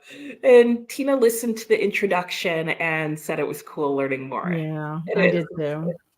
Mm-hmm. It's just surprising to me that it's not included in the books. And I'm wondering why.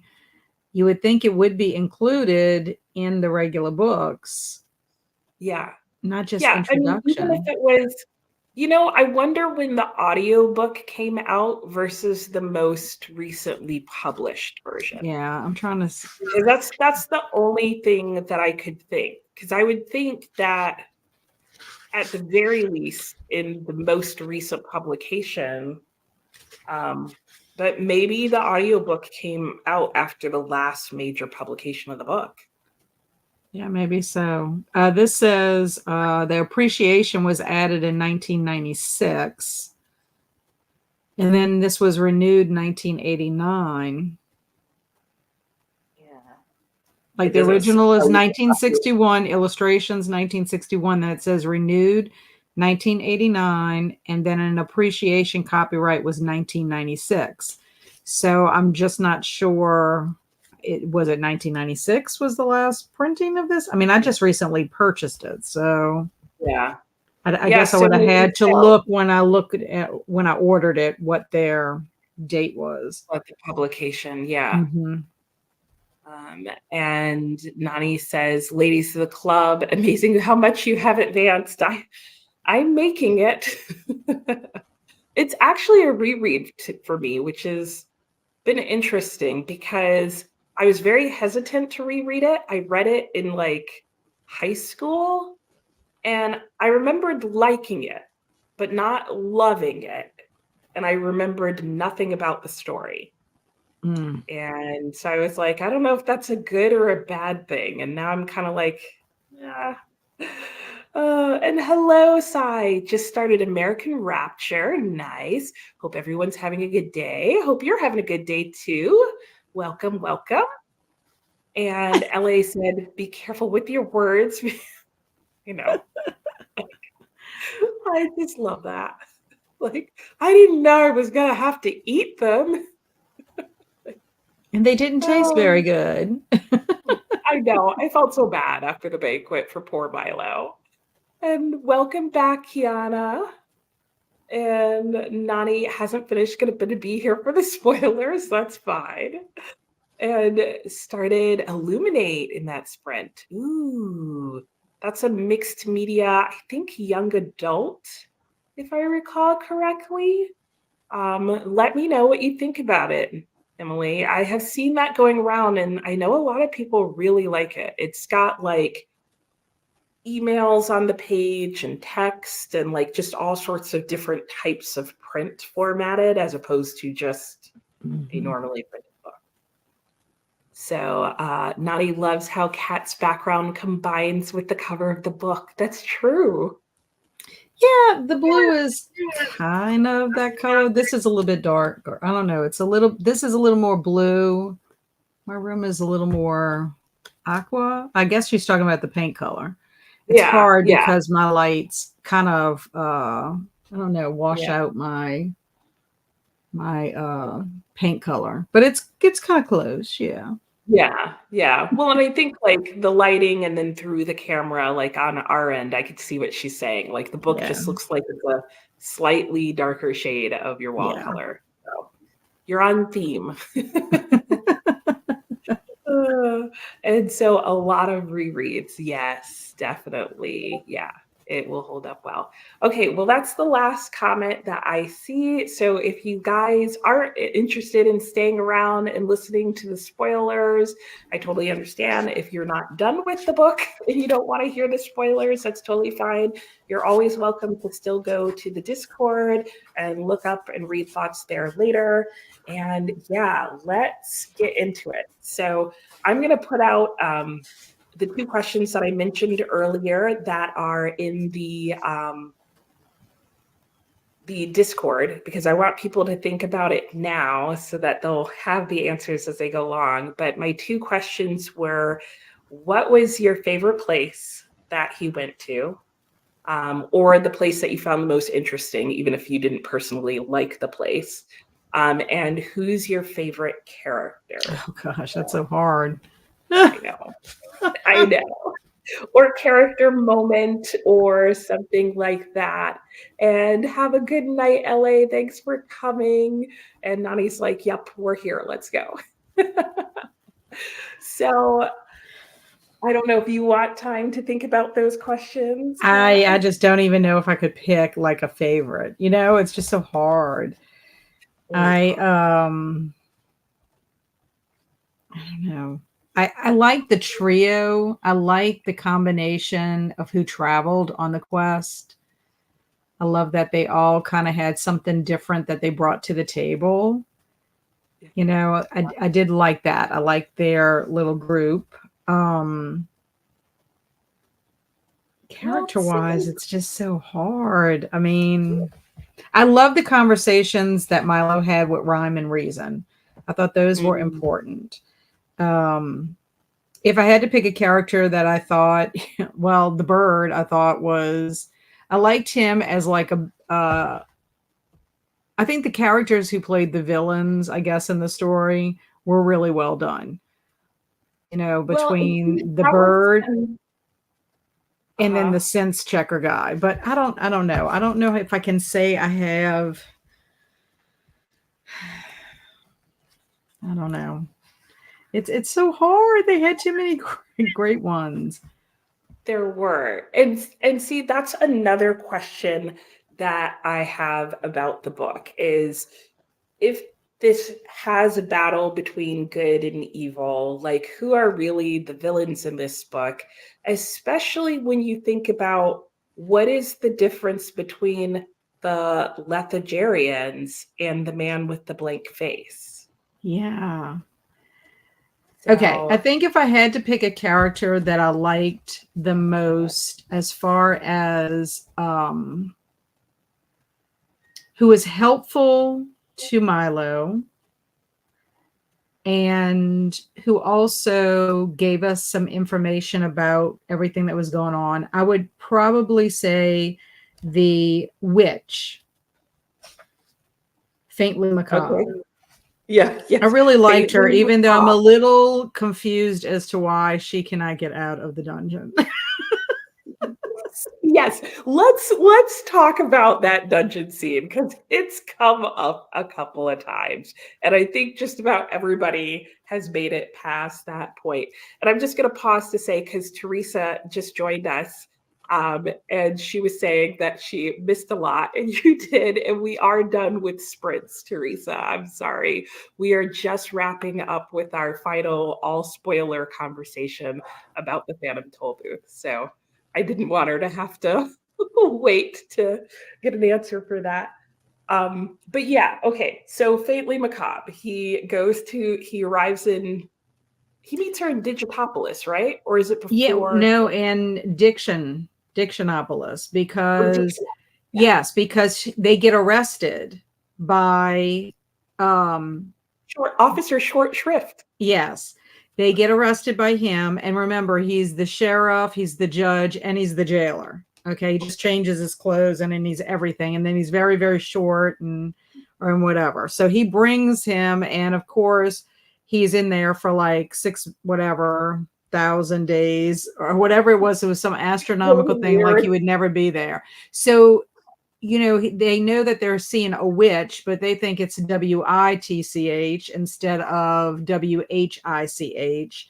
And so you learn about why she's there and about how she had power and she kind of abused it, and how it was with the words. And but she's in there just knitting and living life, but yet she's the one that tells them that yes, they might be there, but they can just walk out the door. So I'm thinking, well, if they Right. can just walk out the Press this door, button on can the you wall. just walk out the door? Like, if you know this information, why are you still there?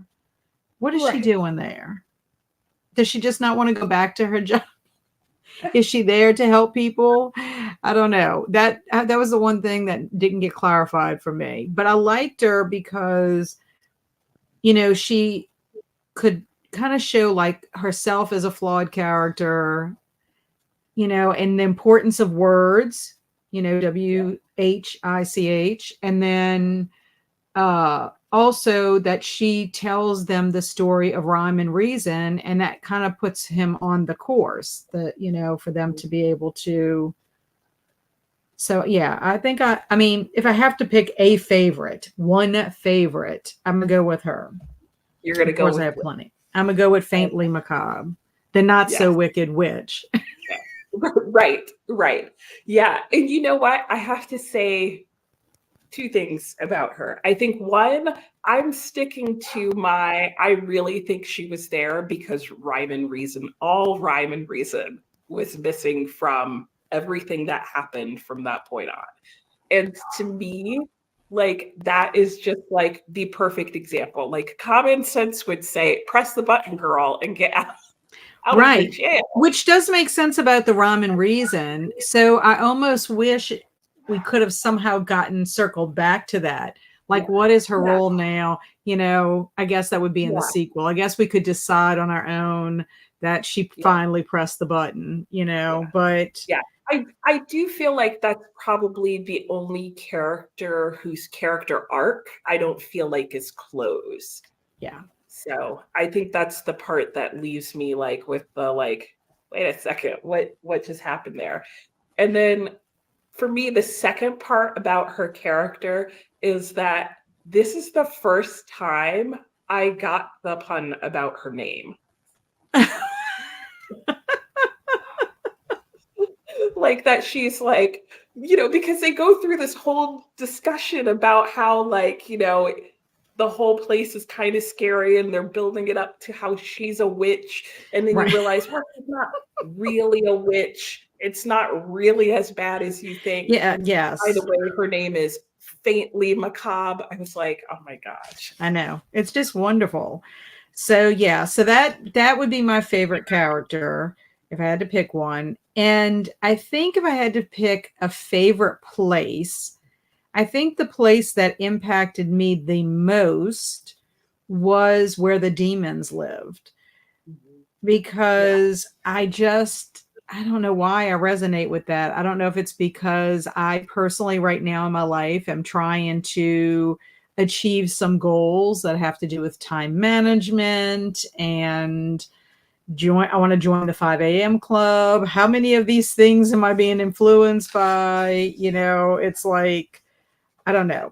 It just, I don't know. It resonates with me. Also, too, I had to go back and reread the island where Canby is because of jumping to conclusions. When I first read it, I know that they flew to the island. It didn't dawn on me that Humbug jumped to the conclusion that everything was going to be okay. And then that's why he flung out and then Talk and then so on and so forth.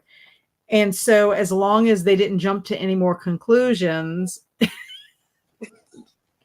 so I did. I kind of like that aspect of it too, because how often do we jump to conclusions about things, people, situations, you know, you could jump. I don't know. Yeah.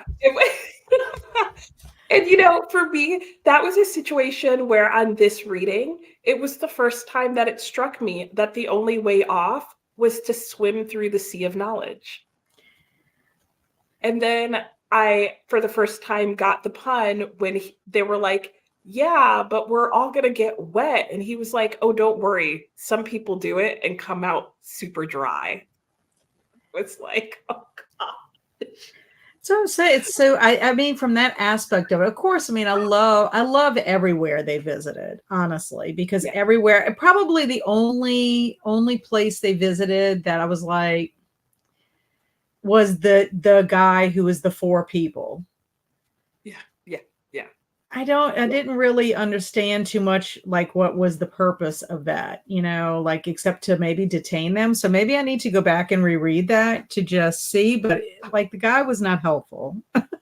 Yeah, he wasn't. I would agree. I think if I felt like there was a weak moment, it would probably be that scene. Like if that moment got cut out of the book, I don't know that I would miss it. Mm-hmm. But let's go and see what other people said for their answers. And then you have to reveal yours. I'm curious. Yeah. So Nani said her favorite was the math magician. Liked him because she hates math. I'm right there with you, Nani. I'm not a big math fan either. Although I did find that fascinating. Yeah. And, he actually reminded me of one of my son's high school teachers who she looked like Miss Frizzle from the Magic School Bus. That's awesome. Partially because she always had on that same shaped dress that Miss Frizzle always wrote, but she was a math teacher and her dress was covered with all the numbers in pi. Oh, wow. So she was like 3.14 and it just wrapped all the way around with the entire number. That's cute. So it was her pie dress. So I don't know if she's read this book, but she would probably like The Math Magician. And I love that he's a math magician, not a mathematician. Yeah. Such a good play. Well, that's why I liked also, too, they called the other king, he was the unabridged. King as is of the unabridged or whatever. Yeah. And I was saying earlier somewhere, I was like, oh, and his name is like AZ.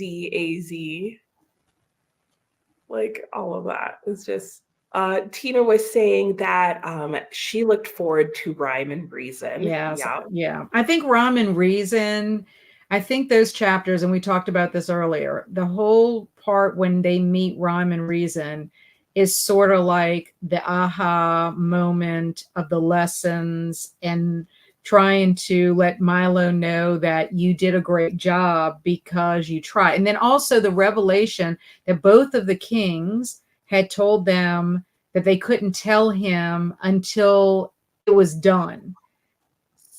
I loved that because that is correct. When somebody tells you that something is impossible, how many times do you just tuck that dream somewhere else? Yeah. And I think they both wanted him to solve the problem that they were having. Yeah. So that he could learn what he needed to learn. Yeah. And what a lesson to build it in a way to build that lesson in for kids. Because I know as a child, if you caught that there was something that they wouldn't tell him and you carried that through the book, like you're going to pay attention at that moment when they're finally like, oh, let us tell you this secret we kept from you. You're going to listen to that moment when they say, well, we couldn't tell you, it was impossible. And what's also interesting is about that they never agreed, but that was the one thing they also agreed on was the Right. message. Right. Oh, true. Yeah. And they didn't know. They that didn't when they know came back what that together. message was. So they did Yeah. agree. I think they chose not to agree, but Yeah. Yeah. Yeah, absolutely.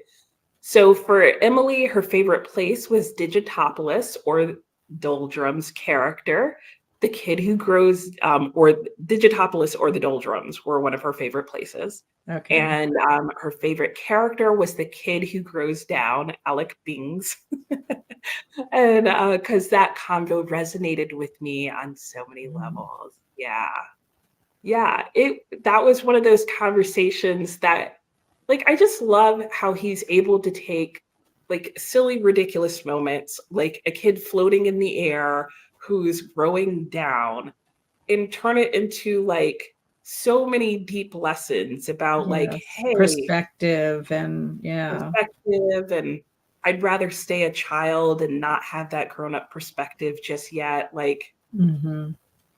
to me, like, that's the genius of this book, is like, how do you do that? How do you take something that to me is like, there's a lot of this book that actually reminds me of Roald Dahl and what he does in his children's fiction. That is, and then Nani was saying loved Alec Bings because he asked, like, why do people grow from the floor? I know. He's like, oh, how's that work out? Growing. Oh, and I love the final line that he says about how sometimes people grow like upside down Yes. and that their feet are going up. And he's like, I heard they walk in the stars. And I'm like, I love it. Love it. And good night, Diana. And you vote for the dog. Yeah, is it Tick or Talk, right? Talk, right? And his brother Tick. Yeah. And how they have the Oh, wrong name. right, right. Oh my gosh, and his crying over that story. Nani was like, what? Well, what if they sleep with open eyes? What if they pop floats in the sky? Yeah. What if they write with their toes? I know. So many interesting things. So many interesting things. And Smitty Canby, Mm-hmm. okay, a vote for Canby was interesting. I'm as happy as can be, tall as can be. I know. For a while after reading this book, like, you notice every time somebody says can be. Yes. Uh, and Christina said the girls are gone, the cheesecake's eaten, actually got some reading in. Ooh, nice. And Yeah. you're very welcome. And happy birthday again, Christina. Yes. Happy birthday. I know you had a wonderful night. I can tell from all you've shared. And yes, hydrate. And thank you for the reminder to hug the light.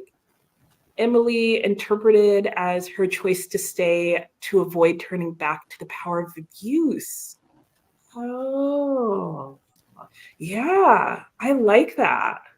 Or maybe Yeah, also when Rhyme and Reason come back, maybe that'll be her reminder not to be abusive, maybe. yeah. So maybe it was like self-protection and staying Or there. maybe the reason we didn't see her again is because she chose to stay there. I know, right? Like, this is what I'm talking about. Like, the character arc that you kind of, when you reread it, and I'll say, Kat, it won't go away. Like, every time I reread it, I'm like, what happened to the witch? Tina's on my train of thought that it's because rhyme and reason's lacking. And she isn't in prison because it's a choice. Yeah, Yeah, that's a true. good point. That's a good point. And you're welcome, Jean. Have a wonderful evening. And Tina, and then the humbug came out dry. Yeah, no. That poor humbug. Oh my gosh, he's just like. And Tina's favorite place was Dictionopolis. Nice. And when is the next buddy read? I will talk about that before we leave, because there is another one coming up. In the Silent Valley, the way that sounds had animations is really cool. Yeah, Mm-hmm. I agree. And hello, Emily. How are you? we are done sprinting. In fact, let me help people out. I'll put that there. So we are done sprinting for the night, but I'm glad you finished Oathbringer. That's a huge book, really long, high fantasy. It is in Brandon Sanderson's, I think it's the second book in that series. So good job, because that's a lot of pages to read. And yes, you are welcome, Christina. I know, right? Yeah, everybody's like, yeah, good job, Emily, long book. So, okay, so I will share who my favorites were in my favorite places. And I'll go with favorite person. Favorite person for me is easier. When I was a kid, I went back and forth between the Humbug and Talk. I think partially because as a child, like they are the ones who accompany Milo along the way. Interestingly, I don't think Milo was ever my favorite person. But I think it's because in the book, I felt like I was Milo. So it was always like, who did I enjoy the journey with? I think at times I liked Talk just because he was like so outspoken and so like, or the Humbug, I'm sorry, the Humbug, just because like he's just so himself. Yes. Like unapologetically himself. Like the fact that his vision that he has, or what he senses with the taker of senses, is people like applauding and cheering his name. And he's Yes. like, but then interestingly, when it actually happens, he feels very humbled. Yes. Did you not? I noticed that too. I thought that was very good, but it was sort of like just that the guy knew what would entice them was interesting to me as well. That's when I kind of got that he was a demon, was when he was tricking them with that. Right. Yeah. So, but I think my favorite person the last couple of times that I have read has actually been the Sound Keeper, because I can just so resonate with like just her feelings about silence. And I love how even at the end, like she's made peace with noise, but she's still able to like slip in the beautiful sounds and just a little bit of silence. And I just really resonate with her as a person and everything she talks about when she talks about like all the beautiful types of silences. I love that moment when she turns the silence up a little bit louder. So she's my favorite person. And I think in terms of location, I think I'm kind of with you, Kat. I feel like the last two times that I've read this, the place that has just really made me pause and go, wow, is like the Mountains of Ignorance. Yeah. And like, I even love that name and that just thinking that thought. Like in a place of wisdom, there can be an entire mountain. Well, yeah, because even though they named the demons, like some of the demons, you know that there are other demons, you know, and I think so many problems that we have just in general in society and within the workplace, and, you know, it's all because of ignorance. And ignorance a lot of times causes fear. So that's why these are demons. I mean, that's how I'm envisioning that, you know, is that, and then some of the things are, you know, yeah, you are, you know, the exaggeration and all the things that they do to kind of like influence people not to go forward in a positive way. You know, we can even go deeper to think that that's part of the ego that likes to see you miserable. It's like, I don't know. I just think it's a lot deeper. I don't know if he intended it to be as deep, but for me, I think that's what resonates. I mean, I think every place in the book that they go through has some value, except I don't get the value of the dude that looks the same. I don't get that part. So I do have to go back and read that and see what it is. What was, I mean, like I felt like he was, because they see him right after seeing Alec Bings. So I feel like he's kind of a continuation of that idea of perspective, Okay, right? so maybe that's what I missed. I think I obviously I missed something with it for me to feel like, why did they have to even interact with them? But it's sort of like, I guess everybody, you could have the same, and I think Anne even said something, and I don't know if she was referring to this, was that 15 people could read the same book and all have different perspectives of it. And I think that's the same with situations. You could have 15 people attend an event or a party, and if you ask them what was it about it, or describe it or whatever, it's going to be different, because of what people are focusing on at that moment. So, yeah, I mean, that's the kind of stuff I need to go back and kind of read or whatever. But I like the fact that it's a mountain too, because it means that it's a bigger problem. Yeah. It's not just a handful of bad villains that just come out. Like, there's a whole place where they live. There's a lot of them. This is where they dwell. And the fact that I like that whole scene to me, which might scare children, but the whole scene to me, when all of a sudden they started coming out of the caves, and that whole description to me is the fact that, yeah, you might have these 1 to 3 to 4 prominent people at the forefront, but all these other demons. And maybe that's why they say you're dealing with your demons. Yeah.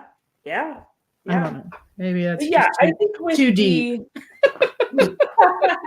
That's like getting into the psychology. But yeah, I would say, just going back to the man with the 4 doors real quickly, to me, even though it's in the chapter that's on the color symphony, I feel like he really belongs in the chapter with point of perspective, because I think that's what it is, because he keeps talking about how, well, in the eyes of this person, this is who I am. And maybe that's what's tripping me up, is that it's the placement of it. Yeah, I think that's what it is. I actually personally would say it's bad chapter placement. I think he should solidly have been in, because they don't even say goodbye to Alec. Like, they go back to Alec after that, and then they leave the forest, and then they get to the symphony. Yeah, because he even asked, "I hope you're satisfied," said Alec when they returned from the house, and he bounced to his feet, bent down to awaken, blah, blah. Do many people live here in the forest? That's when it goes to Milo. So I don't even think he doesn't even answer if he's satisfied or not,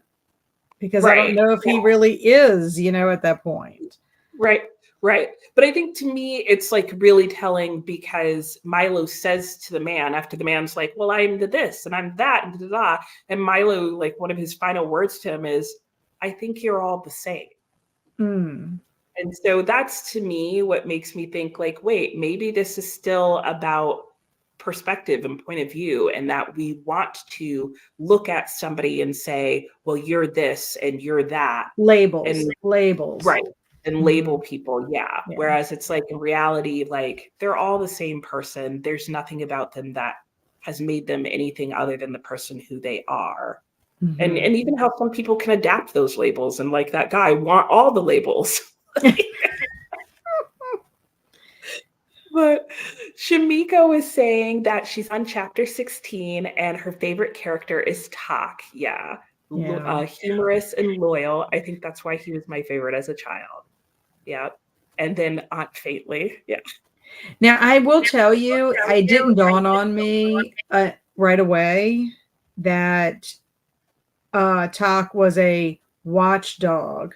And so he was watching over Milo. When I was like, right, he's a watch. That's why he's a watch, and he got the time, but he's also acting like a true, literal watchdog. Yeah. Slow on the uptake on that one. Oh my gosh, no. But I mean, the whole thing, like I said towards the beginning of the day, like, in some ways, this whole book is one long, bad joke, like where you love it, but you also kind of want to groan at some of it. Like, oh gosh. Uh, and Emily says that her takeaway with the guy was a convo on relativity.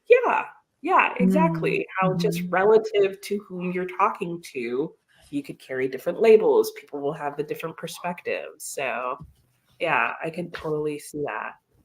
So, I think my final question, because I'm sure this will take us all the way till 9, is just if people had a favorite moment in the book or like a top moment in the book, what was it? What was Oh, the book wow. for you that cap?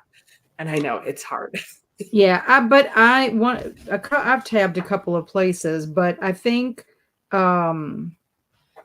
I loved when Rhyme and Reason were talking to Milo, and they were like, come sit down because it had taken so long. And he said, it's been a long trip, but we would have been here sooner if I hadn't made so many mistakes. I'm afraid it's all my fault.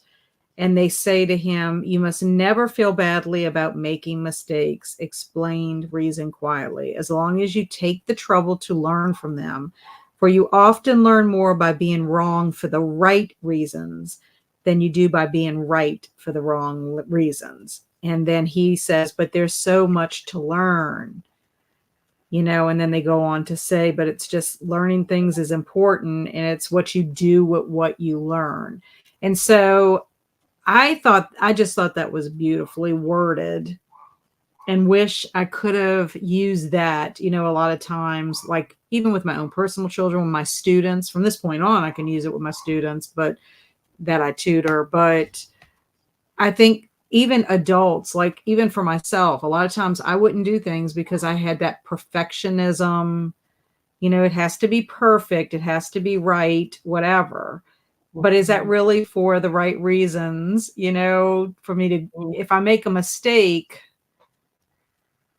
I don't know. It's got to be, you make a mistake, you learn from it, and you move on, kind of thing. So I like that, because sometimes mistakes actually can make you successful.